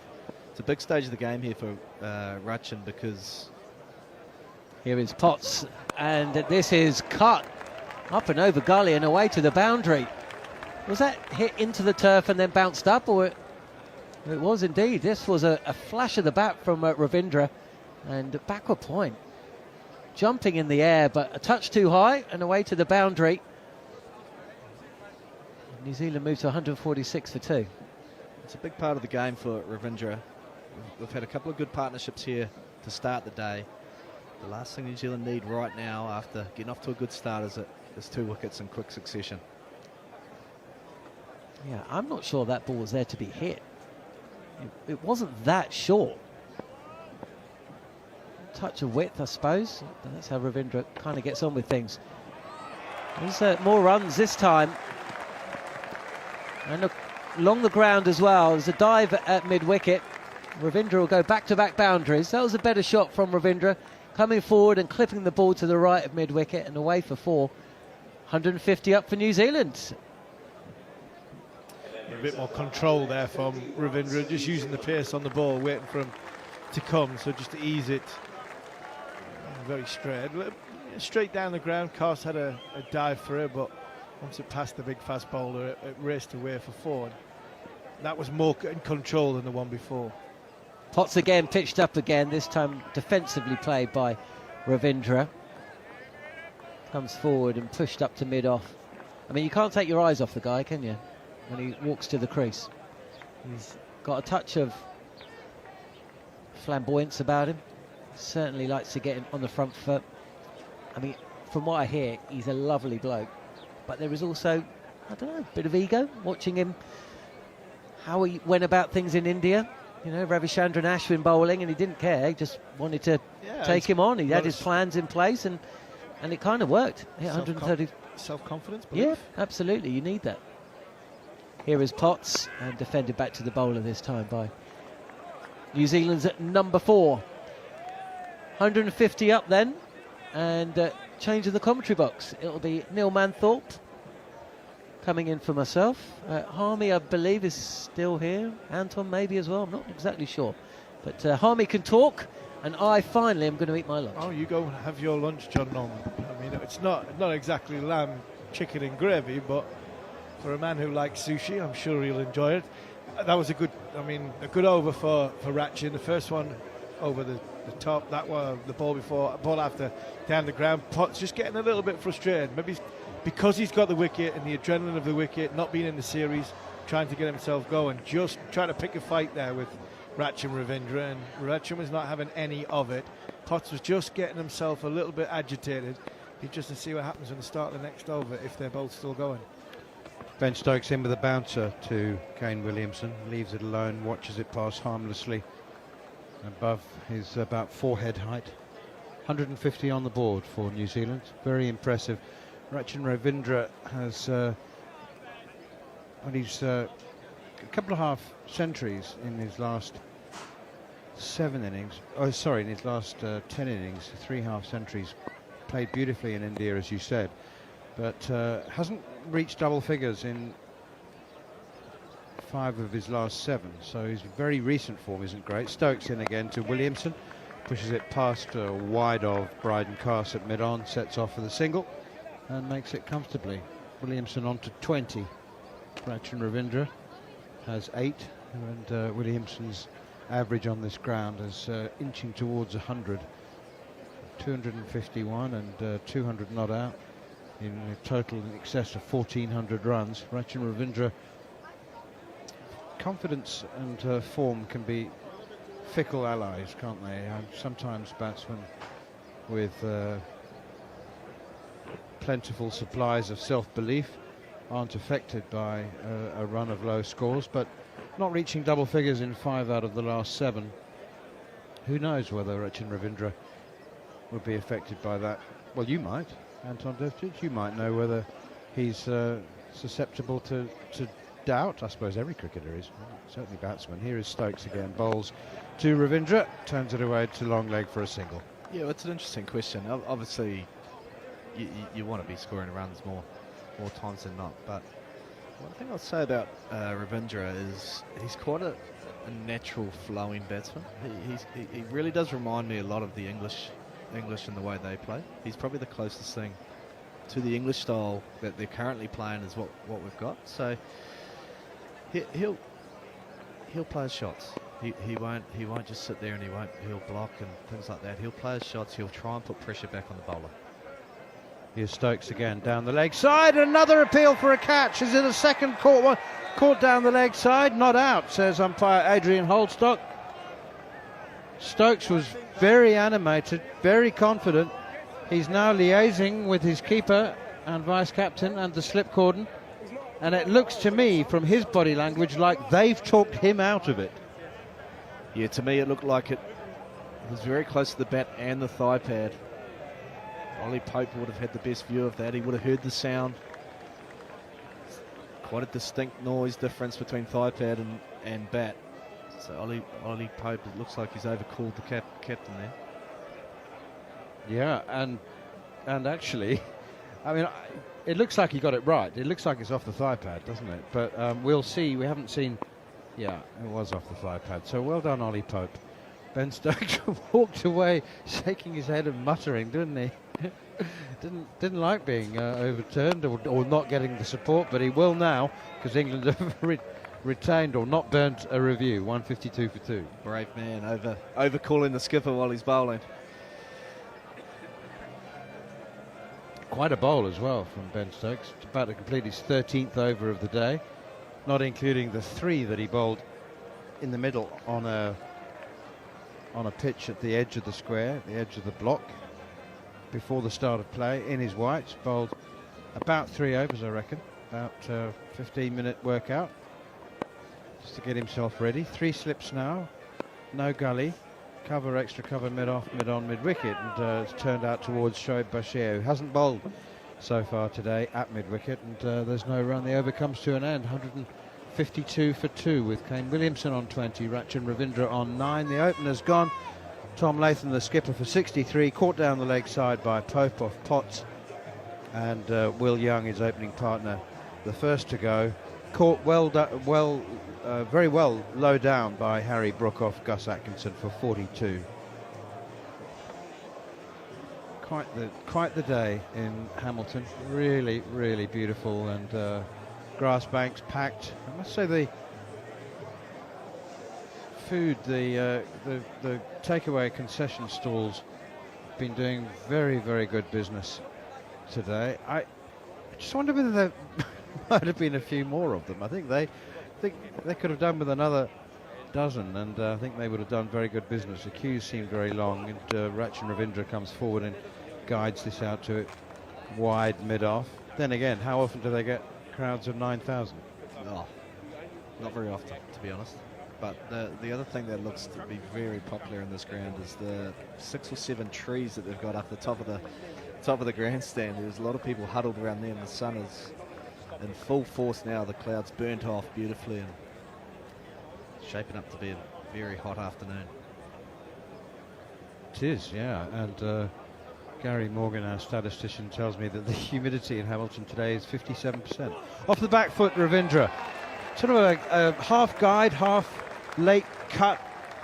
And he's got 4 runs past Gully, down towards the unguarded third man boundary. Chased by Jacob Bethel. I think that's a lovely, lovely shot. I could have got it horrendously wrong. It might have been a thick outside edge, but it didn't look like it to me. No, he's played it on length. The line was still tight.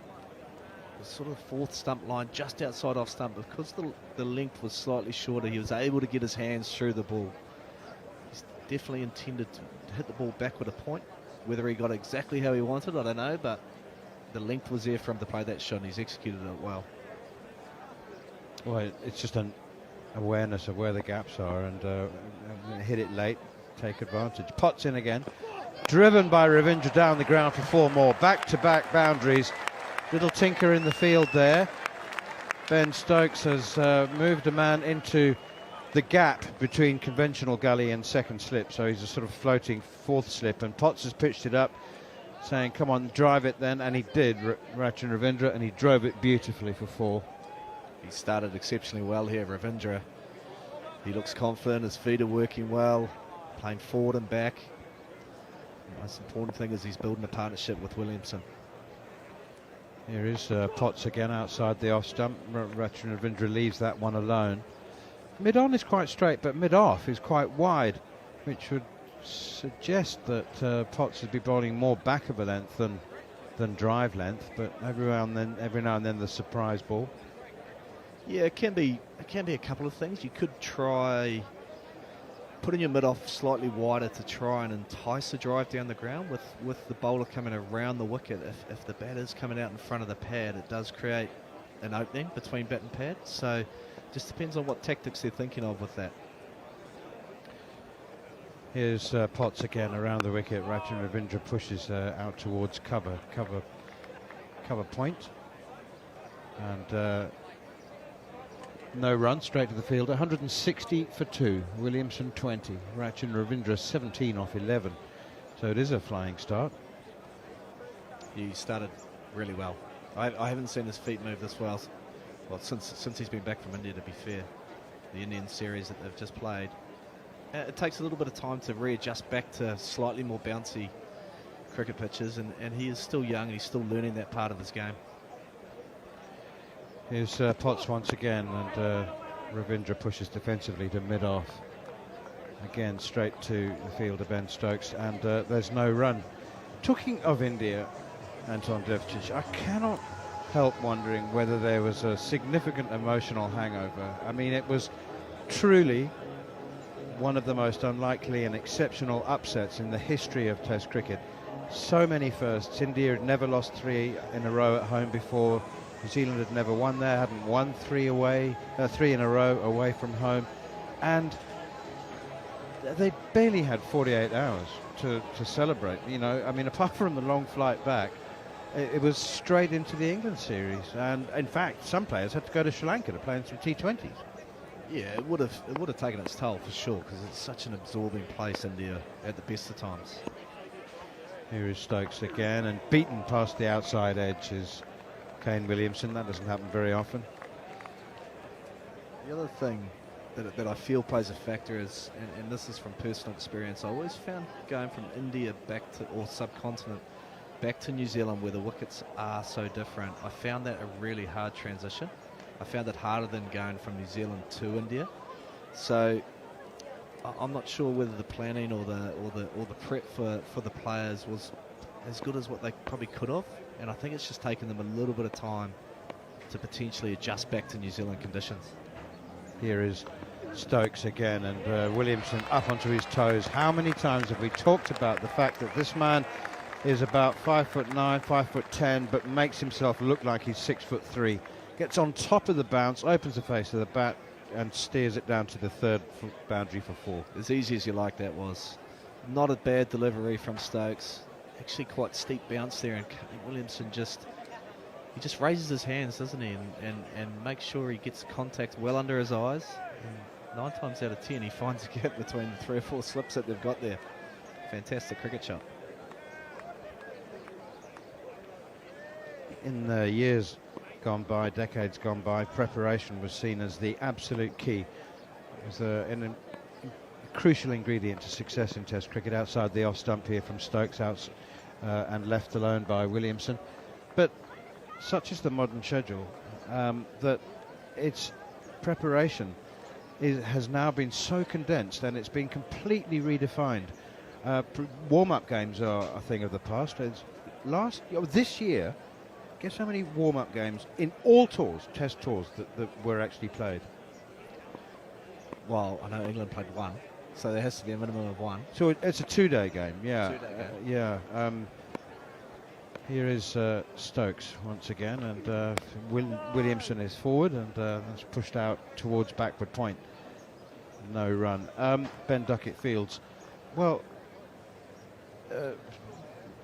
warm-up games with first-class status, so 3 days. I believe the number is 7. That's amazing, isn't it? And you know, barely 10 years ago, less actually, people would have said, well, you can't go straight from T20 cricket into a Test match. You just can't do it. And you know, you need to get back into the rhythm of the red ball game. Here is Stokes again. Williamson leaves once more, and there's no run. But it's now, I mean, so many. South Africa went to Bangladesh, arrived in Dakar 4 days before the first Test match, and won. You know, and they'd barely won there before. And I suppose, really, I mean, the preparation, it's muscle memory more than practical. That's the way it is, isn't it? Yeah, it is. And there's minor adjustments you can make, especially in the the batting department. There's minor adjustments that you can make, like lowering your head height and things like that. But Stokes in again, outside the off stump, left alone by Williamson. No run, 164 for 2. But the adjustment period, there has to be an adjustment period. Like it's very hard just to chop and change unless you're extremely experienced, like a Kane Williamson or, you know, Tom Latham. If you're a young fella and you haven't quite worked out how that looks for you, it can be a challenge, really big challenge, and that's part of getting experience, I guess, is learning how to adjust on the fly and being successful as soon as you get off a plane and go into different environments and pitch conditions. You use other sports as an example. Tennis, for example, you know, the best players before Wimbledon will play 3 or 4 warm-up tournaments, or at least 2 or 3 warm-up tournaments on grass, and Roland Garros, and there's a clay court season. There's 6 clay court events before Roland Garros, the French Open, and that's the way that tennis players still do it. But cricketers are being deprived, if that's the word, of that privilege more and more and more as the game goes on, and they have to make those adjustments from memory, as Anton Devcic was explaining. Right, it's change of bowling now. It's Bryden Carse into the attack, and the first delivery goes past the outside edge of the left-handed Rachin Ravindra's bat, flies into the gloves of Ollie Pope. Williamson 24, Rachin Ravindra 17. It's a very, very good start from New Zealand, and England know they've got a contest on their hands now. This game, we haven't reached tea on the first day, so I'm not going to make any silly statements, but the feeling one gets, certainly, is that this game won't be over in nearly as much of a hurry as the first 2 Test matches were. Here is Carse again, good bouncer. That's not even a bouncer, actually. Maybe it just didn't get up as much as Rachin Ravindra thought, and he had to sway out of the way and drop the hands. Katie Martin's alongside me until tea, former New Zealand wicketkeeper. Well, what a start. Was this you hoping that you'd get another couple of days off? I know the dream was real in Wellington, but I don't think we'll get that here. I think 2 out of the last 8 tests have actually gone into day 5, so that's one positive thing for your day 5 if you've got some golf or activities booked. Down the leg side, and it's taken by Ollie Pope. Actually, I thought there was a reason that Garth Galloway was talking about playing golf at 6 o'clock in the morning on the next couple of days, because he's obviously sensed that there may not be a 4th afternoon or a 5th day opportunity. Are you a golfer? I was very, very much before COVID, and my life had changed dramatically, and I wasn't allowed to play golf living in Cape Town. We weren't allowed onto the golf course, which made absolutely no sense whatsoever. I mean, that's the place where you needed to be. Here is Cast again, bowls to Rachin Ravindra, pushed up towards mid-off, and there's no run. And just strangely, just haven't been able to get back into it. And I look back now and I wonder how I used to find the time. How did I used to find 5 hours? 5 hours? Good. Well, to 4 get hours. there. Yeah, okay. To get there and back and have a couple of thirst quenchers at the 19th. Yeah, I knew there was more to the story that you weren't telling. Anyway, so hopefully I'll get back into it. Here is Bryden Cast once again. Rachin Ravindra pushes that one up towards mid-on. Rian Ahmed is the substitute fielder under the sun hat at mid-off. He's on for Matthew Potts, who's gone off for a, who knows, for treatment, rub down, fresh shirt, cold shower. Don't suppose they'll be jumping in an ice bath with the tea break looming. I will admit that's the biggest challenge as a wicketkeeper is when you consume too many liquids and you know it's still a good hour away before you get to run off quickly to go to the toilet. Whereas fast bowlers, they just run on and off whenever they like. Here is Bryden Cast once again, pushed up towards Rian Ahmed at mid-off again, and there's no run. The 12th and 13th men are making their way onto the field now to provide the England players with a drink. It's not an official drinks break, but Chris Wokes and I think that's Ollie Robinson are running on with a couple of drinks for the bowlers. 49 overs gone, 164 for 2. Are you a golfer? I did take up golf maybe 18 months ago when I retired. I always thought that golf would ruin my cricket because of the fact that if I improved at golf, I'd probably be not as good at cricket because there's certain movements. I also didn't really have the time, but I thought it was a cricketer's thing to do. It's a good networking, be able to chat on the golf course. And then I soon realised that as you start as a cricketer, you usually slice it, and the other players, the good players, hit it down the middle. So you didn't often have too many conversations because I was usually in the other fairway. It's a good sport. Stokes in once more to Williamson. Flicks it out to Shoaib Bashir at square leg. He still hasn't had a bowl, but maybe Stokes will break with his convention and do the conventional thing and give Bashir an over or two before the tea break. Maybe. Quite like the move though. Bashir was actually at deep square and Kane Williamson was able just to get inside the line and manipulate there in singles, so they brought him up, and he's caught him there a couple of occasions, just hitting straight into that field and not being able to rotate the strike. 2 slips in a gully, backward point, extra cover, mid-off, mid-on, mid-wicket to Stokes, who's thundering in. Edge! No! Oh, I thought that he edged that one. And Kane Williamson spun round to follow the path of the ball. That was my sign. He fooled me. No edge and no appeal. 164 for 2.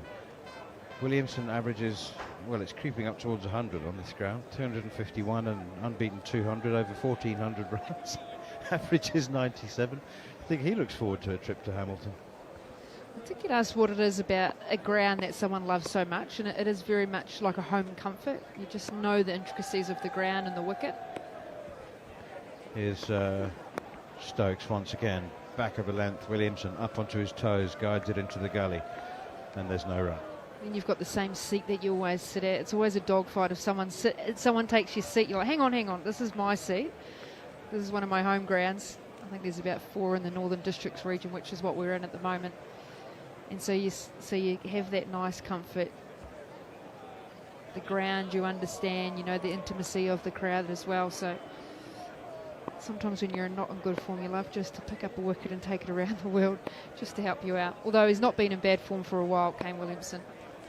Stokes into Williamson once again. When he is at his best, again, like I think all great players, it's the time that he has to play. Ben Stokes bowling mid-130s, that was almost 137, and Williamson just eases forward like someone's throwing him a tennis ball underarm.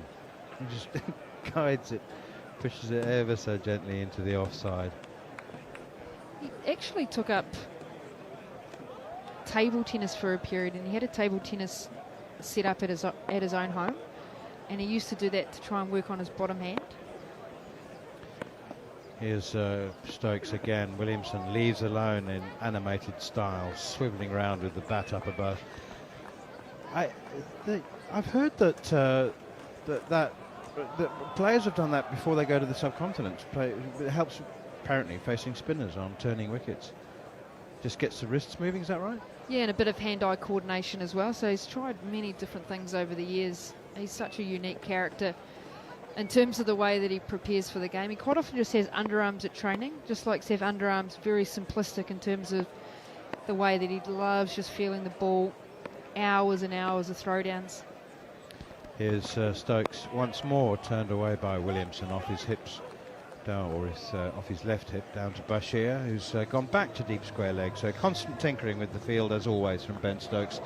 50 overs gone now, and it continues to be New Zealand's day at 165 for 2.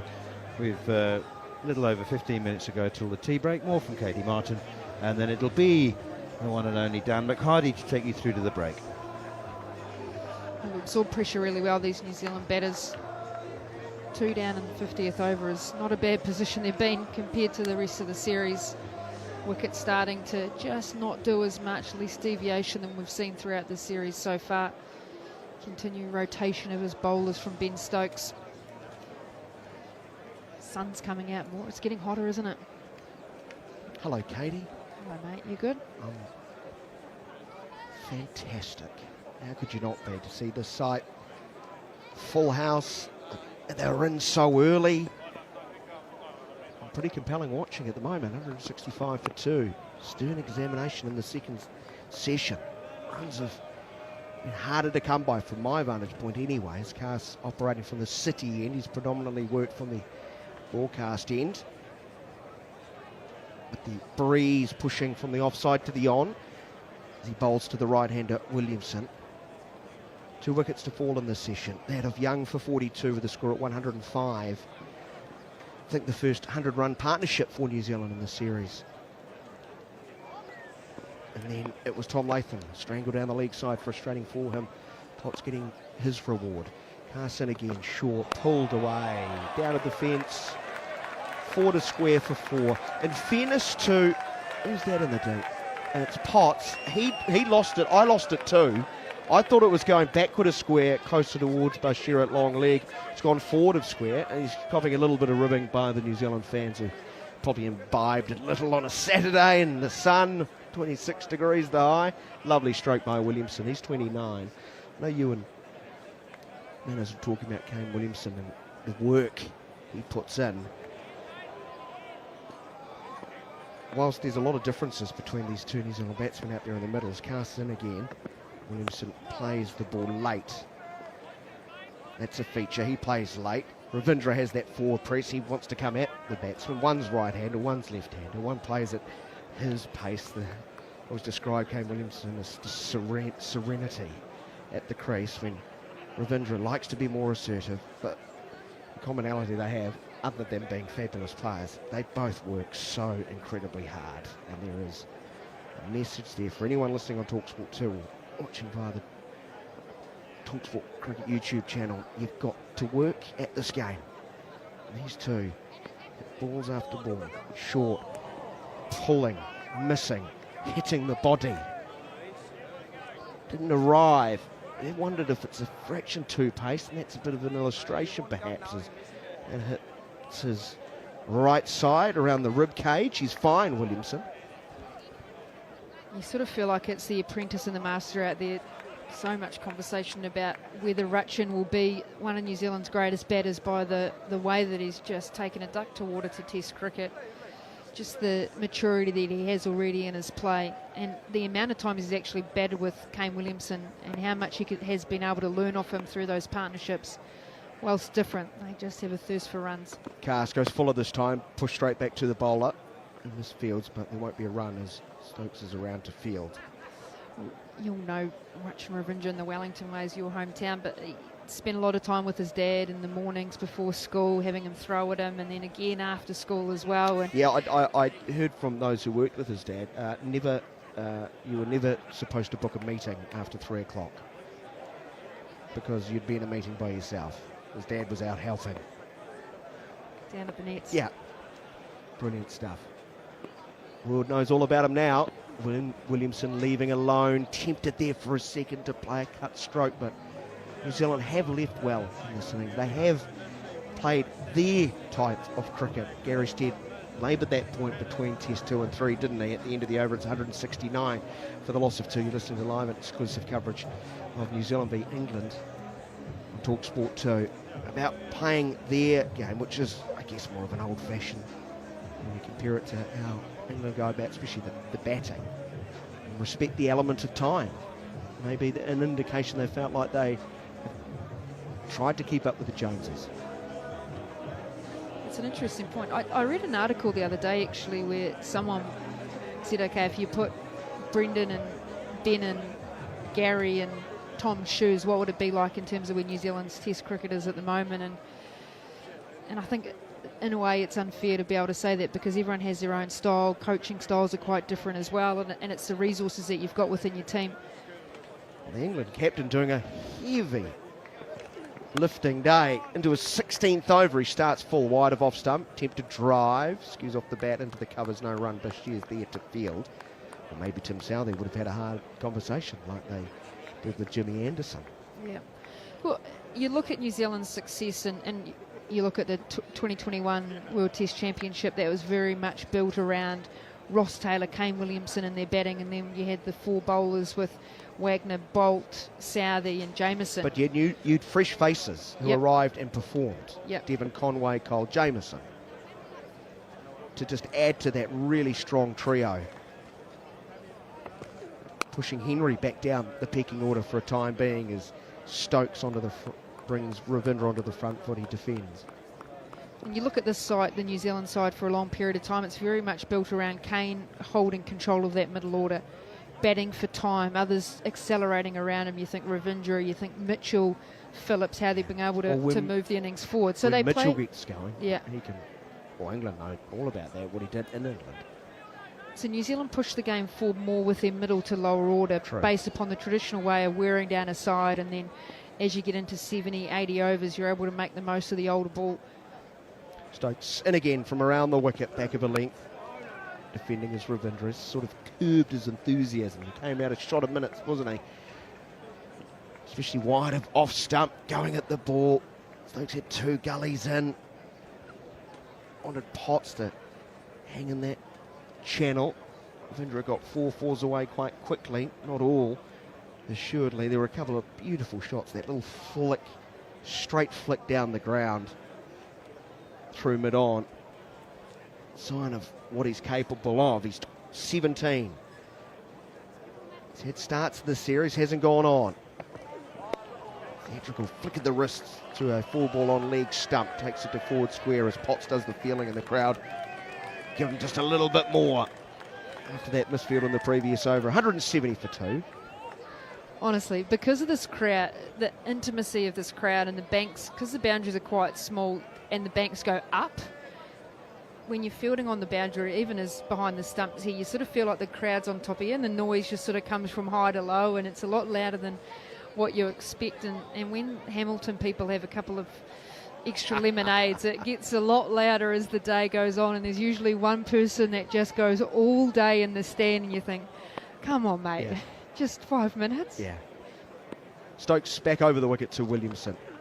2 full, 2 straight, worked around the corner for 1. They're in quickly from the deep. Williamson Won't come back for a second. 171 for the loss of 2, and we can hear now with every single being taken. I think there's that gentleman you were talking about. Let me guess. Probably didn't have breakfast. Probably skipped lunch. Hasn't got a lick of sun cream on. And the tank's reading full. Definitely wearing a singlet of some fashion. Sunglasses and some form of sports cap of an American sporting team. That's what I'm going to go with. Yeah, you probably also got those short rugby shorts Yeah, that a lot of Hamilton yeah, people wear. yeah. Toon toe colour. You've summed it up beautifully. Stokes in again. On middle leg, pushed to mid-on, no run as Bethel is there to field. So Stokes, how many overs can he bowl today? Because he's bowled very well. He's gone past the outside edge. And he's controlled the scoring rate. He's conceding just 2.25 runs off the 16 overs he's bowled. None for 36 with 3 maidens. Cass looks a little, well, by his very lofty standards from what we saw in Test 1, Test 2. He's been expensive, not as threatening. He's got 11 fours in his 11 overs. He's going to continue from the city end. Blue sky above now. That cloud has really dissipated. Lovely conditions. Almost wonder because at that good length they hadn't been getting the same deviation as what we saw in Wellington, that they then just started to push it up a little bit more to try and create maybe a little bit of swing as well. And that's allowed or fed into New Zealand's ability to hit down the ground. Carr starts a new over. Hard length into the hip of Williamson. Turn through square leg for another run. Williamson to 31, 172 for the loss of 2. And they deserved a lot of credit for the line and length they bowled in Wellington, challenging those stumps a lot more than New Zealand did. To New Zealand's credit today, though, Katie, don't you think they've left a lot better outside of off stump? That they've made the bowlers come to them. And I just think England's length has been probably on the shorter side. John Bracewell, of course, former New Zealand player and New Zealand coach, been working with on New Zealand radio, Sport Nation, adamant that if you're going to miss, you've got to miss voice. He'd prefer, especially early, if you miss half volleys. Just keep bowling half volleys rather than back of a length. It's good from Cast this time, challenging that off stump as Ravindra has to defend as he continues around the wicket to the left-hander. I think in the first 10 overs, looked at a stat, they were around 34% in that fuller area, whereas you're spot on, I think they've brought that length back a little bit shorter. It's a plan they do like to Rachin Ravindra. You talked about that wider plan. There's 2 gullies that are in place. Bethel maybe a couple of metres deeper than Ben Duckett, now moving slightly wider to, what, a short third, I would say. And that makes sense because Ravindra, compared to the other 3, he won't leave as much. He likes bat on ball. He waits, bat raised, and punches. No, he's caught in the gully, just like that, Katie Martin, as we've discussed, tried to force the ball, back of a length, healthy edge, and Duckett has a catch. He dropped 2 earlier, tough ones at third slip. This was around waist height, and he's taken it 2 hands, and a huge breakthrough. Is it? Is it, Katie Martin? They're looking, don't tell me it's another no ball. They're just waiting. Oh, the tension is unbearable. 172 for 3 it could be. We wait, we look. There's something behind the line there, isn't there? So that'll be, it's a fair delivery. It's a fair delivery. That was the voice of umpire Rod Tucker. This will be out. Ravindra's just been told, and he goes. His frustrating series continues. Starts, are not going to cut it, Rachin, and he's gone. Caught, Duckett, bowled, Cass for 18, 172 for 3, and that tee, they'll sip it. They'll sip it and it'll taste sweet now, Katie. That wider plan again, as I was just talking about, he likes to press forward, which he touched on, and then he gets high, his hands get high, plays away from his body, his feet never go too far outside that stump line. That's the 6th time this year that he's been caught in that wider line plan. So it's something teams are clearly targeting, his enthusiasm to get after the ball and his limited control in terms of that. It's not up and under, it's that straight bat, high edge. Finally, one's gone to Duckett in a proper catching area. 172 for the loss of 3. So Williamson still there on 31 and Daryl Mitchell. And what they'd pay to get another one. I sense tomorrow it's going to be as flat as a pancake as far as the the pitch out there. New Zealand have to convert this start into something substantial. 348 in the first innings in Christchurch. Ain't going to cut it here at Hamilton. And they were 199 for 3 when Mitchell departed. Someone from a New Zealand perspective, and likely one of these two you would sense, has to take the game by the scruff of the neck and bat for a very long time. Mitchell will see a heavily packed cordon behind him. 3 slips, 2 gullies, a leg slip. 2 men back also on the onside, one just behind square. One a fine leg. Well, Rachin Ravindra will not like looking at the tape and the replay. Not as if we didn't see it coming. Cast, tail up now. Bowling to Mitchell, leaving a foolish ball outside of off stump. No stroke. Well, there's no fielder in front of Daryl Mitchell's eye line in front of the stump. So he's got a deep square leg, he's got a deep fine leg and a leg gully. There's no mid-on whatsoever. And then you've got that packed offside. He loves to get at the ball, he loves to get forward of the ball. That leg gully's in place because he gets his hands out. It creates an opportunity with the extra bounce that we know Cast has got. He got glove down leg side and Wellington as well. As I say, that wide mid-on comes back and up off that square leg boundary. I prefer that. Mitchell departed with a pull stroke in Christchurch, but from memory I think he's put that shot completely away. You imagine looking up and you know that no one's in front of you, so you just get your bat on it. Maybe it was his encouragement just to put his hands at the ball and try and get that one that just bobbles into the leg side where there's no fielder there. Made that adjustment now. Mitchell not happy with plenty of movement just to the right of the sight screen. Sight screen has also gone black, Katie. That doesn't help. The sight screens here, a portion of it is advertised between overs. Could you imagine if Steve Smith was here? We'd be here for the next hour Steve just trying to get the cover. Joe Root. Oh, Joe Root, well, yeah, we're in the bad. New Zealand radio box. We're right above the sight screen. When he was last here at this venue, we got in all sorts of trouble for doing our job.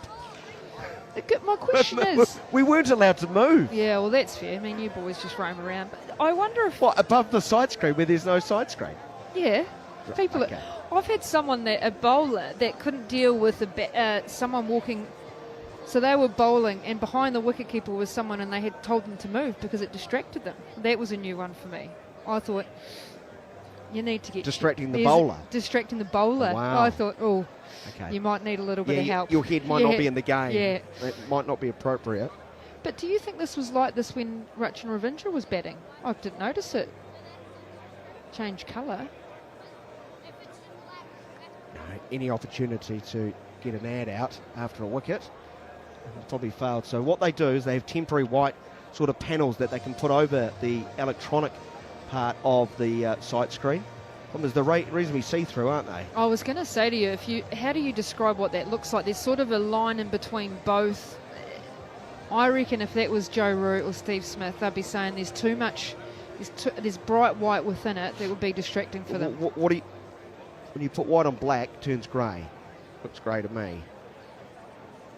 So they've covered the electronic sight screen with 5 white panels. Right. Let's see if Daryl Mitchell's happy enough with that.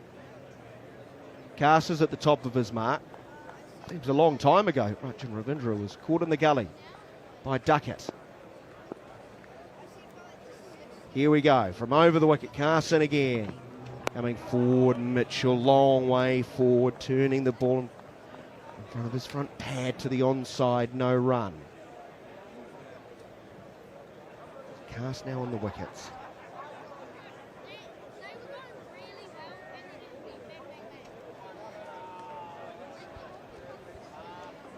Just the extra bounce he's been able to extract all series long, I think, has been the success for him.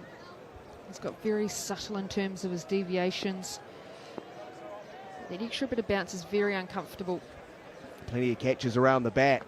And Mitchell wanted to leave. Problem is, the ball didn't want to leave him. It kept coming and strikes him in the midriff. Is that just a misread on line? It's an uncomfortable, awkward way to end the session if you're Daryl Mitchell. Better one if you're England, because in sight of tee, they've got rid of a very dangerous player. Rachin Ravindra runs are dried up after he got off to a sparkling start. He was 17 off 9. But then the next 15 balls, they saw him just add 1 run to that total, and he just could not resist. Another back of a length ball outside of off stump and tried to force it off the half press. He went high off the bat into the gully, and Duckett took a regulation catch and gave Cass his first wicket. Ravindra gone for 18 and 172 for the loss of 3 at tee. You would say that session belongs to the visitors, Katie? 3 for 79 off 25 overs. Just that wicket at the end to break a partnership that was building quite nicely. They've toured away all the England bowlers. They've adjusted their lengths. They're not getting the huge amount of assistance that we've seen in other wickets throughout this series, but just eking away the New Zealand wickets, and the big one of Ravindra, who can control an innings so well. It's of former White Fern, Katie Martin. Let's give you the full scorecard before we take a break from our commentary position. New Zealand sent in, let's not forget that. England chose to field. They made 1 change, Potts in for Wokes. New Zealand made 2 changes, Young in for Conway. That was well telegraphed. Conway back with family with the arrival of his first child imminent. Mitchell Santner into the lineup as Nathan Smith had to make way. New Zealand, job well done. They got through to lunch at 93 without loss, with Latham on 36 and Young on 42. Young, though, struggled after resumption of playing that middle session. He was caught at second slip off the bowling of Atkinson for 42. The score at 105 for the loss of 1 in the 31st over. Atkinson was very good in that opening spell after lunch, while they then got a slice of luck as Tom Latham at villainous edge as he was strangled down the leg side, trying to fly off the front foot. Then Edge Pope comfortably across to his right to take the catch. Potts had his first wicket. The New Zealand captain departed for 63. The score 142 for the loss of 2. New Zealand 3 and 4. Williamson and Ravindra carry so much responsibility in the side. Unfortunately, Rachin Ravindra might want to have another crack at his dismissal because it's softish. As England peppered away at a plan, short outside off stump, or back of a length outside of off stump, tempting him to play uppishly through the point gully region, and he did. He played it into the path of Duckett. He took the catch off the bowling of Cass, gone for 18. The score 172 for the loss of 3. As it is at tee. Potts 15 overs, 1 for 53. Atkinson 10 overs, 1 for 19. Surely we'll see him first up after tee, as we did in this session. He's bowled 5 in each session. Or Cass into the wickets. Can't keep him out of the wicket column in this series. 12 overs, 1 for 48, while Stokes has bowled 16 very tidy overs with 3 maidens, none for 36. New Zealand will resume with Mitchell yet to get off the mark and Williamson on 31 at 172 for the loss of 3. Day 1 at Christchurch, New Zealand invited to bat first. They were 193 for 3, and they went on to lose 5 wickets. And New Zealand haven't been back in the match since. Well, I suppose they did have England's 71 for 4 the next day. They'll probably point out 172 for 3 here at tee on day 1 of this, the 3rd Test match. To talk you through the next couple of hours, it'll be Harmy and Neil Manthorpe for the next 20. Chris Atkinson's going to get the proceedings after tee started. They've gone back to they're staying with their usual plan. I thought it might have gone aggressive. They might go to aggressive after a while, but 2 slips, gully, point, a cover point, mid-on, mid-off, square leg and fine leg for Gus Atkinson. And it is Atkinson running away from us up to the crease, down the leg side here, and a leg glance played by Kane Williamson, but no contact made with the ball. Harmy, who is the member of the England management group who looks like he may have possibly a size 54 chest and a beard? Security. Oh, right. Okay. That makes sense. You've just. I mean, the clues in the clue is in the question there, man. He's massive. He's a big lad. He's a great lad. Yes, he's a great lad. Here is Atkinson again, full outside the stump. You wouldn't get into an argument with him. No, would you? no. But the thing I like about him, I only sort of been in his company or met him, spoke to him a couple of times.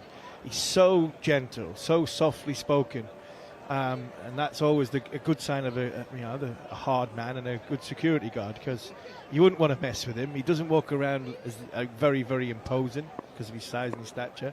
He stays a little bit in the background, but he is their security, and he does it very, very well, and all the lads seem to love him. And Atkinson is in again, back of an length outside the off stump and pushed out towards cover. I don't know whether they still hold these tournaments, but they used to competitions. But they used to have World's Strongest Man events, didn't they? When they'd have to pick up boulders. And yeah, Jeff Kipps just died not long ago in England. You know, Jeff Kipps. There was. I mean, they pick up the boulders, the run with a big. And they got a keg and the keg on the back. Yeah, I can drink one of them. I just can't carry one unless it's inside you. Yeah. Here's Atkinson again, and that's pulled away by Williamson very nicely indeed down towards long leg. It's fielded way down in the distance by Zach Crawley. Finds himself at long leg at the moment. And Williamson moves on to 32. But he has that build. There was a man from Norway, Igor Stigerson, I'm tempted to say, something like that. He was the reigning champion for years and years. It's always on at Christmas time, wasn't it? That's right. Anyway, Yaz has the same build. And I just mention it because I've seen him around the hotel. I've seen him around the whole tour, actually. I've been too scared to introduce myself. Too intimidated, but I'm glad we've sorted it out now, just before we leave. Here's Atkinson again outside the off stump, left alone by Williamson once more. He's on 32. Daryl Mitchell's yet to score. New Zealand are 173 for 3. And if these two batsmen have not remembered or don't have it in their minds that they were in control of the first Test match before suffering a collapse in the final session, I'm sure there will be some members of the England team who may remind them as we go into the final 2.5 hours. Atkinson in again, down the leg side. Williamson sensibly leaves it alone and allows it into the gloves of Ollie Pope. Over comes to an end, 173 for 3. And, well, still no Shoaib Bashir, which I'm just slightly surprised about. I thought we might have had a look at him by now, Harmy.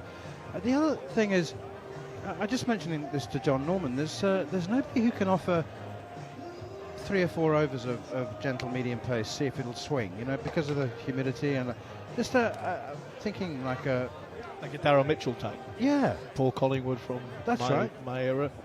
Yeah. I think England's bowlers are very similar, just similar in what they're trying to achieve from off the surface point of view, just slightly different release points, but in a degree of probably 5 to 10 kilometres an hour between each one of the bowlers. It's Bryden Cast continuing to cane Williamson, and that's pushed defensively out on the onside. Marcus Trescothick, Mark Butcher. Marcus Trescothick, yes. They were very reluctant bowlers. I mean, Colley was desperate to get a bowl. He's like Jack in the Box. Colley would be standing there telling the captain the bowlers weren't bowling very good, just so he could get on. Where Trez and Butch were probably thinking, you know, come on bowlers, get your finger out, because I don't really want to bowl. I mean, 2 different mindsets on 70-mile-an-hour bowlers. Being generous to Colley there, 70 mile an hour. I enjoyed Trescothick, particularly in ODI cricket as a bowler. Full and wide outside the off stump here from Cast, and Williamson offers a no shot. Ian Bell was another one who had, you know, little phantom swingers. You know, run up and bowl sort of stump to stump. But yeah, you're right. None of the England bowlers or England batters. Harry Brook has a Test wicket. Yep, he's got one, hasn't he? He got it in New Zealand. Was it not Kane Williamson? It was Kane Williamson. Yeah, it was Kane Williamson at the basin, wasn't it? So I people scoffed and mocked, but I think Ben brought him on in the first session, didn't he? Yeah, he did. Yeah, controlled 2 overs. Outside the off stump again, Williamson leaves it alone in dramatic fashion and walks away after it. Was that just a comic relief moment? Yeah, I then? think so. I think he had been bowling the nets, hadn't he, and tried to convince everybody that he was an all-rounder. I mean, at this moment in time, I would chuck the ball to anybody in the tier. I would actually ask Ollie Pope to take his pads off rather than ask Harry Brook to do something that might cause him an injury the way he's batting at this moment in time. Yeah, I mean, he hasn't bowled since, and so I like I said, it strikes me as a bit of a comic relief moment. But I mean, if he could offer 3 or 4 overs once every 3 or 4 Test matches, in a situation like this, that's driven by Williamson up to mid-off. Ben Stokes does the fielding. There's nothing wrong with having another bow in your quiver, even if it stays in the quiver mostly. Yeah, if you're bringing somebody to bowl little seamers on, I think you as a captain, you look around and think, I picked the wrong team here. You've got 3 spinners as well. England have got 7 bowling options. Bashir to bowl, then you've got Root, you've got Bethel. So there's only really Brook, Duckett, Crawley, and obviously Pope, that aren't recognised bowlers. Here is Carse once again, and banged in short, doesn't bounce much. Williamson makes it look so easy. Again, Carse is not bowling at his quickest. I mean, it's clear that it's not the pain necessarily that is preventing him from bowling at closer to 140 than 130. It's just maybe it's more of an inconvenience, isn't it? I mean, it's not the pain, because if he was in significant pain and he thought it would be affecting his bowling, he presumably wouldn't be playing. Ollie Stone is in the squad. It's short and wide and cut by Williamson for 4. That not best delivery that Bryden Carse has bowled today, and in fact it was in the high 120s, 129 kilometres an hour. So he's definitely not on top of his game, but he does have 18 wickets in the series. So why wouldn't you play him? Yeah, I think that was always going to be the hard thing for Ben and for Brendan, and a decision to make to continue with Carse. I think you had to play him if he was fit. You had to play him because what he's done in the series so far and trying to keep that momentum going. And he's been a revelation in this series, a real find for England. But he looks tired now. He's 13 overs in and he looks as though he's tired. And that's possibly a danger with the body he's got with injuries. Gus Atkinson continues now. Kane Williamson. Daryl Mitchell up onto his toes and pushes that out to Matty Potts, who is fielding at cover. Just thought I'd make a point of reminding people that Matty Potts, like Bryden Carse, is a genuine athlete. He's not a fast bowler that needs to be tucked away somewhere quiet down at long leg. Matthew Potts at cover. 2 slips in a gully, 3 in a row on the offside, 2 on the leg side on a long leg as Atkinson is in again, bangs it in short. Mitchell plays it very easily. Gosh, it looks like it's flattened out under this hot sun today, this pitch. Yeah, it looks as though the ball's got soft now. It really does. It looks as though it's got soft. I think England they've gone what, 55.2 overs so far, trying to sort of bowl good length, trying to sort of catch behind the wicket. I just wonder, when they go to the short ball tactic, who have they got to go with? Because Carse looks as though he's a little bit out of puff. Stokes has had a couple of long spells. Mitchell now pushes one to cover. He's looking very skittish. He wants to get off the mark. Daryl Mitchell, it's the 9th ball that he's faced, and again it's gone straight to Potts. And so it's either go down the short ball route, which England have done earlier than now in previous Test matches, or they try and bring Shoaib Bashir in to see if there is an element of spin. They might do both. They might go, right, we'll go short ball from one end and spin from the other end, and see if the batters, either Kane Williamson or Daryl Mitchell, take on the spinner while the short ball's in tow. Atkinson in, beauty. And that one beats Daryl Mitchell. That came out of the blue. I think it did. I mean, Daryl Mitchell is not normally one of those batsmen that plays deliberately inside the line of the ball rather than leaving it alone. And I suspect that one did absolutely beat him.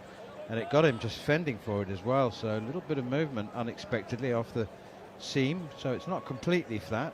The ball, that is. The seam on the ball. 2 slips gully, backward point. cover, mid-off, mid-on, mid-wicket, long leg, nothing changed. Here's Atkinson again, bowls to Mitchell, who pushes it to cover again. Matty Potts does the fielding.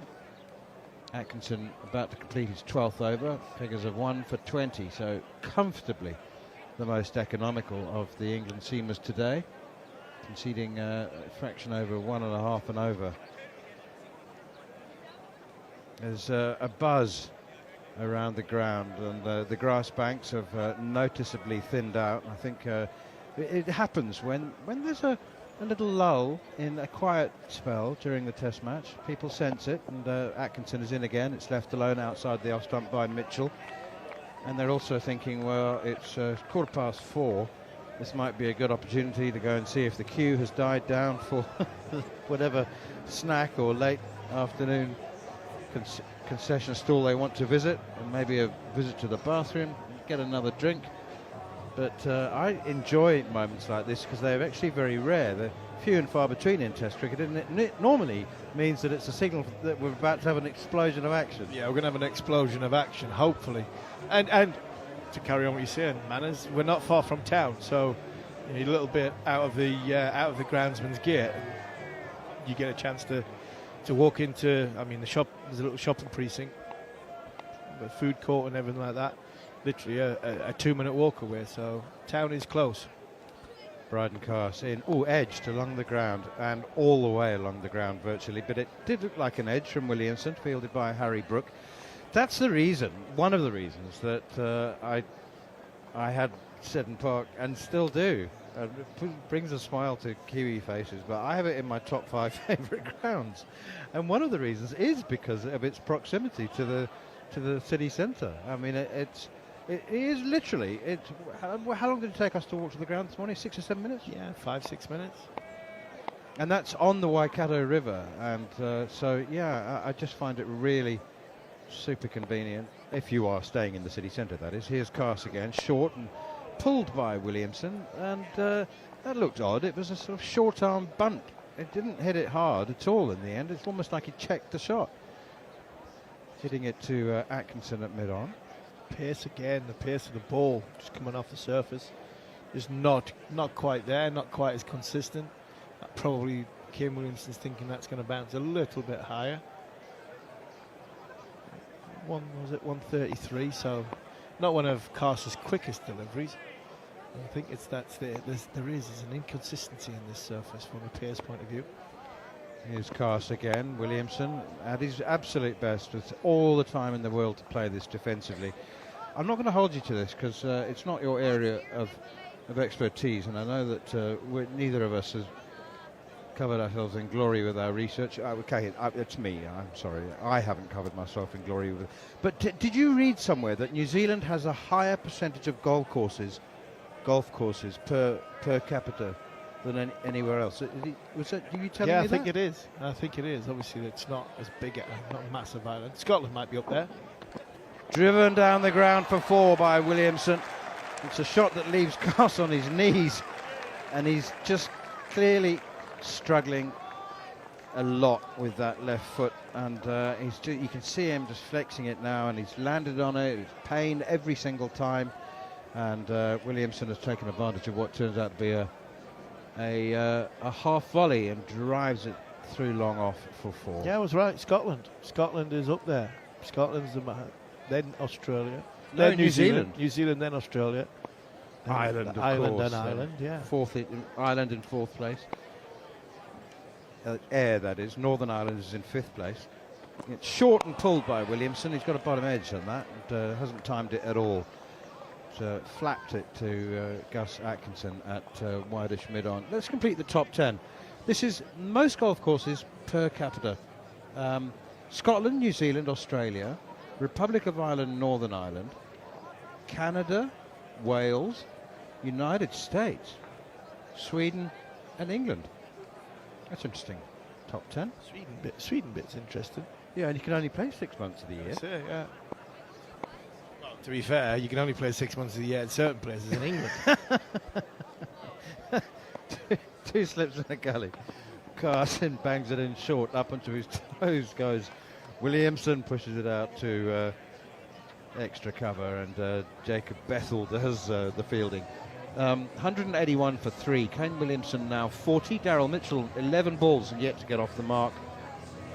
But you went to the effort of bringing your golf clubs with you, which is impressive. But you've only had 3 hits, haven't you? No, 5. I've played 5 times so far. 5 times. Scott's played 4. Tell us a little bit more about them, because I think John Norman's coming to take over. I mean, New Zealand's beautiful. Garth Galloway took us to St Andrews, Hamilton last night. We teed off at 4 o'clock. Garth flew in from Christchurch, got himself in his golf kit, flew in, and we had a game last night, which was very, very nice. It's Daryl Mitchell facing it to get off the mark with Gus Atkinson pitching a delivery up to the right hand, who's faced 11 deliveries. Does start his innings slowly, doesn't he, Daryl Mitchell? He made his debut against England here. It's his home ground. But you don't feel like it's not like when you used to play with Kevin Peterson and he was so itchy to get off the mark. The Red Bull run was coined. Don't feel like that with Daryl Mitchell. Comes forward again and pushes this delivery on a length from Gus Atkinson up to Ben Stokes at mid-off. How you doing, Harmy? Very well, very well. I'm waiting for the game to really ignite. Well, 181 for 3. New Zealand tootling along, just over 3 and over. Yeah, it's 3 and over, but I feel as though the day's gone quite sort of slowly and mundane. There hasn't really been anything sort of really, really exciting. England have bowled a few bad balls which have been put away. 2 slips and a gully in places. Mitchell's takes a little step down the track to Gus Atkinson. He bowls back of a length and it's defended again. 93 runs in the first session. The afternoon session, 3 wickets falling, with New Zealand adding just 79 runs, and that in itself on a track like this, there's no chance that England only score 79 runs in an afternoon session, and this is following a pattern that we saw in Christchurch. In terms of the run rate, just seems to be slowing Mitchell again. Trying to get forward, does so successfully, pushes up to Bryden Cass at straight mid-on, no run. 181 for 3, but the problem with this is, from a New Zealand perspective, we're 23 overs away from the second new ball. England's seamers have been bowling all day.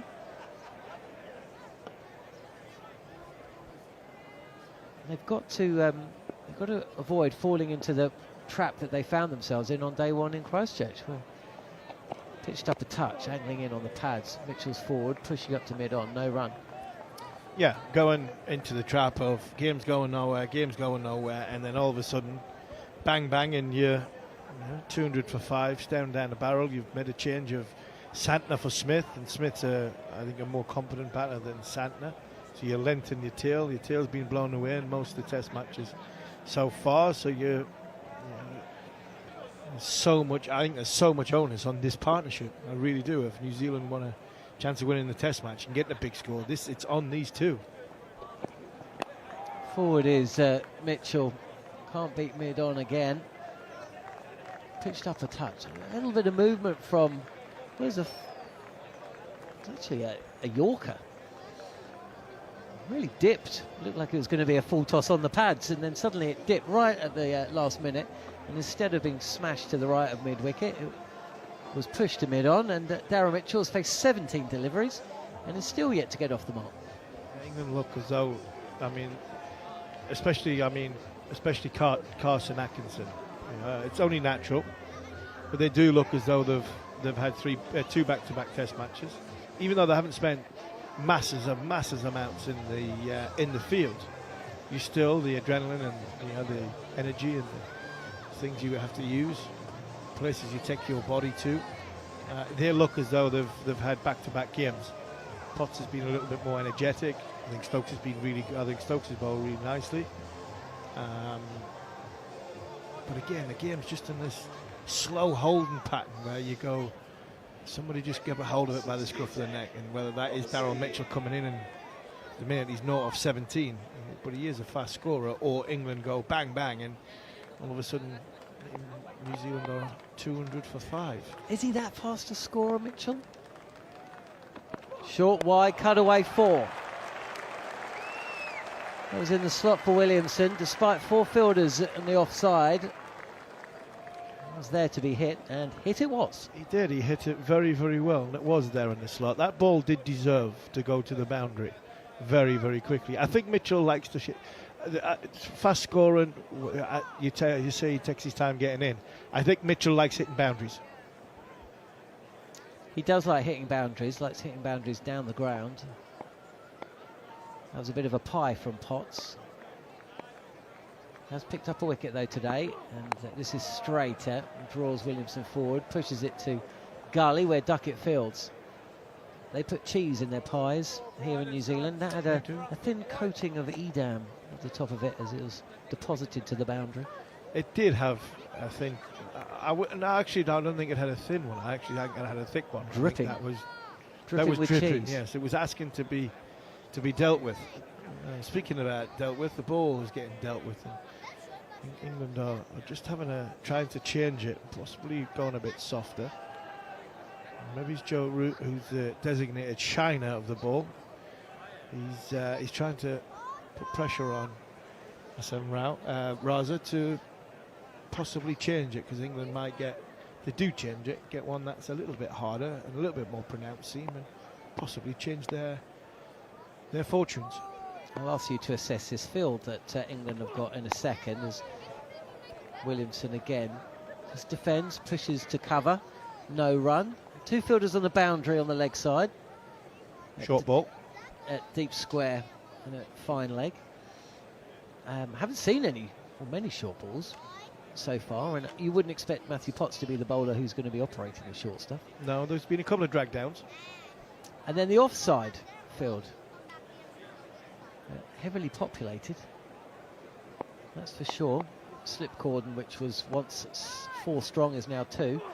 As Williamson just opens the blade a fraction, tries to guide the ball down to third, but there's Crawley at kind of short third. There's 2 slips in place. There's a point. Duckett at cover point, and then extra cover is Stokes. No one out on the boundary unless they're signing an autograph, and I can't pick them out.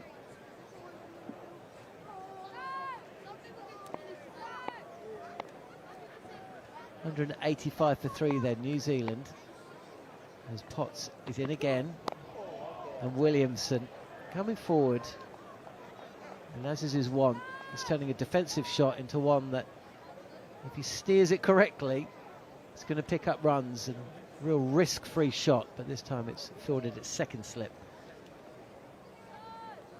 Williamson is kind of batter, I imagine. Kind of guy that would have been happy painting the what's that big bridge in San Francisco? Golden Gate Bridge. Chance and bowled. Williamson's gone. An inside edge is deflected back off his thigh and back onto middle stump. Potts has struck. Williamson's got to go for 44. And New Zealand 185 for 4. The slow death of the ball going back onto the stumps, painting the Golden Gate Bridge. Another coat on them stumps, and he might not have knocked the pails off there. Oh, how unlucky is that for Kane Williamson? Defended it into the ground. He's tried to kick it. I don't think he's kicked the stumps, but the ball has gone back onto the middle stump. Despair for Kane Williamson, elation for Matt Potts, and Matt Potts' energy throughout this, what has been 59 overs, has got him 2 wickets, and I think he's deserved them. Well, a touch of misfortune there for Williamson, who once again has gone off to a start, but can't kick on. And New Zealand, sad to say, are doing what they did in Christchurch, and on several occasions of late, battling away, getting themselves into a decent position, but they just don't seem to have the ability to put the pressure back on the opposition, inviting pressure back on. And here we are again, it's Mitchell and Blundell. Mitchell 0 from 17. Blundell fresh from his century in second innings at Wellington. Anton Devcic joining me in the commentary box with New Zealand 185 for 4. That's the price you play for playing the ball so late. He did it previously in this over and played it really well, but this one just looked like it nipped back on him slightly, which changed the trajectory of where the ball was going to end up. And as he tried to kick the ball away from the stumps, but couldn't quite get it in time. Left alone, Daryl Mitchell faces delivery number 18. Still yet to get off the mark. 185 for 4. Yep, misfortune there for Kane Williamson, but England have just kept at it all day. And they will feel they're getting reward. 3 wickets in the afternoon session, now 1 in the evening. On a pitch which is still giving them a little bit of swing, but he's pretty unresponsive. I think in the past most teams would have batted first here, but the game has changed in recent years. Oof, this isn't far from that catching mid-wicket. Pushed towards Bashir, and it drops about a metre short from Mitchell, who was on the shot a fraction too early. Atkinson, who on his introduction to Test cricket was pushing 140 kilometres an hour, he was talked about as a replacement for Mark Wood, Jofra Archer. He's never really bowled anywhere near that kind of pace, but certainly seems to be a little down on his pace today. Has picked up 1 wicket though. Pitched up, driven by Mitchell, and finally off the mark with a well hit 4 along the ground. Stokes will retrieve the ball, and New Zealand move on to 189 for 4. Again, that ball there still showing signs of swing. So also the reason why we haven't seen Bashir just yet is there's still enough there for the seamers to get rewarded, and they have toiled away over the last session, and they have improved with their lines and lengths, and they've made it more difficult for New Zealand to score, resulting in wickets coming in clumps. And as you said a little bit earlier, new ball's not far away, and New Zealand are really starting to fall into a trap of digging a bit of a hole before that new ball. Atkinson again, touch shorter, and on the up, driven nicely through cover. A chase on, but the ball will win. And Mitchell will go back-to-back 4s. He moves to 8, and the score 193 for 4. It's an amazing change of gears for Mitchell here. Didn't look like playing a shot in anger for the first 15 balls, but back-to-back he's gone boundary. Not the worst of delivery again. The first boundary, maybe just a little bit over pitch, but it was a very good shot down the ground. And then Atkinson just pulling his length back slightly for that one. Mitchell taking advantage, playing a nice punch shot off the back foot through the covers for 4. Tilts two slips in place with the gully point, cover and mid-off. As Mitchell's forward again, driving nicely, but straight to Stokes. So no run. He is a player, and you know him well. Played for Northern Districts alongside each other, who does take a while to get going at the start of his innings. Very strong down the ground. He's got a terrific record against England. And now I suppose maybe he feels a Blundell at the other end, despite that 100. He's aware New Zealand might be falling into the trap that we've been talking about as he comes forward and places this to Bashir running in at mid-wicket. No run. 193 for 4, end of the over. Atkinson being hit for 2 boundaries in his 14th over. New Zealand 193 for 4, and this is really important. Hour and a half or so for New Zealand. They need to get to stumps, maybe losing 1 more, but otherwise they would have thrown away another good position. Yeah, definitely. It's a tricky situation in the game right now for New Zealand, and one of Daryl Mitchell's strengths is when oppositions are coming hard at him and the odd verbal altercations coming in, he really does thrive upon that. And losing Kane Williamson, his most senior batter in that over, he'll feel obliged that he needs to dig in here, and he'll really front up. He's so good at just absorbing pressure and concentrating when the time's right. Blundell about to face his first delivery. Potts is in and he drives. fielded at extra cover. And Blundell's approach for this innings will be fascinating, because he walked to the crease at Wellington. I don't think he would have been dropped for this game, but certainly there was a lot of chatter about his position. And he went at England. I think he strike rate of about 86 throughout his innings. He was dropped by Bethel at third slip, but it was a real tough chance, real tough. And then from that point onwards, he just went at England. It wasn't T20 stuff. It wasn't that he threw everything out the window. This time gets behind the ball and pushes up to mid-on. But I mean, that shot actually suggests he's going to continue where he left off at Wellington, the first shot that he played. You need to stop landing a few blows, New Zealand, and it's no good waiting until you're 2-0 down in possibly your last ever Test match before you do so. Well, Tom Blundell is he's a skittery starter. First 20 balls, he's very vulnerable, and it all depends on how he starts his innings, generally how it sort of ends up. So, oh, well, we shall see. Potts is in again, and this time it's exaggerated movements, almost Steve Smith-like, somebody in the back of the box suggested during that Wellington Test match. Push to cover, no run. Spin to these two boys in particular is a really good option, especially Tom Blundell coming out early. He is a fidgety starter, and he can struggle to get his feet going. Darryl, although he's got better at playing spin, initially while he's getting in, he can make mistakes. So Bashir's not a bad option at this point in time. Potts again, and on his toes, pushing to cover is Blundell. His record, we covered a series in India, the one before last, by New Zealand, and Blundell scoring, his record was extraordinary. I've left my book at the back of the box, but it was something like 3 runs from 97 faced. It was that kind of... Thank you very much, Manners. I'll have a look. It was like extraordinary. So when New Zealand went back last month, I was wondering whether he would change his approach. And he did a little bit. He didn't score a lot of runs, but he scored them slightly quicker. Driving, square of the wicket, and fielded by Bethel at point. No run. I'll have a little look back. But certainly against spin, I mean, his record in Asia and outside of Asia, he averages mid-40s outside of Asia. Blundell. Yeah. I think for Blundell, it's...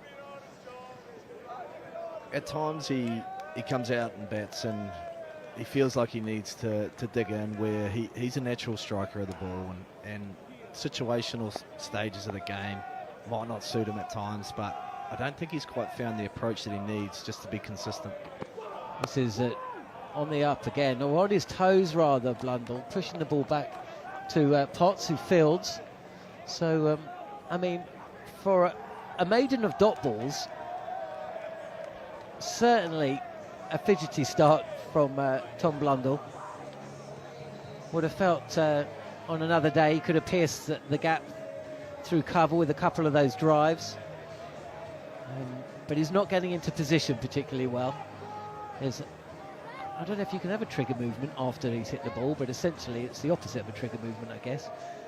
He's on the move and dancing around, but he has just hit 100 against England. That's right. Hopefully he comes away with a bit of confidence from that, and more so hopefully he's come up with a nice little method for him to try and start his innings, because, as I said, he is such a flowing batsman who likes to play shots.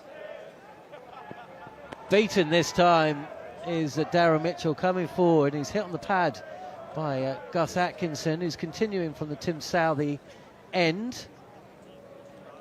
How have you felt?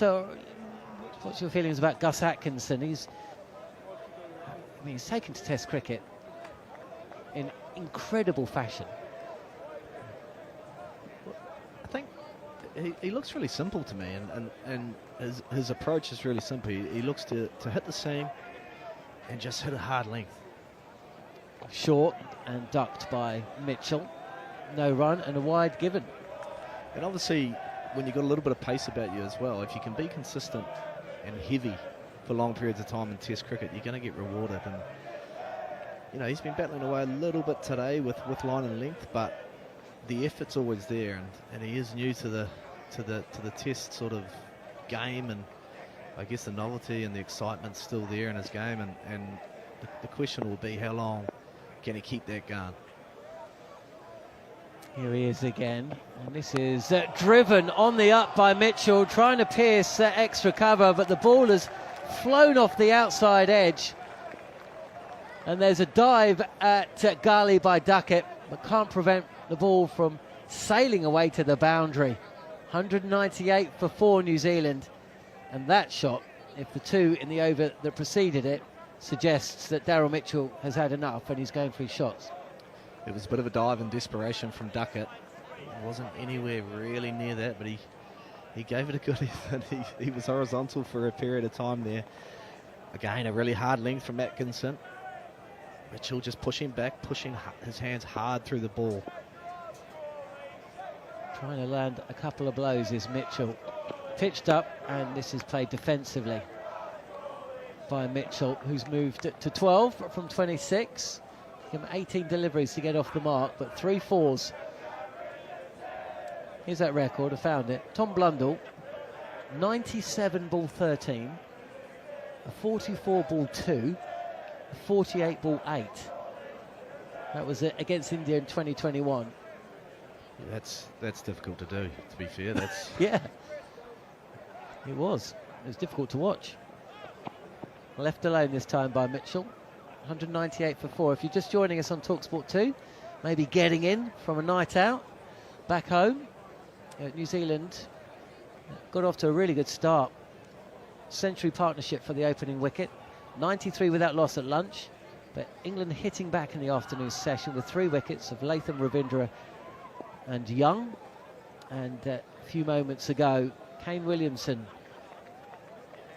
inside edging the ball back past his pads and onto the stumps for 44.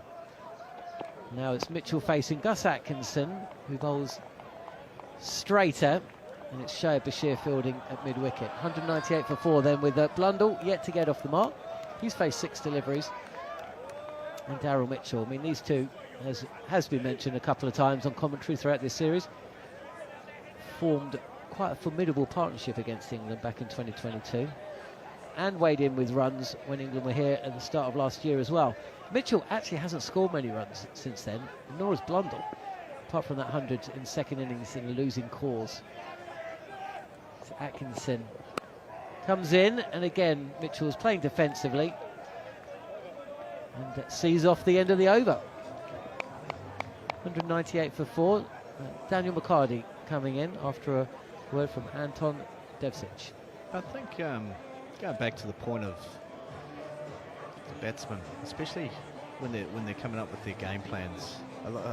When you're in bad form, a lot of game plans can be revolved around how not to get out. Where the sense that I get from the English players, it's all their game plans are formulated around how do I score runs, and at the end of the day, the game's about scoring runs. Yep, you've got to preserve your wickets at times when the bowling's too good. But I think if you formulate your plans too much about getting out, you can get yourself into a bit of a hole. And Blundell, obviously, those innings where he took plenty of balls to get sort of 10, 15 runs, compared to the test that he played down in Wellington last week, there's a clear and obvious reason why he scored the runs. 198 for the loss of 4 as Blundell leans forward defending Potts into the offsides. No run afternoon. Anton 115 off 102 balls for Tom Blundell. Dropped on naught, of course. A flashing chance at third slip high and to the right. Not taken, and then he took his chance in an otherwise fairly futile effort with the bat for New Zealand in that test match. The way they're tracking here, they'll get to 90 overs. They'll bat a day. Combined, bowled out for, I think it was 89.4 overs, which you've played a lot of cricket at the Basin. Yeah. That's just not good enough. Second innings, generally very friendly. Here's an edge, not taken at first slip. It was to the right of route and his feet went to the left. Body going one way, couldn't react. It was low ankle height. That should be taken, should it not? It's going to be 4. 202 for 4. That was a teaser in between first and second slip. I feel that it was dying on first slip. I'm not sure it would have carried. It did kind of carry, but Joe Root was just off. He went the wrong way. He went to the inside, and it went to his right. Harry Brook did well to stay still. But in the end of the day, it was another dying edge. We've seen a few of those today with bowlers created the chances, but the Knicks are just dying in front of them. Potts shoulda, coulda, had his third. He's in again. Full round off stump line. Blundell comes forward, defends. You just feel England know they're in a great position here. With New Zealand getting through the first session without the loss. That wicket of Ravindra, and what they've done so well, have been able to apply that pressure for a long period. They seemingly were unable to do that through the first, 30, 35 overs of this test. Bowling in partnership.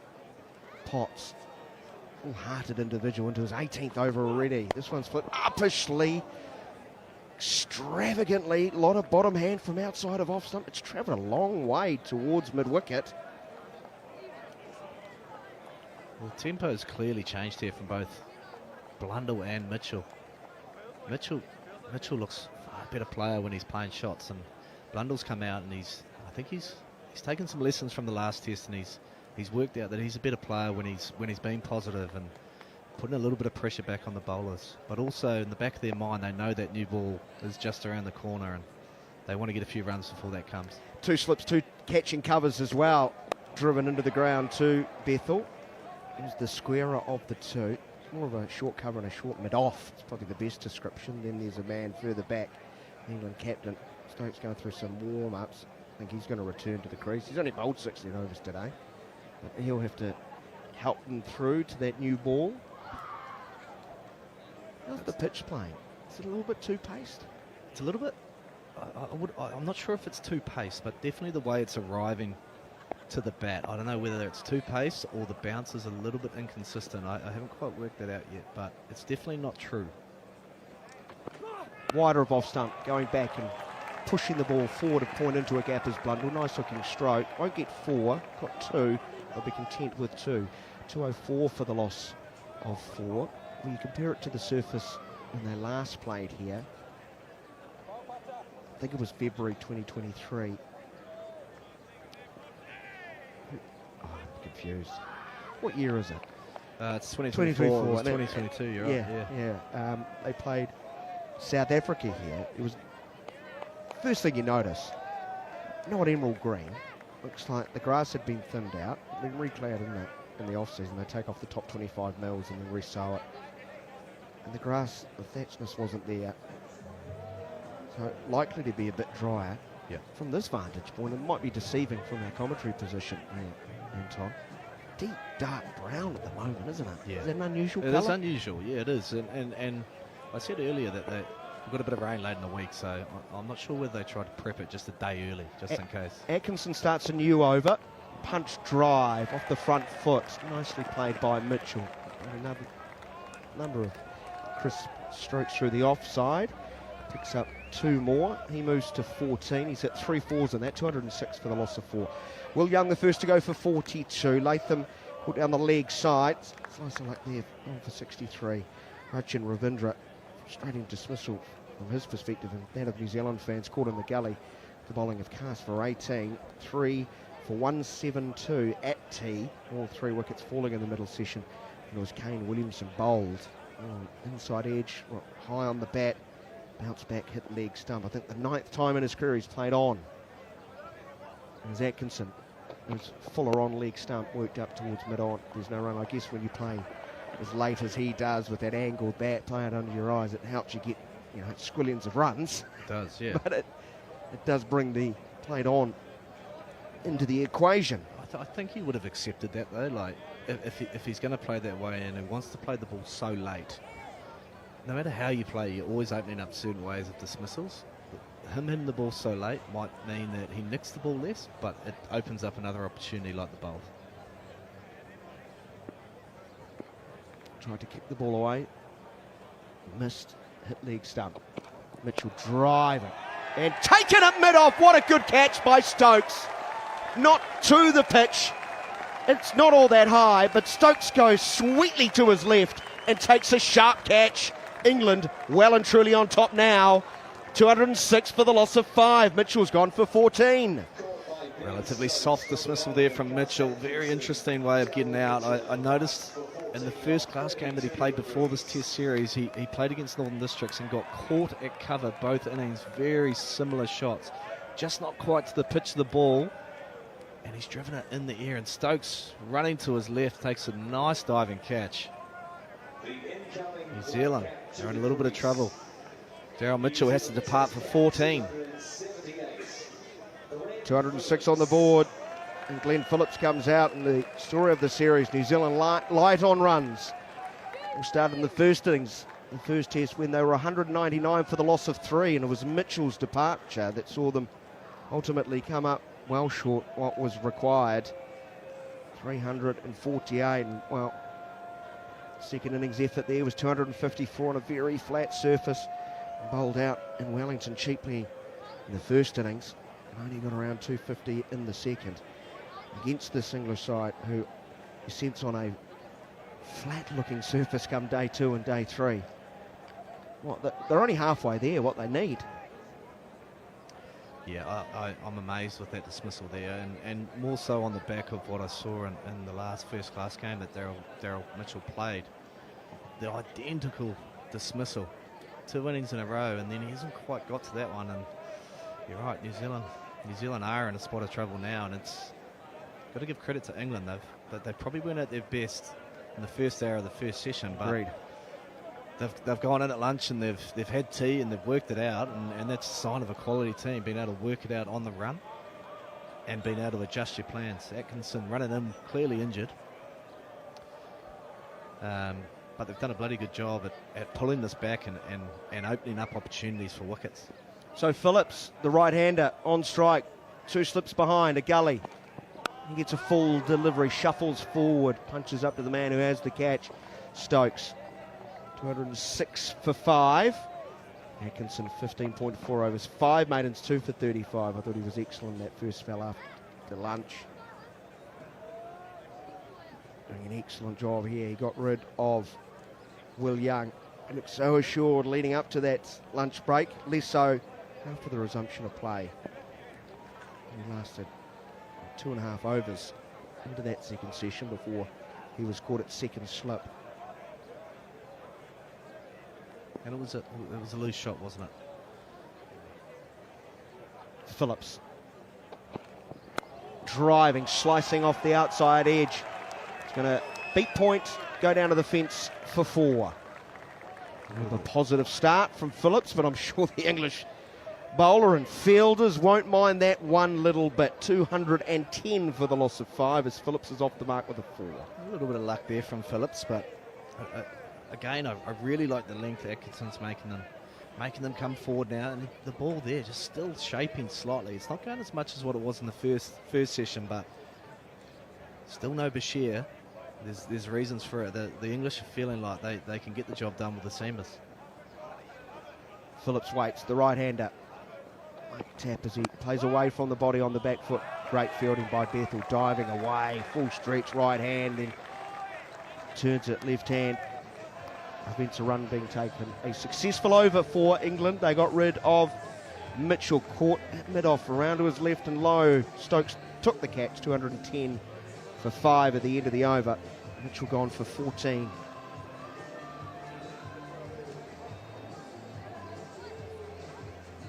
What do they say? Don't judge a pitch until both teams have batted. And I guess that's our job, to offer opinions along the way. We look foolish, so be it. Well, I don't think it's a bad wicket by any stretch of the imagination. It's always been a wicket here at Sydney Park where batsmen struggle to fill in for long periods of time, and you know that's the challenge of Test cricket. Kane Williams. Except for Kane Williams, yeah, loves it here. But he's been here for decades, so he knows every blade of grass on this pitch. Well, he got 44. That's a failure by his very lofty standards of this ground. Potts has been impressive starts, hard length on off stump. Defending from the crease line is Blundell, no run. 2 slips, those 2 catching in the offside, one at cover, one at short mid off. Deep square gully, you would say. Kind of a bob each way position is Crawley. Yeah, the field suggests that they're clearly trying to get Blundell to play through to point, down to third man, because they open the face. Open the face. He's already nicked one through that area, which, you know, Joe Root probably should have got a hand to at least. Blundell waits, pots in again from the city end. Targeting off stump, he shuffles right across this time, defends with the straight bats. But the great thing with what we're watching here is you can, well, what the field England have got, you can actually tell, you can actually look and see what sort of plans they're trying to bowl to. They're not just running in bowling, hoping for the best. They're actually got plans and they're trying to execute them. And they're a smart attack, there's no doubt about that. You saw the adjustments they made in Christchurch after a sloppy opening session. Clearly the best bowling unit in Wellington, no doubt about that. Potts into the side for this test match, goes a little bit fuller this time. Blundell has to come forward, pushes to cover, no run. And Potts has played his parts, come in for Wokes, 18.3 overs. 2 for 63. He looks so fit and strong. Looks like he just bowl and bowl and bowl. Yeah, he's very strong lad, isn't he? He's and he probably didn't start as well as what he liked, but he's played bugger all cricket throughout the series, and there's always going to be an adjustment stage for him. And what he's done, especially after lunch and after tea, has been exceptional. A third catching cover. It's a cordon of covers. It's too short though to entice any front foot drive from Blundell, pushing to the onside. So Stokes has come from that quite wide mid-off. He's alongside Bethel. A short cover, short extra cover, short mid-off. Well, it's great captaincy. It's encouraging the drive. They want him to play shots because they feel that he might not be as technically, I guess, sound as what some of the other players are. So they're encouraging shots. They're encouraging him to try and score runs because it will open up opportunities. Potts moves in again from over the wicket. Does go fuller on this occasion, wider of off stump, but respecting the fielder's Blundell, pushing to Bethel once more. He's doing well, Blundell. It'd be very hard for me seeing that field and not wanting to thrash one through the covers. It's instant 4 if you get it good, but you go over cow. Well, that's the offside for a left-hander. So he's doing a good job just holding himself back for now, but he's got to do it for a long period of time. And Ben Stokes at the moment seems to be pulling all the strings. Long strides of Potts. Goes wider of off stump, tumbling stop. Bethel's been excellent in the field again. He's called into action. Full length dive to his left. Prevents the run. That is the end of the Potts over. 2 for 63 off his 19. It's 210 for the loss of 5. You used to pepper the fans and white ball stuff here. I'm surprised no one accused you of assault. Well, it's when I got out the changing room, got a touch up too. To be fair, I wasn't the happiest of blokes when I got out. But really, nah. What did you used to do? Throw? Were you a equipment thrower? I was a thrower, but I got it out of my system within 20-30 seconds, and then I was good. You know, I wasn't one of these guys. There was rationale to it. I'm going to explode here, and if you're in the fallout zone, unlucky, but then I'm going to be fine. But I'll be good afterwards. Yeah, I never wanted to go the other way and be the guy who sulked for a session. You know, that annoyed me more. Was it here you scored that ridiculously fast 100? In T20? Yeah. No, it was the smallest ground in New Zealand, Pocket That's Park. right, that's right. Here is Atkinson in again. Played straight back to the bowler by Phillips. Don't tell the TalkSport 2 audience that. The site's enormous. Huge, one of the most picturesque grounds on the planet. There's no doubt about that, Toki, is it? It is, but it's basket case small. I mentioned to someone earlier that 100 took my average from about 8.5 at that ground to about 14. So it wasn't the happiest of hunting grounds for me. Army getting to a bit of Bon Jovi from over the wicket. Atkinson full, well down the leg side. Good stop from Pope. Yep, Car's just coming off for. Oh, sorry, Atkinson just coming off for an over. He's back on there now. A little bit of a wild one there. Glenn Phillips.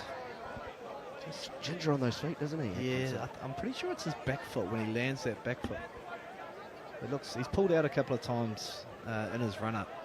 It seems to be just when he lands that back foot, something's not quite going the way he wants it to. Shuffles in, not long strides, gathers, bowls, back of the length. Phillips defending right over the top of the ball. Oh, there's a Coney sighting in the commentary box. He's about to join. Well, might be a sign for me to get out of here, if that's the case. One of the best. Interesting to get his perspective on how things have changed so mightily. New Zealand were at one stage, remember, 142 for the loss of 1. England had bowled much better in that second session.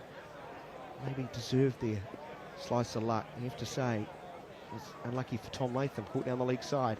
Phillips, powerful punch off the back foot, good stop by Stokes, low into his left. At mid-off, no run. There's a nice shot from Glenn Phillips. He looked really strong on that one. Again, the length just slightly shorter than full, but Phillips he's got his hands high and he's punched strongly, and a really nice positive shot that.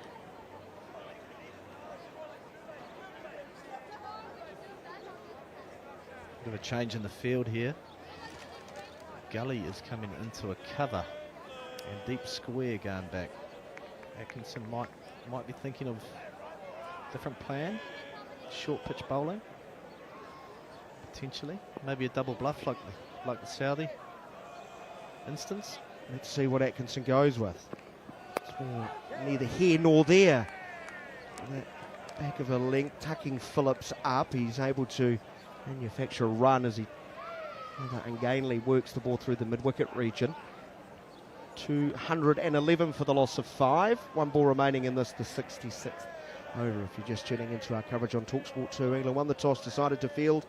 New Zealand 93 with that loss at lunch, then 172 for 3 at tea. Since tea, they've lost. Williamson bowled Potts for 44, and Daryl Mitchell caught by Stokes at mid-off of the bowling of Atkinson. There's the cordon of covers again.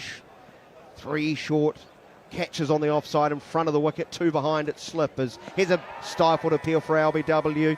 Atkinson not interested whatsoever. He turns around, trudges off.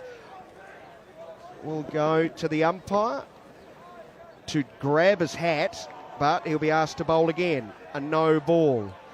Adrian Holdstock puts out the arm, makes the signal to the scorers after Rod Tucker in his ear had told him a no ball. 212 for the loss of 5. That is the 3rd no ball of the innings. Blundell on 6, waits. Atkinson bowls nice and straight. Pope liked that from behind the wicket. He thought there was another LBW shout on the way. Not the case. That is indeed the end of the over. This time, better late than never. 212 for the loss of 5. Blundell 6. Phillips is on 5. Atkinson now 17 overs, 5 maidens, 2 for 41. And just a second or two will be Neil Manthorpe. And once Coney's stop talking to everyone else in the commentary box, he'll pick up a microphone. Thank you very much indeed, Dan McCarty. 212 for 5. So new ball in 14 overs time. Must say that England have made a conspicuous effort to improve their over rate. I'm tired of being fined on a semi-regular basis for being behind the required 15 and over. They're not up with the 15 and over, but it's just been a lot better. We had 14 in the first hour, so that set a very positive tone. Which headphones are mine? I suppose it doesn't matter really. Here is Matt Potts continuing from the city end, and that one keeps a bit low, it squats a bit, and it's played out behind square on the offside to back the point, fielded by Zach Crawley. I must say, we've been quite conservative, if that's the right word. We've been quite gentle in our criticism, or observations and descriptions of the pitch, but it certainly hasn't been conducive to easy and fluent stroke play throughout the course of the day. Here is Potts once again, and that one driven to backward point and caught by Zach Crawley. Oh dear, again, it just illustrated very timelessly what I was saying. The ball's not coming onto the bat unless it's a rank half volley. It's been very difficult, nigh on impossible, to drive with any confidence on the up. And Glenn Mitchell has thrown his hands at that one, trying to drive through the offside. Little bit of movement away from the right-handed Phillips, and he's just open face of the bat, slapped it straight to backward point. Zach Crawley takes a very, very straightforward catch. And New Zealand's hard work in the morning session, and indeed the first half of the afternoon session, now being undone in slightly familiar fashion, unfortunately. We've seen this before in Christchurch. 212 for 6 now, and they are in a spot of bother. And I'm joined by Jeremy Coney, as Dan McHardy said, right on time to tell us about this pitch, Jerry. Thank you very much. It's a blancmange of a pitch.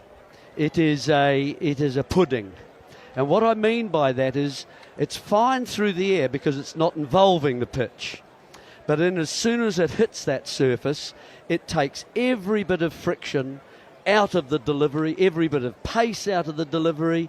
It absorbs it all, and it goes very slowly towards the batsman. So it's very hard to time the ball. You either get in behind it and whack it over, as you know, into an area presumably where there are no fieldsmen, but it takes out the hours and hours and hours that batsmen put in to just nurdling the ball, to manipulating the ball around and keeping the score going. And as long as bowlers don't pitch the ball very well up, and we can certainly instant times today where we've seen drives played down the ground where there's been some over-pitching, or if they drag it down really short, you can get a cut or a pull shot away, but that kind of limits you, I think, to the shots that you can really play with some safety here today.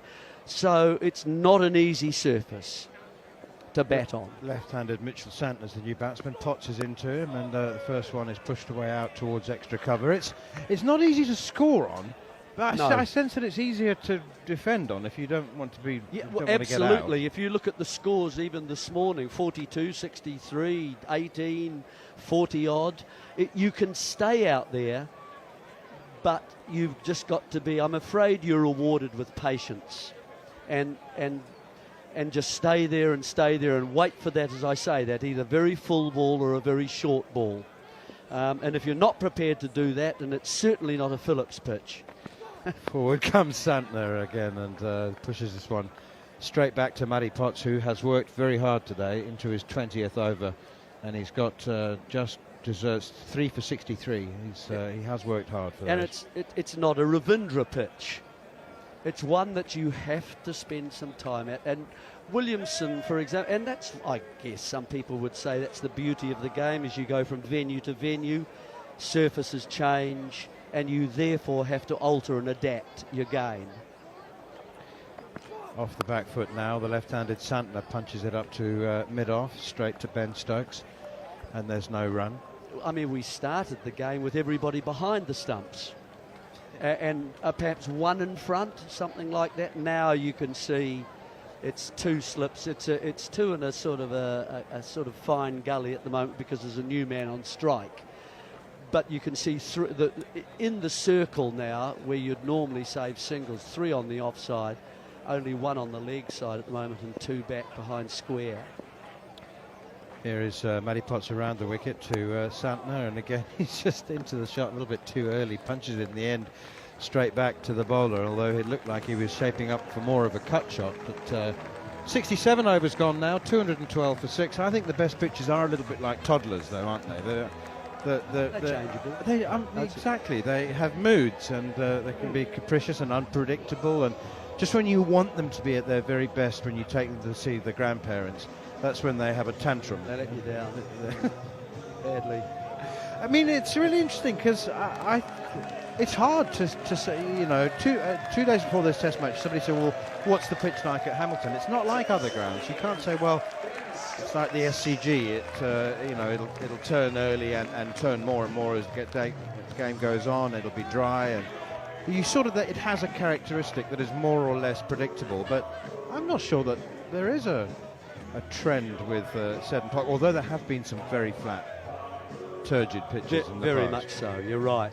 And maybe they're trying to change it a little bit. They've certainly got an area of this pitch where they have brought into another clay to try and help it a little bit. I don't know which side this one's on, to be honest. I couldn't tell you.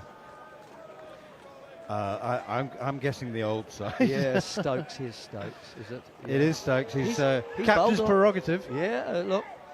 What's he bowled? 12. He's bowled a lot of overs. 16 or 17. Yeah, 16 at the moment. Not bad for the four-seamer on day one. He brought himself on at the end of the first innings at the Basin Reserve. Bowled 14 balls, took 3 for 5.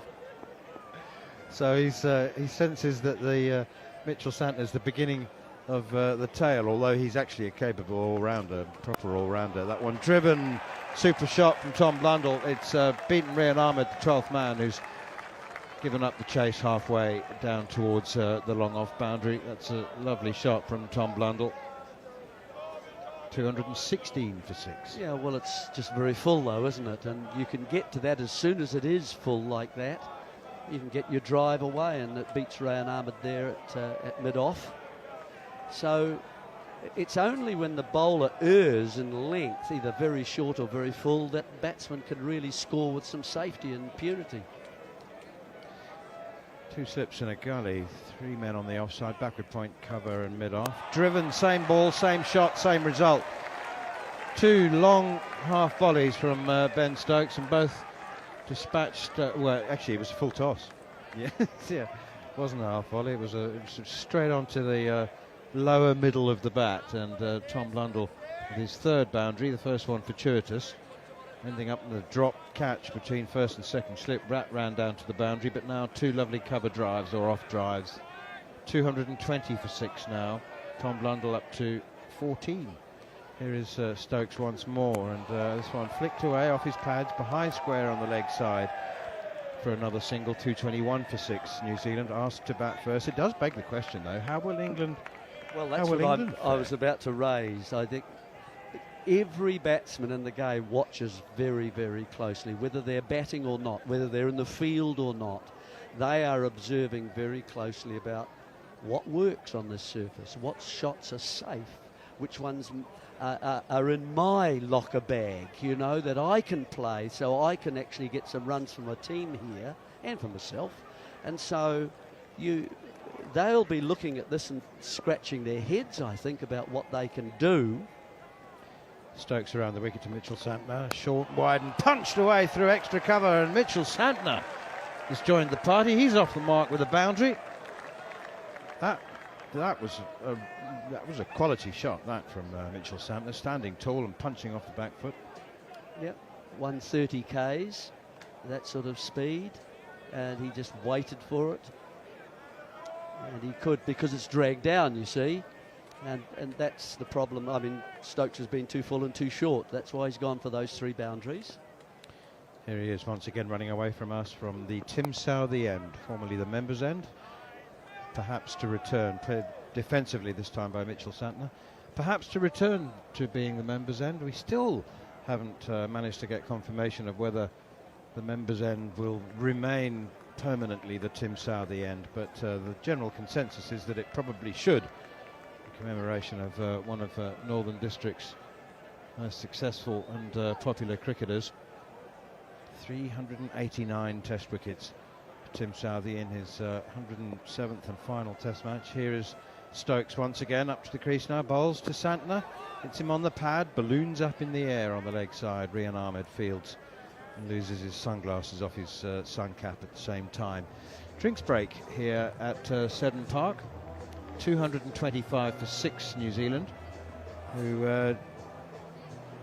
as I said earlier, worked very hard in the morning session, reaching 93 without loss. And in fact, the opening partnership went on to 105 before Will Young was caught by Harry Brook at second slip off Gus Atkinson for 42.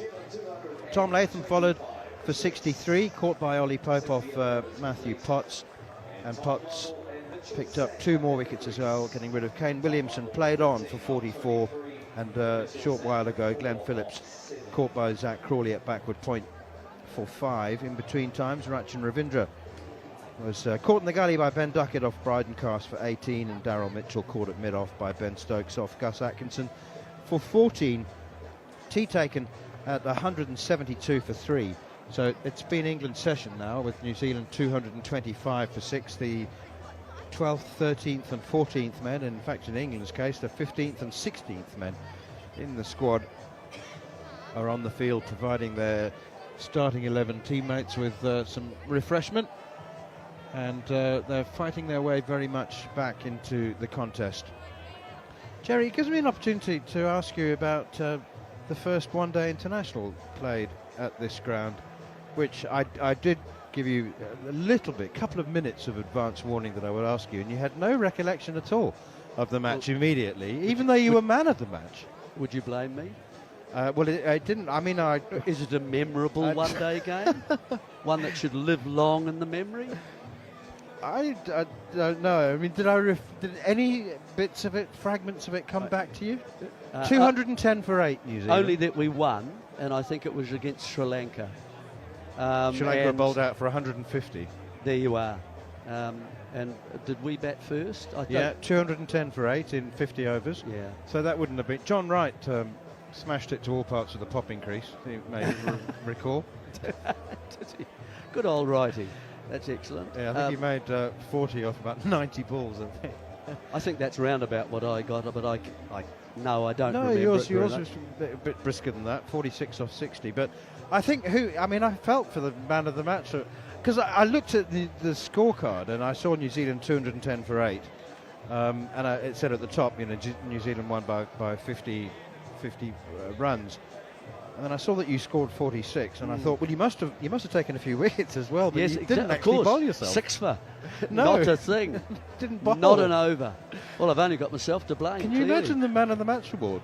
The adjudicator, he would have been saying, well, who do we give it to? It had to be the winning side, because neither of those scores are particularly powerful. Well, but in those days, 250 wasn't a bad score. Oh, absolutely. I mean, what year was it? There's the other question. 1981. Wow. Okay. Well, sorry, folks. You'll be all pleased who are listening. You weren't here, and you didn't see it, and you certainly didn't hear it, and I can tell you didn't miss a thing. But it was a regular occurrence in those days, as you said. I mean, anything over 200, you're in the game, and 250 was what you'd be happy with. You were happy. Very happy. Yeah, to 250 in those days. Bryden Cast, sore toe and all, suitably refreshed with a cold drink inside him, is going to bowl the first over after the drinks break. He's currently got 1 for 56 off 14 overs. And here he is thundering in from the city end, driven by Tom Blundell. He looks an absolutely reborn batsman in this very brief innings after his 102nd innings, and he's driving again through extra cover for another couple. That 100 has just transformed him. Certainly he's arrived in a lot more confidence. He was dropped on naught in Wellington. I don't know what he was dropped on here by. Was it naught again? Oh well, let's hope for a replay. I really thought that New Zealand would grind out. That's an emotive term. Would go well past 300, and well they might, after all that hard work in the morning session. A real investment session, I thought that was, and an opening stand of 105. So they've still got 2 good batsmen at the crease and some useful lower order hitters. Blundell now, the slower ball I think from Bryden Castle, maybe it just got stuck in the pitch. It was 124 kilometres an hour, punches it to cover. I think you can operate around about 130 very effectively on a surface like this. You don't need to be too fast. In fact, the faster you are, the more options you give the batsman. And so, I don't know, we'll wait and see how England approach this about will they try and make their own pace as a batsman? In other words, and charge the bowlers a little bit and move down the pitch a little bit and bat out of the crease a little bit to try and shorten the pitch and get more speed on the ball. Here's Brydon Carse edges, and it falls just short of Joe Root, who's finally removed his sleeveless sweater. He's had it on, it's sore back, he wants to keep it warm, but it's a very warm and humid afternoon. Welcome to our listeners on TalkSport. Joining us here on TalkSport 2, where we have been obviously for the whole day, every ball live and exclusive. The news is that New Zealand are 227 for 6. Been a good session for England. They've picked up 3 wickets from the tea break, which New Zealand took at 172 for 3. Matty Potts has 3 to his name, and Brydon Carse is in once again. Tom Blundell is back and across and defending out to cover. That ball fell short of Joe Root, by the way. It was a genuine edge, though, from Tom Blundell, but a pitch that lacks pace, and particularly with the ball getting old. I mean, we saw that it was carrying through a little with a little more predictability and bounce, albeit often tennis ball bounce. It was carrying through it between, about waist height to the keeper, and it was on its way down, but a couple of slip catches. Very good one taken low down by Harry Brook. Here is Carse again, and Blundell drives through extra cover wonderfully well. Pitched it up as Brydon Carse, and Tom Blundell is just absolutely, well, he was a shadow of him, of this Tom Blundell in the first 2 test matches, but 100 in the second innings at the Basin Reserve in the second test, and he's come out flourishing. Yeah, that was a thumping big drive, wasn't it, through extra cover, and he's also pierced the gap, and there are a couple of gaps there. I know Carse is wild with himself, of course, because he's offered one of the 2 things that you can't do, and that's too full, and certainly you've got to keep away from that length on this surface. Here's Brydon Carse again. It's wide and cut and driven and caught. Jacob Bethel at cover point. It was full and wide and tempting, and Tom Blundell couldn't resist the temptation, and he's chased after it, a wide one, and slapped it straight to cover, although Jacob Bethel had to dive upwards, and he's caught it airborne. Good catch with 2 hands, and that's not what New Zealand needed from Tom Blundell. Entertaining, but very brief. 21 he's gone for. It's 231 for 7, and really they did actually need him to hang, and if he had to bat ugly for a little while, then perhaps that's more what New Zealand needed than 4 boundaries and an entertaining cameo of 21 off 29 balls. Jeremy? Yeah, Blundell out for 27, is it, or something like that. Certainly England in control now. It was after the first session, it was New Zealand with no wickets lost, then 3 wickets in that second session for about 80 runs. So by the time we came to tea, it was 1 session each, and it was all even. And England have pulled it back since then, a further 4 wickets since then. So New Zealand falling once again in a bit of a heap. And one would have thought on this surface that they needed to get sort of 350 to 400 as a minimum. We're going to have to wait and see exactly how England are going to approach their batting on this surface. But really, New Zealand really just surrendering wickets. That one was a drive from wide outside, no footwork, just the bat going out there and caught it square cover. A leaping salmon-like catch from Bethel. Good 2-handed catch, and Carse gets another wicket, and he's had to work with sore toes, hasn't he, or is it blisters on the toes or the feet? So he's putting in a good session here. And England will feel they'll be batting at some point before stumps. Yorker dug out by Mitchell Santner. It's Stokes who's bowling around the wicket from the Tim Southee end. 231 for 7. And not a lot of batting to come. Matt Henry at the non-strikers end. Blundell departing. Final ball of the over. At the back of the box, Anton Devcic was just talking about the approach of New Zealand and England, and he was saying when England come out to bat, they will be 100% behind their attacking shots, and I'm not sure Blundell was 100% committed to that shot that has seen him depart. Clipped it to the leg side this time from the bat of Mitchell Santner. One of two changes for New Zealand. Santner plays ahead of Nathan Smith.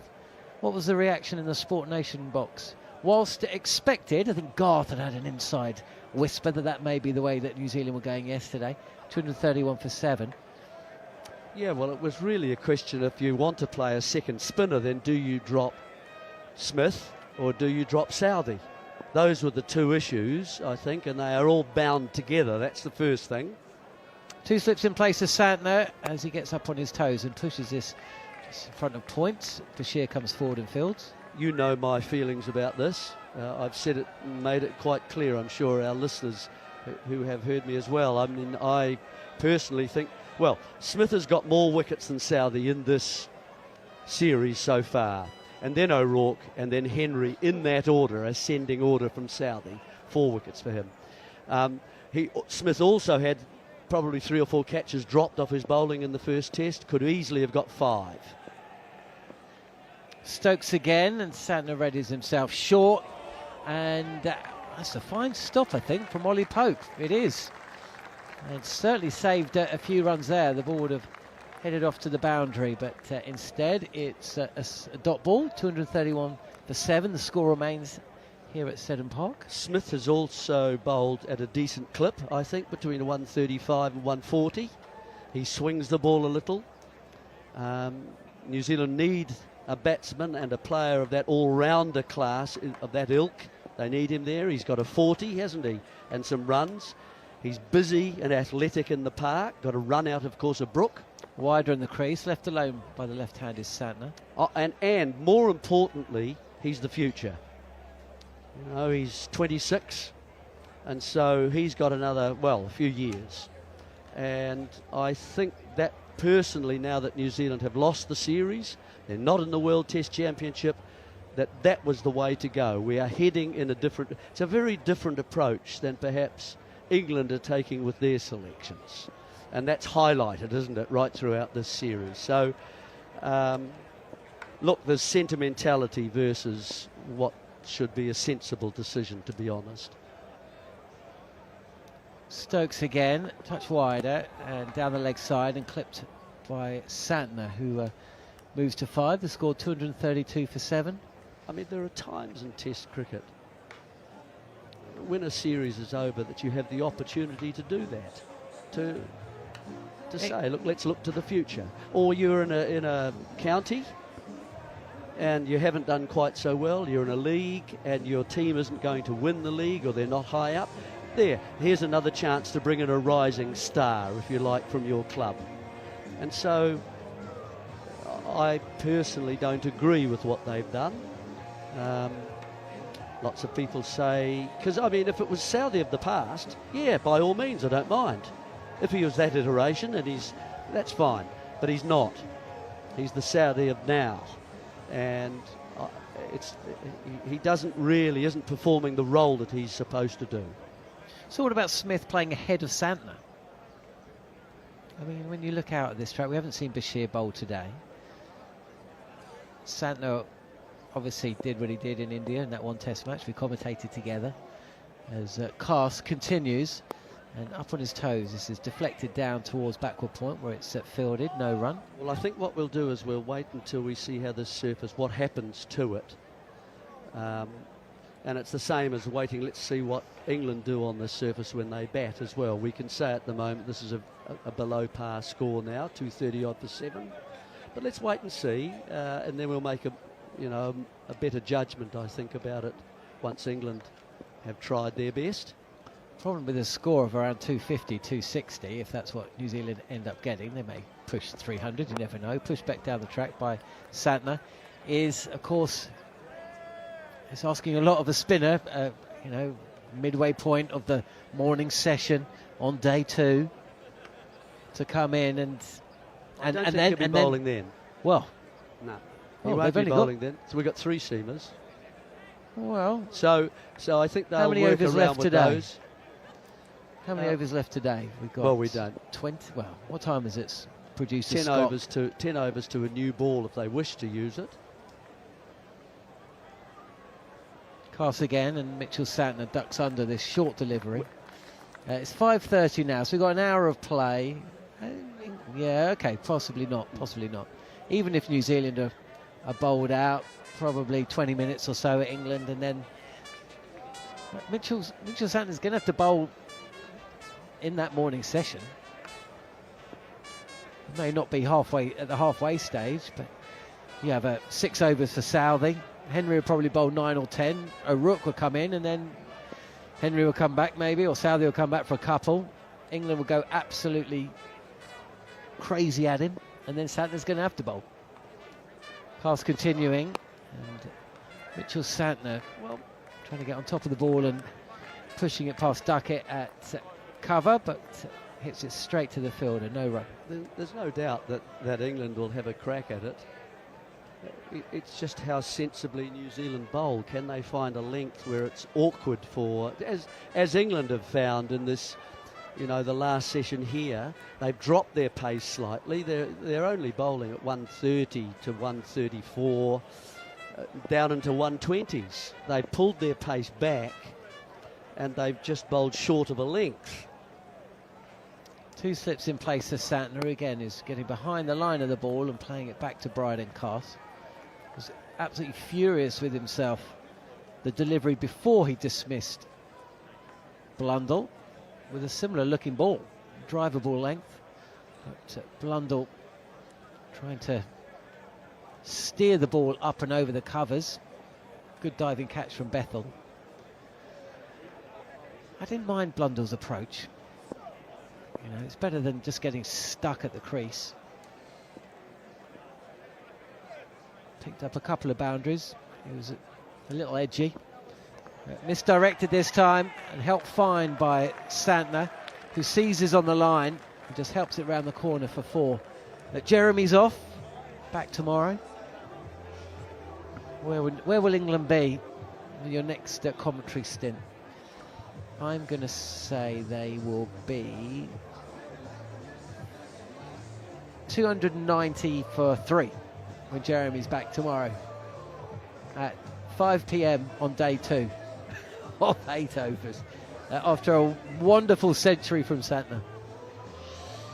So here we are, Matt Henry about to face his first delivery. It's his birthday today, producer Scott Corndog tells me. 33 today. He can't be that much younger than Tim Southey. How old's Southey? 36?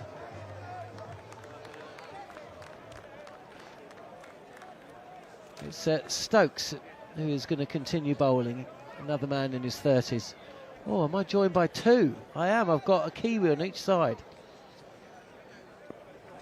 Anton Devcic to the left and Katie Martin to the right. I better neaten up and just get my house in order here as Stokes continues, and Henry, first ball, just ducks.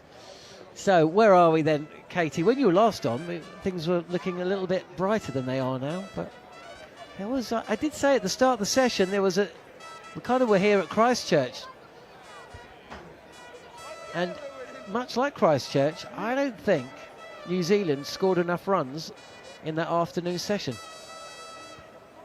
89 in the afternoon session at Christchurch, and I think they hit 79 today. They just continue to find it very difficult to know when they're on the front foot and to accelerate. This is an attempted pull, no foot movement whatsoever from Matt Henry. He's lucky not to get an edge on the ball. I'm actually looking, did he get? No, he didn't. Pope claimed that. I thought for a minute that maybe he'd actually connected it and it'd sailed away to the boundary, but no. You've had enough wickets. You don't need to hope for any more wickets. Yeah, I sort of feel, I don't know what Ant you think, but whether New Zealand sort of been caught a little bit between attack and defence. We saw the way that Daryl Mitchell played, where he didn't score a run for 20 deliveries, and then when he got one in his arc, he just played away from his body. So we just haven't been able to sort of continue on since the good start that New Zealand had that lower order. Stokes continuing, bowling over the wicket. Short delivery, and this time Henry doesn't try and take on the pull. He just kind of checks his shoulder and ducks underneath it. No run. Yeah, it was an interesting period there, especially when Kane Williamson got out. There there was a notable shift in tempo from Daryl Mitchell, and then when Tom Blundell came out again, he was looking to score as much as he could, and he probably took a little bit of confidence from his last game where he had played so positively and got away to a good start. So definitely a change in momentum. Short leg in place. It's an outside edge. It's just going to drop short of Bashir running in from point. No run. Henry's not going to hang about, is he? He doesn't exactly... he's not going to be relying on his defensive technique. He's going to be relying on his cut shot technique. One thing he can do is he can strike a big ball. As awkward as it does look at times, he can hit a big ball, and he's the type of player that'll just throw caution to the wind, and Stokes will come with fire, but Matt Henry won't die wondering. Was it 50 he scored at Hagley? He whacked it around everywhere. He shifted that innings for New Zealand. Stokes is in and down the leg side. Not quite getting it right on this occasion. Can definitely see England batting tonight, because Southey's going to come in. Is Southey going to come in at 10 or 11? He came in at 11. Came in at 11, didn't he? Oh, it's because William O'Rourke was sent in as a night watch. That was a baffling one as well. William O'Rourke sent in as night watch with 25 minutes left of the day's play. He actually did it really well. So there's his job for the next 15 years. He's trying to catch Brendan McCullum's 6 record as well, so I think he needs a little bit more time at the crease to be able to achieve that. He's still a few behind. 12 to go, come on. 12 to go. I think he'd take 5, and then that would mean he'd hit 100 sixes in Test cricket. There's a fly slip in place. It's been moved out from second slip, and Henry tries to clip this round the corner. Doesn't connect. End of the over. New Zealand 236 for 7. You're listening to TalkSport 2 or watching us via the TalkSport Cricket YouTube channel. But Katie Martin, you were saying that New Zealand were caught between defence and attack. It just feels to me that England have got the New Zealand's number. It reminds me a little bit of like watching England in the 90s. Get into a good position, and it's almost like you're not sure what to do. You're unused to being in the position. They've had their noses in front with the bat at Christchurch and in here. I'm not saying they're miles ahead of the game. And then it was like they weren't quite sure what to do next. And the run rate has hovered around just over 3 and over. It's not a lightning fast pitch, by any stretch of imagination, is it? But still, when you look down the scorecard and you look at all the top 6 have got starts and nobody's gone on really. This is at full, driven by Sexter Field at point and cover point. Chase on for Ben Duckett, and a couple of runs to the score. Santner moves to 10. I was just with Jeremy Coney asking about the decision to bring in Santner for Smith, and he gave a very well considered answer, which spanned the best part of 3.5 minutes of just succinctly put points. The end result is he did not agree with the decision to pick Santner ahead of Southey, and then the discussion about Santner over Smith is one that we'll find out over the course of the next day or so, as Santner just drops his hands and lets this ball from Cass travel through to Ollie Pope. But looking ahead to the England innings, do you feel comfortable with a 3-man seam attack and 1 out-and-out spinner, or would you rather have 4 seamers? I do think, by the way how brown this wicket is, I do think you're going to get a bit of turn. I know, Dev, you've been here for a while, you've bowled here as well. There is always some sense of turn. I think there's going to be the bounce as well. And then you look at a Harry Brooks record against left-arm ortho, Ollie Pope as well. It just gives that slight point of difference. We haven't seen Rachin Ravindra bowl at all this series yet. You've got Daryl Mitchell that can provide that option as long as his body is okay as well. So they do have him as another seam option, which we have seen over the years if they did need that. So I do think he'll bowl quite a lot of overs, and I think he will be quite effective on this wicket. Dev, you've seen a bit of him bowling here as well. Yeah, well, the key to this wicket is you get bounce, and it doesn't necessarily turn heaps, but the thing that you do get is bounce, and Santner's got the height for a left-arm spinner, which is handy enough to get that bounce. Short delivery, and Santner takes it on. Jacob Bethel just down at fine leg, interested for a second, but it bounces well short, and it's just another run. A big shout out to my friend Damien Douglas, who's back from his travels and he's got jet lag back at home in England, so he's tuning in. Thought you were saying he's just gone down the road to the local dairy and come back. Dairy, see, dairy is a term that's not used in the UK in the same way that it is here. Dairy, we call dairies newsagents. They're called dairies here, and I found it a bit bizarre when I first moved. Well, not moved, came here back in 2008, and my wife would always be saying, "Oh, just pop to the local dairy to get a whatever." And I think the dairy where I come from is a farm.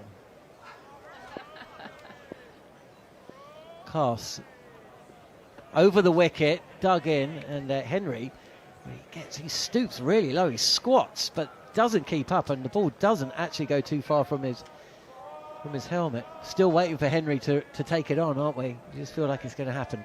Oh, it's a short ball plan, and it's quite often the far end where they are bowling that with a bigger boundary into that leg side, so it allows them to have those opportunities. It's what I've seen so often from Cass. He's been able to go to that short ball plan, been really effective at it as well. They've got that in outfield, so there's catches in front as well as catches on the boundary.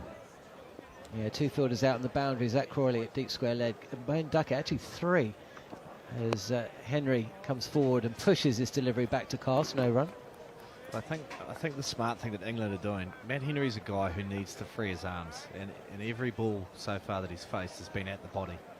It's tucking him up, and he doesn't feel like he can, I guess, free the arms to a degree where he can swing the bat freely. If they get outside off stump, he'll feel a little bit more confident that he can at least get bat on ball. But the line that England are bowling right now, they've obviously been doing their homework. And they seem to have a plan for every batter, don't they? When you were on, I think, Katie, you were on with us when Ravindra was out. You picked out that this is full, and down the leg side, Pope is interested, but Cass less so. When Rachin Ravindra was caught at Gully, you pointed out that he'd been out in a similar manner. And was it, how many times was it? 5 times, or now 6 times. So they have their plans. It's not all about just heading out there and swinging for the hills. When you think of Bazball, you think of the batting, but the bowling is considered. I mean, today it's been accurate. We were expecting Bashir to bowl from about the 31st over, and we still haven't seen him. And Stokes has got it absolutely bang on. Still 7 overs away from the second new ball, if we get there. So possibly Bashir's going to be thrown a couple, but Stokes being Stokes, he may just bowl through. He's bowled 19 overs today. That's, we'll find out from our scorer, Gary Morgan. When was the last time Ben Stokes bowled 19 overs in a day playing for England? It's made a real difference.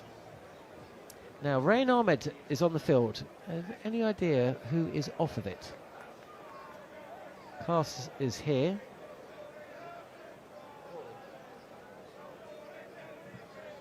Crawley off the field. There's fine leg, isn't it? Short delivery from Stokes, bowling around the wicket to Santner. And Santner ducks out the way. Maybe a couple of mind games from Ben Stokes as well. New Zealand got on with 2 spinners, and he's saying, listen, we don't even need 1 spinner. And you maybe should have picked that extra seamer. But in saying that, the ball is still offering something. And yeah, wickets are still falling, right? Had 4 wickets in this evening session. Stokes is continuing. And Santner is going to get away with one here. Dug in, and Santner takes his eye off the ball. It's hit high on the splice of the bat. And loops up and towards Fly Slip, who comes in from the boundary. And we're just going to check whether Santner's okay, because it does appear that maybe the ball has deflected off the bat onto the helmet. The concussion protocol will, of course, take place. Santner looks absolutely fine. Has he hit that? Has he just hit the helmet? Yeah, it looks like it's come straight off his helmet. Dug in short. He got really tall on that, actually. Yeah, it's at the top of his helmet. He's off his feet. He's definitely not a guy, Dev. You know this. He hates the short ball very much. He tries to get out the way of it. Didn't he duck the last ball of the 2019 World Cup, Cricket World Cup? He did. He did. I remember that. I'm not sure. That's all right, though. It didn't matter, that run. New Zealand didn't need another run, did they? See, Dev, it doesn't take long, does it? I'm saying this at the end of my commentary stint. What time is it? It was a draw. Oh, no, I've got 6 minutes. It was a draw, I'm sure. It should have They been. changed those rules, didn't they, about the Super Over as well? Now it's just unlimited. Greatest reason to win anything, boundary count pack. I mean, it was quietly shelved about a day after, wasn't it? Do you think that's the greatest one-day international game ever played? No, I think that the drama and the jeopardy involved and the fact that it was the World Cup final, you know, the conclusion of it, the overthrows, the umpires getting it wrong with the ball hitting the Stokes' bat and travelling to the boundary, and Trent Bolt taking the catch and stepping on the sponge, and there was so much drama in it at the back end, but actually the game itself was quite poor. I mean, it was a real pudding of a pitch. Colin de Grandhomme's 10 overs went for about -3. Nobody could score any runs. It was just the conclusion of it was so bizarre, so dramatic. So I don't know if that's a yes or a no. I mean, I think the Australia-South Africa ODI, when South Africa chased down 434, whatever it was, Manners will know the exact number. Stokes is in again. We've had the concussion protocol, and Santner is up on his toes and pushing a short length delivery to Bryden Cass at extra cover, no run. There was a game here at Seddon Park, Chapel Hadley, many moons ago now, where Australia 2006 scored 2006? 400 and New Zealand Ross Taylor? Yeah, New Zealand were 40 for 4, and I was here as 12th man. I just saw the crowd just leaving, and little did they know it was going to be an almighty comeback at some stage, and it was a fantastic game of cricket. I think I remember that series. As Stokes is in again, and this is pitched up and driven back to the bowler. Wasn't that the series where New Zealand won 3-0 and they chased down over 300 in all 3 games? Brendan got some runs that day, I think. Craig McMillan, Peter Fulton, and maybe a couple of little cameos down at the bottom order, but yeah, it was. I just remember the crowd just leaving in droves, and then they started filtering back in once we started going all right. As long as they could come back in.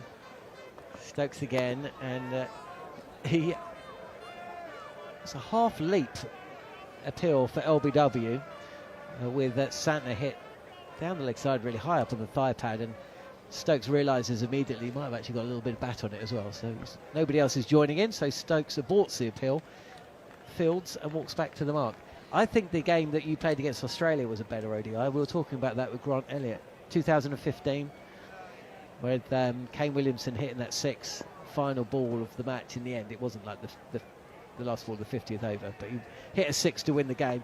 Short again, and Santner up on his toes and playing defensively again. And Mitchell Starc doing what Mitchell Starc does best, but New Zealand winning that one. So yeah, I mean, it was very memorable, the 2019 World Cup final, but I think for about 98 overs it was kind of pure tedium, and then it just went absolutely crazy. Garth is about to come in. We'll find out what his favourite ODI of all time is. There's going to be 3 Kiwis here on the mic, behind the mic in the commentary box at TalkSport 2, TalkSport Cricket YouTube channel, with New Zealand needing them, all 3 of them, 239 for 7. At least we've got a bit of class coming in, Dev. Yep. Here One he is. classy one's gone and another classy one comes back in, and there's us 2. We can be a little bit biased now, can't we? What are you? I missed all of that. Were you saying something nasty? We thought we were 2 unclassy people, so we've had to go from one class person into another. Look at the both of you. I think that's very unkind on you, and very and sort of, yes, too flattering for me. Here's new over beginning, and it sees Henry going onto the back foot, playing the ball down to long leg. Another run to the New Zealand total, 240 for 7. Well, Anton, you played a lot of cricket here. Are you surprised? The pitch appears to be, we were describing it in the New Zealand boxes, a little bit pudding-like, just sitting up a bit, and England after tea seem to have taken the pace off the ball and allowed it just to sit up. I mean, is that a traditional Seddon Park pitch? Yeah, I think so. It's never really quick and true. There's always an element of, people describe it as tennis ball bounce. Here's Santner giving himself a bit of room, and it's a wild delivery from Cass. Short, and Pope dives across and tries to do something with it. You saw Cass following the batsman as he stepped away towards leg, and nothing that Pope could do. It signalled byes, 244 for 7. New Zealand will take anything they can get. And when batsmen walk off the field and they've managed to score runs, common theme always comes through that I never quite felt in. They always felt that there was something in the wicket where they couldn't really just relax at any point. So there's always been an element of it. To this degree, I'm not sure on day one. Cast bowls, and here we see Santner going across the other side this time, moving to off and trying to get inside the line and pull it down to the onside. Misses it. A Hamilton wicket for me is quite similar to Hagley oval. I think this has been very similar to Hagley on the first day. Yeah, that tennis ball bounce, and quite often when you look at a wicket, you look at how much grass is on it, not just the fact of the colour of the grass, but how much is there. And looking at the pitch report and seeing Jerry and what he saw out there as well, that thatchy grass where it's that mix of some green live grass, but the brown grass. And when you see that brown grass, that's when you see it sit in the wicket more, whereas the basin was a lot thinner in terms of grass on top. Cast bowls again, short outside the off stump, no shot, and it's signalled wide because of the bounce. So 245 for 7.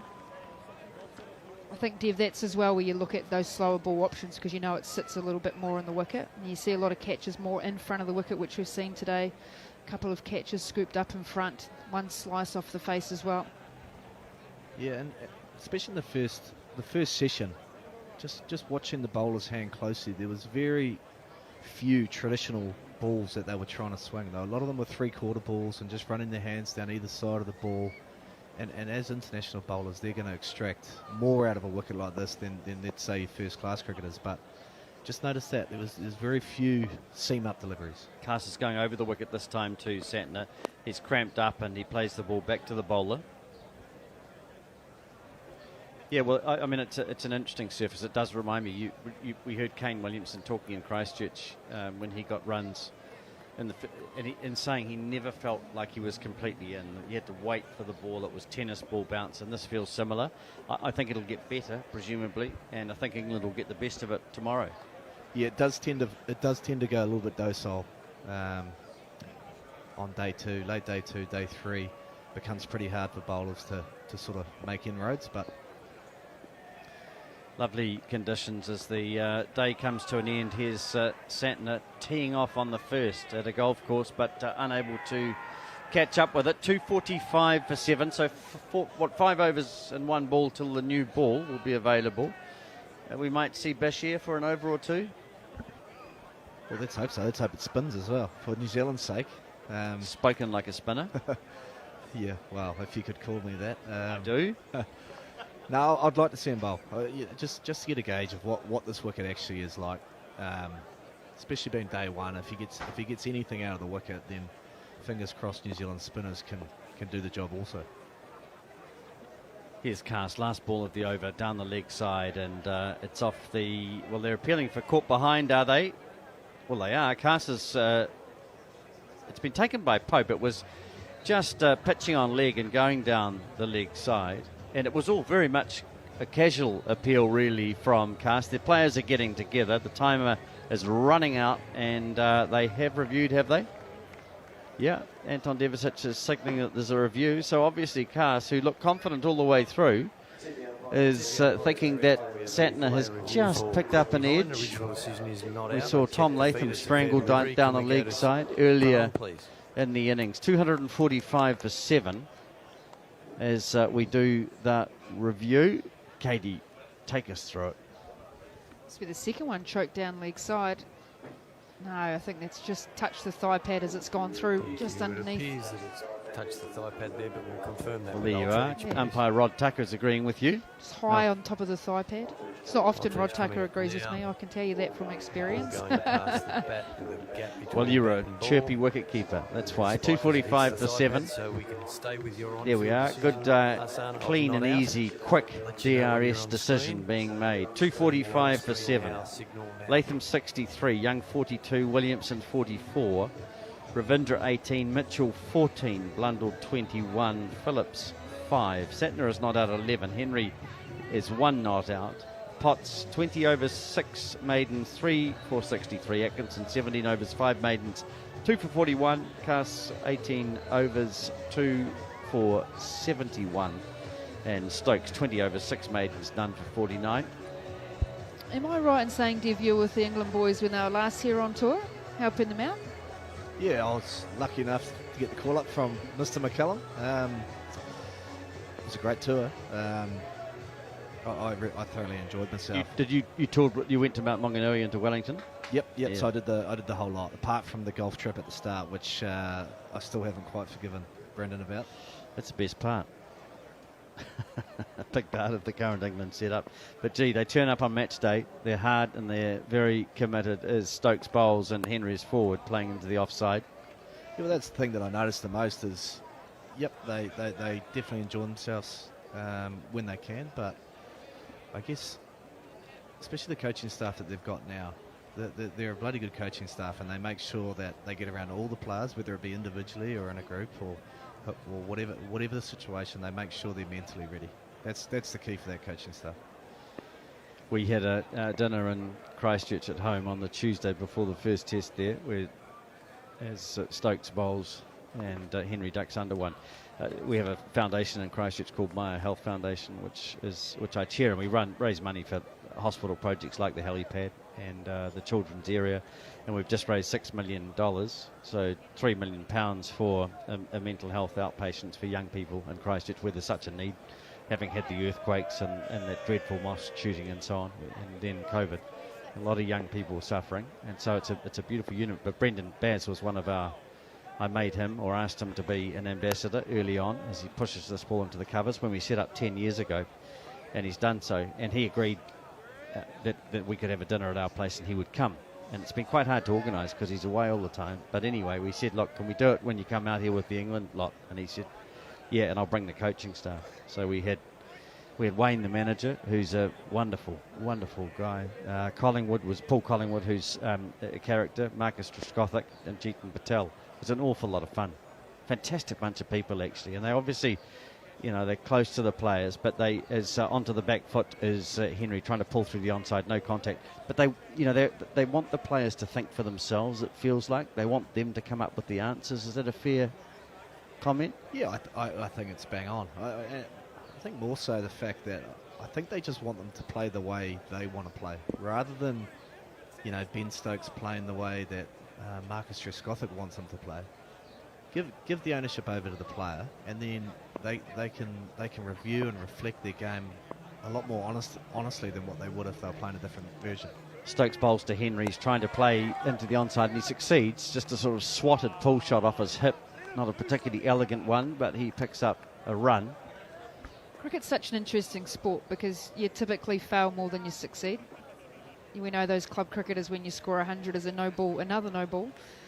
You score 100 and you're back for another 5 seasons. But it is one of those sports that you fail more than you succeed, and so often you're looking at the negative as a player, and whereas a lot of coaches just say, you've got your strengths, what are your strengths and how can you accentuate those? And you feel like the way that these guys have, they've got their basics, they don't talk too much about technique, it's just that mindset, and important part of the support stuff is to get them in the right frame of mind, whether that means going out and playing a lot of golf, whether it means having a drink down at the bar or whatnot, just to get them in the right place. Stokes is round the wicket. Santner's getting inside the line, gets underneath it, and it's to the long leg boundary for 4.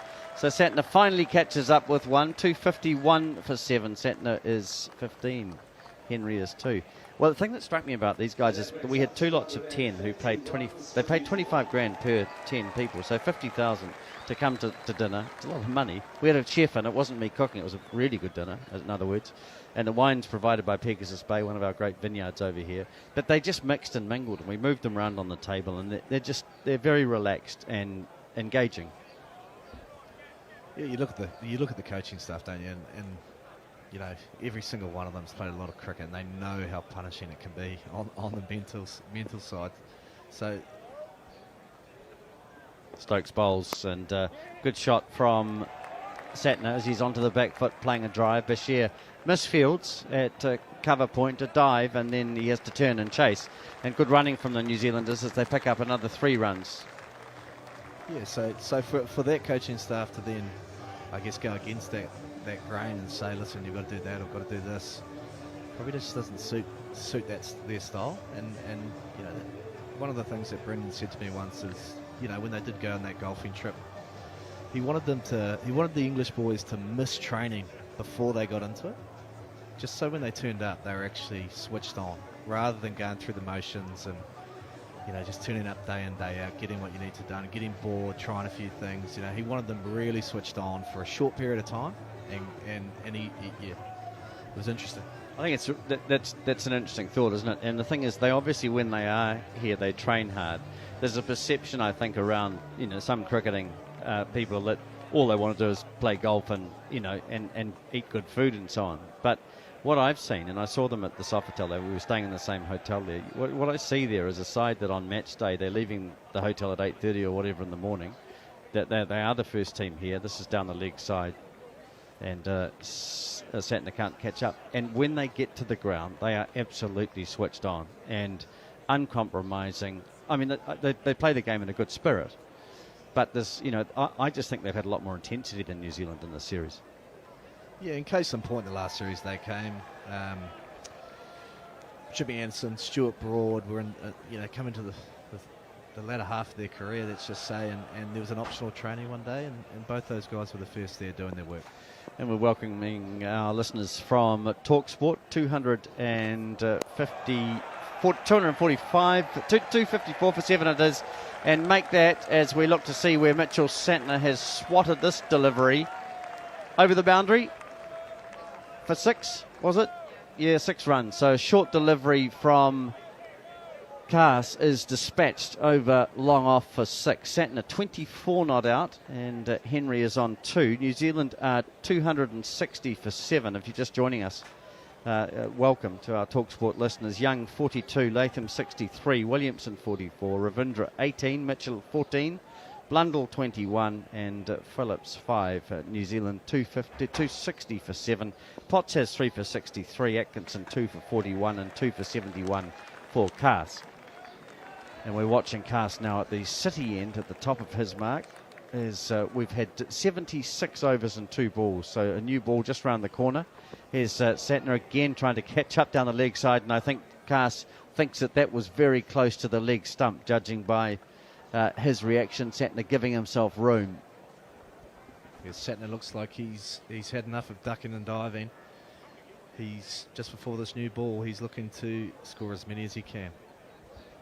You talked about the optional training. I know that's something that Andrew McDonald with the Australian side has put in place of them and said, look, you're all adults, we trust that you need to do what you need to do at training. And that's what a lot of the players have said, that they've found that freedom to be able just to go to training when they want to, and not often do they miss the optional trainings either. Cass bowls, and Santner's playing this ball off his chest down to the leg side. 261 for 7, Santner's 25. Always think about warm-ups as well. Look at the Australian women's team, and that individual warm-ups, you might have one fielding drill together, which will be 5 minutes, and then you're straight on. I see the same out of England. How often, you'll know this, Steve, how often is it you go to warm-ups, it's sometimes about the trainer rather than yourself, and you go through the motions and you think, there's only so many laps I can do around the field and so many medicine ball exercises. Yeah, especially when you didn't have to run in too far and do too much explosive stuff. Yeah, I actually saw Tim Southey during the week, and I said, how many warm-ups you got to go? And he knew straight away he had 5 to go. So it's a funny thing when you come close to retirement and you start counting those down.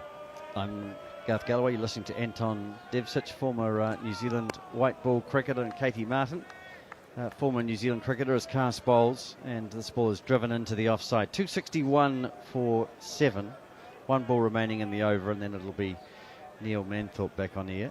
I like it. I mean, the other thing about the team is Harry Brooks said after he raced from about 130 to 171 in Christchurch, there was a question asked of him in the evening, what's it like when you got a licence? You could see that when you were smashing it at that stage, and he said the licence is always there. Always there. Yeah, especially, and they've just got to be smart enough when to pull the trigger. That's the key. Well, this pitch will be interesting for them if it stays in similar condition. It's just sitting up a little bit as Cass bowls a good delivery, and Henry is making batting look much more comfortable than some of his predecessors. He's on 2. Santner is 25. 261 for 7. More comments from Katie Martin and Anton Devcic, and then it will be Neil Mantle. I think going back to that point about the term Bazball that gets thrown about, it's not so much the term Bazball.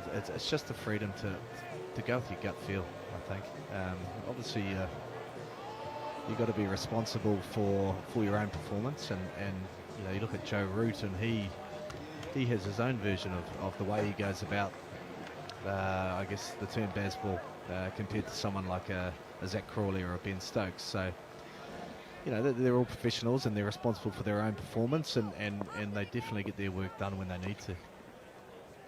Ben Stokes thundering in yet again.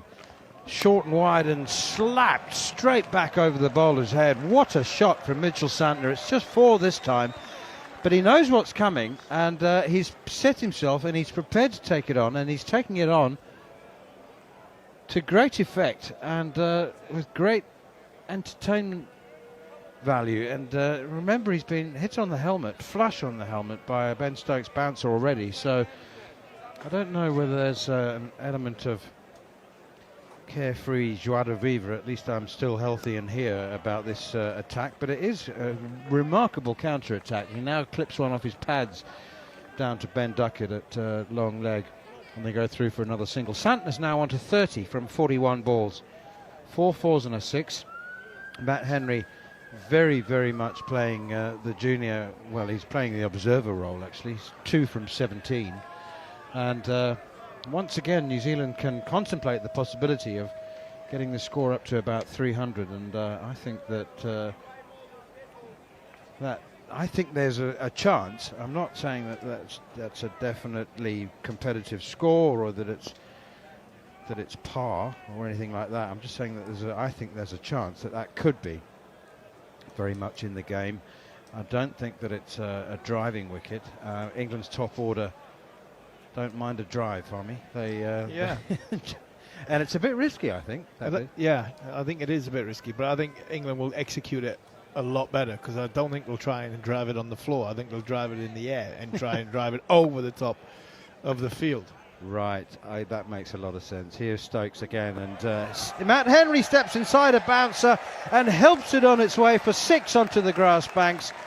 That was a very smart and very well executed piece of batting.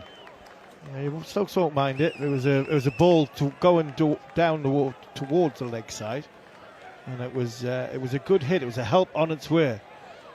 Santner's looking to flat bat it. Henry's looking to help it on its way. Use the pace, use the bounce, and hit the ball as it's going past him on the up, as opposed to trying keeping it down. So I think that's a good bit of batting as well. He's on to 8 now with that 6. Stokes in with another angrier bouncer, and this one followed Henry, and he had to duck underneath it.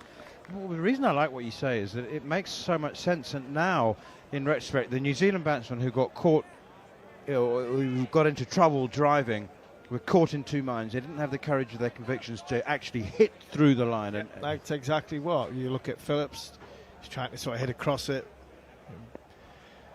Blundell was hitting away from himself. Same with Mitchell. Same with Ravindra. Same ball, same shots, not the same result. What a brilliant piece of work from Zach Crawley down on the fine leg boundary. He's taken the catch and he's tossed it back inside. It's Harry Brook, absolute genius fielding. He knew that he was right on the boundary. The third umpire will have to have a look at this, but he was right on the edge of the boundary. He completed the catch, tossed it back infield, stepped over the rope, and jumped back in time to take the catch a second time. Brilliant from Harry Brook, absolutely fabulous. As I said, the third umpire wants to have a look at this, but it looks like genius fielding to me. Absolutely brilliant. This is fantastic from Brook. It really is.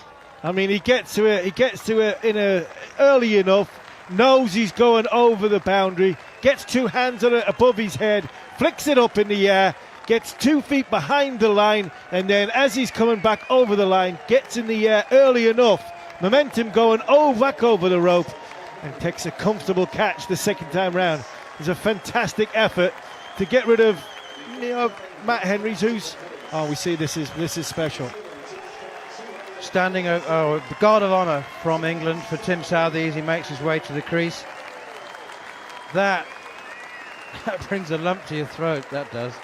That makes the hair stand up on the back of your neck. A guard of honour from England. Even the non-playing members of the squad in bibs have joined to make that a complete guard of honour. And, well, I'll tell you what, if Tim Southee doesn't have a tear in his eye when he faces the first ball, he'll be doing well. Yeah, it's going to be interesting this. So Tim Southee's been respected for what a fantastic career it is. Gets the guard of honour, and rightly so. He's been a champion of the game. Both, even the 12th man of the New Zealand side was part of the guard of honour. Stone, Wokes, and Rian Ahmed, and they were part of the guard of honour. Southee goes over and shakes Stokes' hand by saying thank you for the guard of honour, and now Stokes is going to bowl at Southee's head. That's exactly right. The emotion has passed. It's gone. It's over now. Here's Stokes, and he bowls down the leg side to Southee, who glances literally and figuratively at that and makes no contact. It's taken by Ollie Pope. Well, that's the second guard of honour that Tim Southee's had. He was the first onto the field at the start of the Test match, his 107th and final, and another guard of honour as he made his way out to bat with about 20 minutes to go on this first day. For New Zealand, 272 for 8. Tim Southee coming in at number 10, Will O'Rourke at number 11. And, well, I tell you what, has there ever been a Test series between these two countries that's been played in bad spirit? But there probably has been a few moments here and there, but this series in particular has been played with enormous respect between the players, and yes, they've played it hard, and there's been absolutely no sentiment involved when England have been facing Tim Southee so far. In fact, they've treated him with complete disdain in many respects, and I think if they do the same again tomorrow, then I think they're going to have to be just a wee bit more careful. Gus Atkinson is into the attack once again, and Mitchell Santner plays a short ball off the back foot out to extra cover, straight to Matt Potts, no run. Oh, I've been there so many times. I can really sort of empathise with where Gus Atkinson's at the moment when he's just bowled that ball at 125 kilometres an hour. You take off for your mark, Manners. You start at the top of your run up, and you're running in and you're going out, out, out, out. I mean, he's been 3 back-to-back games. Atkinson in again outside the off stump, and you know what, his run up it consists of shorter than usual paces anyway. Now he looks like he's running in barefoot on broken glass. Yeah, it is. I mean, it's so painful when you haven't bowled for a while. You've been stood in the deep, and you know, your feet are barking, and you're on your third back-to-back game. I mean, you're just bracing for impact when you go and hit the front line, but it's not actually the front line that causes the problem. It's getting the body moving towards the front line. Atkinson around the wicket to Santner, who carves one through the offside for 4. Tired delivery from Gus Atkinson, tired and stiff delivery from Gus Atkinson, and Mitchell Santner accepts the gift and dispatches it through point for 4. 276 for 8, and Santner moves on to 34. Yeah, I just wonder if Ben Stokes is trying to get some blood into the legs of Atkinson before the second new ball. I'm sure the second new ball will be taken in 9 balls' time. I think the way things are at this minute in time. Atkinson once again from the city end, bouncer to Santner, who looks to be expecting it, and just bends the knees and lets it pass over his head. See, the way things are at this minute in time, and the way Atkinson is, and the workload he's had, I think I'd go Potts from Atkinson's end. After this over, I'd go Potts from Atkinson's end, and we know how Ben Stokes can bowl over after over after over. I'd continue Ben Stokes bowling from the media stand at the Tim Southee end with the new ball. So give Ben Stokes a new ball and Matt Potts. Bouncer again from Atkinson, and it's a a weary one, and it's well on its way down by the time it reaches Ollie Pope. Stanton had nothing to do with it. 1 for the over, says Ahsan Raza, the umpire. 7 balls to go then before the second new ball is available, and we joke about fast bowlers who've bowled 20 overs or close to 20 overs, or 22 in Ben Stokes' case.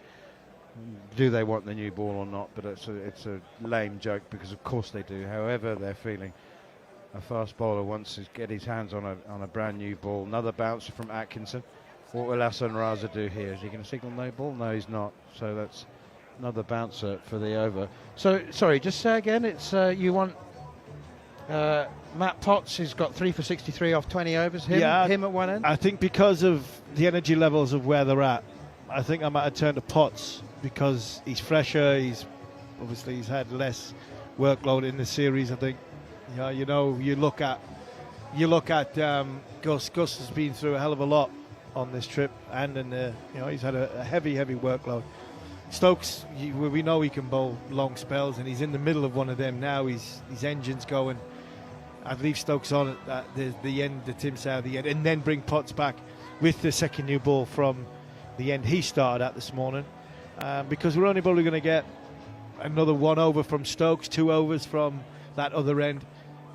Gus looks as though he's run his race. He might pick up a couple of wickets, but I think Potts might have a little bit more of a spring in his step and more energy levels to try and get them 2 wickets tonight, so England come out first thing in the morning with a bat in their hands. Ben Stokes continuing with the bouncer theory to Tim Southee, and that one's in at the rib cage and fended away once again by Southee. He's not taking on the short ball just yet, but there's lots and lots of men waiting for an error. Fine leg, long leg, deep square leg, orthodox square leg, another square leg. There's 3 square legs and a mid-wicket. I suppose Joe Root's just in front of square, but it looks like there's 3, a deep square leg on the boundary, an orthodox square leg, and 1 man between them. It's a very amusing looking field. You don't see that very often, unless Ben Stokes is captaining and bowling. Short, poked away by Tim Southee for 6 over mid-wicket. It was only a matter of time. 6 number 96 for Tim Southee. And momentarily looked like he was acknowledging the applause from the crowd there, but he's not. He's just holding his bat over his shoulder. That was a big hit, that. It was in the slot. It wasn't quite high enough from Ben Stokes. It was in the slot for Tim Southee, and he got everything of it. What a shot that is. Straight over. The short square leg, the medium square leg, and the one on the boundary. Bouncer from Stokes again. And that's Southee swaying out of the way. I have never in my years heard anybody describe a medium square leg. There are 3 of them. They're almost in a line, and a mid-wicket as well. Oh dear, it's been a long day. It has been a long day. It has. It's been a long day. Hasn't been a long trip. It's been a great trip, but it has what I feel as though it's been a long day. Who is at medium square leg? Atkinson. Here's Stokes again. Southee goes once more. Has he got this one? He has. 6 more. Stokes didn't get it high enough again. It's waist height rather than neck height, and Southee has heaved it onto the grass bank. And surely he's going to allow himself the pleasure of a little grin at that one. But no, he's keeping a straight face. No, he's keeping a straight face. He's got a job to do for his team here. Somehow get them over 300. I think 300's about par. A bit like Wellington when England got 280. I think it was a little bit below par, but it's an in-game score. This is an in-game score. Here's Stokes again. Once more short. Once more. Southee accepts the challenge. I don't know whether he meant to keep that one on the ground or not, but he did. And Ben Duckett fields at deep square leg. Daddy square leg, mummy square leg, and baby square leg. He'll huff and puff and blow the house down. 289 for 8. Do you know what? Southee might not have smiled, but Stokes did. Yeah, he did. I think he did, because I think he knew he put it in the perfect area for him. Tim Southee's got 97 sixes. 1 more 6, he goes level with Chris Gill. 2 more 6, 2 more after that, so 3 more from now. He goes level with Adam Gilchrist. Wow. He's not going to catch Brendan McCullum on top of the pile with 107 though. Stokes is in again and short and wide, and Santner left-handed gets after this one. He too has carved it to the boundary, this time at point rather than square leg, and it's an expensive over from the England captain, one that New Zealand will have enjoyed immensely. They're 293 for 8 off 80 overs, and it's side of the fourth umpire, Corey Black, running on with the new ball, which England would have selected before the start of play. 80 overs gone, new ball taken straight away, and is Gus Atkinson in discussion with... Atkinson's in discussion. I just wonder if that last over's maybe changed Ben Stokes' thought, and Matt Potts come on it at the end, the Tim Southee end. So it will be Atkinson with the new ball. He's bowled one, what looked to be very painful loosener with the old ball. 126 kilometres an hour was his fastest delivery of that 6. I mean, I know it's been a long baptism into international cricket, a good one, a great one. Yeah, what's that? He's got, I think that's 50 wickets in this calendar year, which is a great achievement. It really is a great achievement from Gus Atkinson. He just needs one more big effort in this innings, one more in the next innings, and cap off what's been a brilliant 2024. Normal looking field now. Southee comes down the wicket on the charge. He's heaved this one over square leg for 6 more. First ball with the new ball. Tim Southee and Chris Gale coupled together with 98 Test match sixes, 299 for 8. Southee's on 19 off 7. The way it's been looking, you wouldn't put it past him to get to the that great landmark of 100 sixes. I mean, every single one. I know it's a big hit either way, but every one's been at the middle of the bat. He hasn't top edged one yet. He's flushed every one. 2 slips in a gully. Atkinson bowls to Southee, thick outside edge now, and it runs away past Ben Duckett in the gully down towards the third boundary. Duckett slide tackles it, and oh my goodness me, it's like a wet bar of soap. That ball has slipped through his fingers. As he slide tackled it, he had it covered, and it's just squirmed away from him onto the boundary for 4. The trumpet's going. The trumpet is going. Big, thick outside edge, and I think it's at his knee. He's pulled it, tried to pull it back. Oh no, it's not. It's gone left hand onto right hand, and it's gone back onto the rope. Not being one of Ben Duckett's better days on the field. Here is Atkinson, who's into his delivery stride, and then too many body parts were sore there. He just couldn't let it go. We saw Bryden Castle run straight through his run-up twice without letting go of the ball. He never actually got into his delivery stride there, Atkinson, but he just ran straight through the crease like a long jumper who knew that he was going to overstep. And he's decided he'll just take that one again, bowl that one again. 303 for 8 now. Southee 23 off 8. Atkinson is in once more. Southee plays it away defensively on the offside towards cover point. Jacob Bethel comes in to do the fielding. What a burst of action and excitement we've had right at the end of the day. Yeah, it's been a difficult day to sum up, because New Zealand were in total control in that first session when the ball was doing a lot, and then when the ball stopped doing as much in the first session, then New Zealand decided to start giving their wickets away. There's a quiet period, and now it's just going to fast forward again. Southee gets underneath this one. He's skied it. Shoaib Bashir is underneath it. No, it's not. He's backed off, and he's allowed Bryden Cast to take the catch. And Southee's wee cameo was full of entertainment. 3 sixes and a 4, but it's come to an end. Gus Atkinson, with the second new ball, has picked up his 3rd wicket. Southee's hit that one straight up, straight off the toe end of the bat. But he's got his team over 300. He's collected himself 3 more sixes. And Gus Atkinson, for a moment there, it looked like Shoaib Bashir's catch, and he saw that Bryden Cast is bigger than him, and he too was heading for it. So Bashir did the wise thing and allowed Cast to take the catch, and he took it well. Yeah, he took it very, very well. He had a lot of time to think about it, did Cast. So did Bashir, because they were coming coming together, but Bryden shouted his name, managed to get his body behind it, and just sort of fell backwards as he took the catch into his midriff, into his body. That went a long, long way up in the air. So they might be disappointed that the ball was in the slot. It was. He gave himself some room. And he looked as though he's, instead of hitting it, sort of going with it to the leg side, he's tried to hit it a little bit straighter. And the bat's just twisted in his hand, and he's got a sort of thick outside edge, which has gone straight up in the air. A good catch from Carse. England need one more wicket tonight.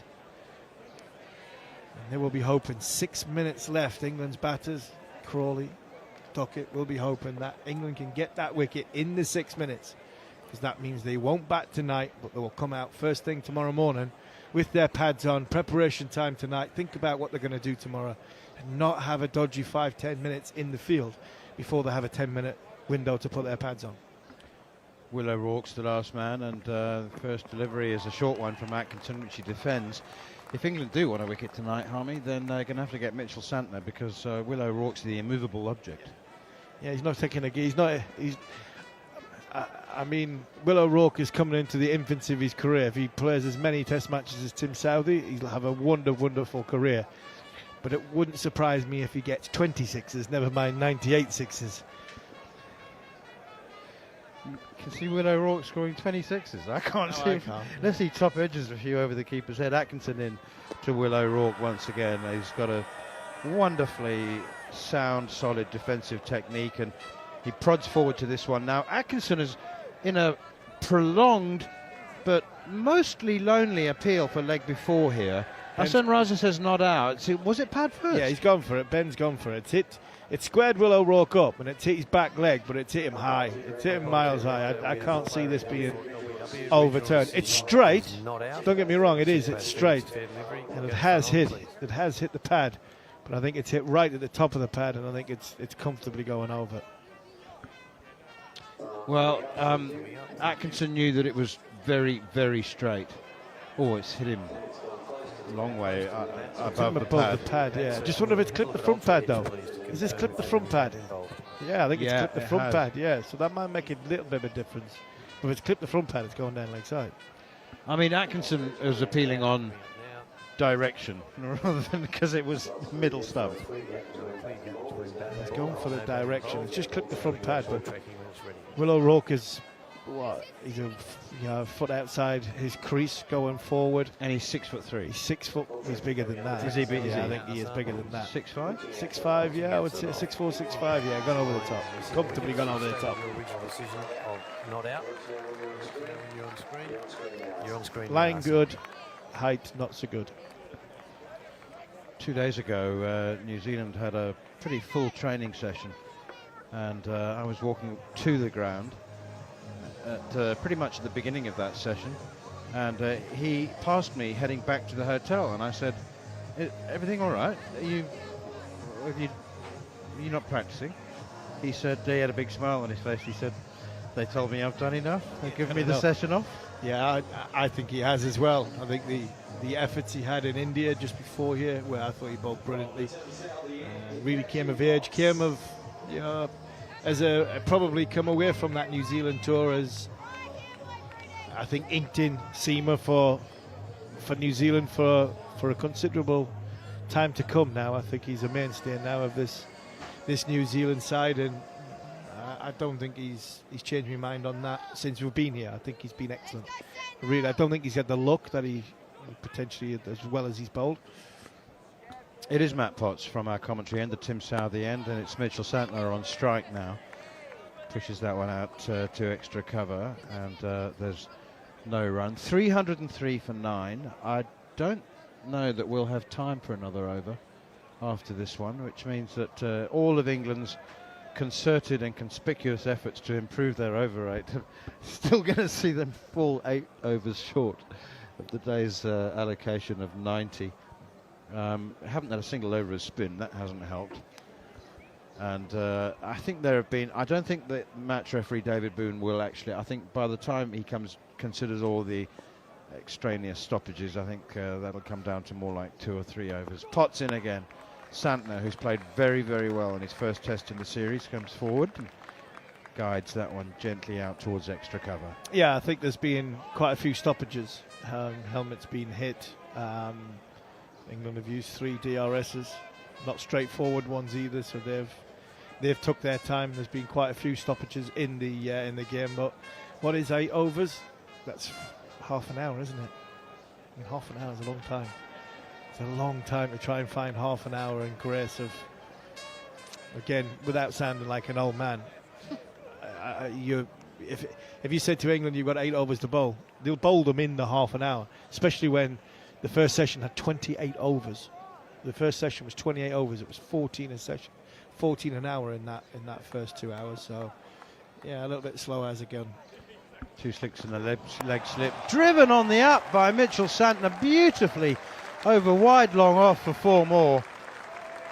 He's played really, really well, Mitchell Santner, and it's slightly easier for him to hit the ball in the air. I mean, he's come to the crease with the top order basically having failed. I suppose Tom Latham 63, 42 from Will Young, and 44 from Kane Williamson. But by the time he's come to the crease at 212 for 6, he had a certain amount of license to play with this freedom that he's shown. But he's taken it and he's batted beautifully. Potts in again outside the off stump.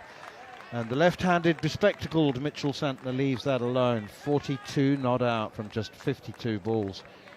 England will have learnt a thing or two, I think, if they needed to learn anything. But they've seen the way Mitchell Santner has hit the ball, and they've seen other 4 New Zealand batsmen making the mistake of not being fully committed to the shot, particularly the drive. Yeah, the majority of the England players will play like Mitchell Santner. We'll be looking if it's up, they'll hit it high.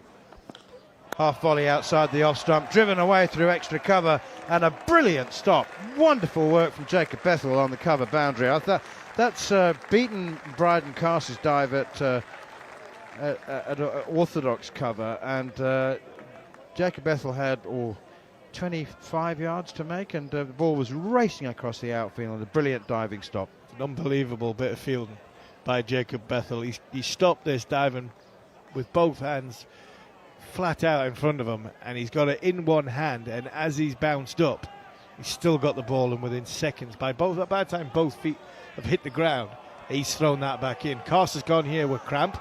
He's got cramp everywhere. Oh, this is horrible. It really is. It's funny for everybody. Yes, I was going to say horrible. It really is. It's funny for everybody laughing, and Carson, I'm sure, has got a little bit of a smile on his face. Stokes is in stitches here. The simple fact is, normally you get cramp in one leg, and it's so uncomfortable, and you're trying to somehow manage to jump on your toes and manage to get it stretched off. And normally you get it in the other leg, and he's got it in both legs. He doesn't want to go off. He wants to stay on. Physio's come on to try and drag him off. I think there's no. Rian Ahmed ran on as well. Rian's got his bib off, isn't he? Oh, I once in Adelaide saw Nick Knight, after getting 100 in like 50 degrees heat, get literally cramp all over his body, both legs. He's lying on the physio's bed.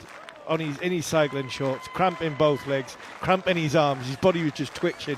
It looked horrendous. Bet you laughed your socks off. Potts in again. Santner drives again, straight down the ground. 1 bounce 4. Wow-wee. 1 bounce 4, and umpire Adrian Holstock's just waiting to see confirmation about whether that was 4 or 6, but it's right in front of our commentary box, so we saw it. Harmy signalling to the umpire, saying that's 4. 309 for 9 then, as the over comes to... No, it's not. Have we got a ball left? Or was that...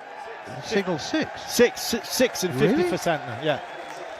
50 for Santner. Well, my eyes deceived me then. I thought that landed just short of the rope, but it's obviously over the rope. And well played, Mitchell Santner, who will resume on the second morning. 50 not out from only 54 balls. That was his second 6. First one flat batted over Bryden Carse's head. 7 4s and 2 6s. Will O'Rourke, the last man at the crease, will also resume tomorrow morning, unbeaten and yet to score, with New Zealand 315 for 9 from only 82 overs. I have to say that, Jaime, that we did have proper ebbs and flows and ups and downs, and we had a period of attritional cricket that we haven't seen really from this England team, with bat or ball for an hour and a half in the middle session, where New Zealand were trying to bat their way out of a hole, but were digging themselves deeper and deeper into it. And England have emerged, I think, the happier of the two teams when you commit yourself to having a bowl first and you do take 9 wickets on the first day. Then the total is almost irrelevant. But New Zealand, I don't think, will be too unhappy with 315. The mode of a couple of dismissals won't please them. But if this isn't counterintuitive, I would say that both teams will be pretty happy, but England will be the happier. Yeah, both teams will be happy, because I think in passages of play, like you said, the ebbs and flows, I think both sides have been in good positions and then give the opposition a chance to come in. A great start from New Zealand, which I don't think England, we were at their best, and then England clawed themselves back in the day, and you're thinking, right, New Zealand are going to have to work hard. England did work hard, but New Zealand give their wickets away. And then at the end there, do you know what I think sums up the whole effort from England? Back-to-back test matches. I mean, Brydon Cast was getting cramp in both legs right at the end of the day. England have thrown everything into this. Gone in to bowl first on a pitch which had a little bit in, and they've given everything they possibly could. Their fast bowler, who is in the infancy of his career, has given everything he possibly could. It wasn't one of Brydon Cast's best days. He's had 2 for 70 off 9. But I think the effort, it was evident and there to see, and that should be applauded. Cramp at both legs at the end. Funny for everybody else. Not so funny for Brydon. But England, I think, will take where they are right now. So will New Zealand. They've got an in-game score. One thing I will say about this surface, I think England will play a little bit differently on this surface, a little bit like the way Mitch Santner's played on this surface, and that will be intriguing to see come tomorrow and the day after.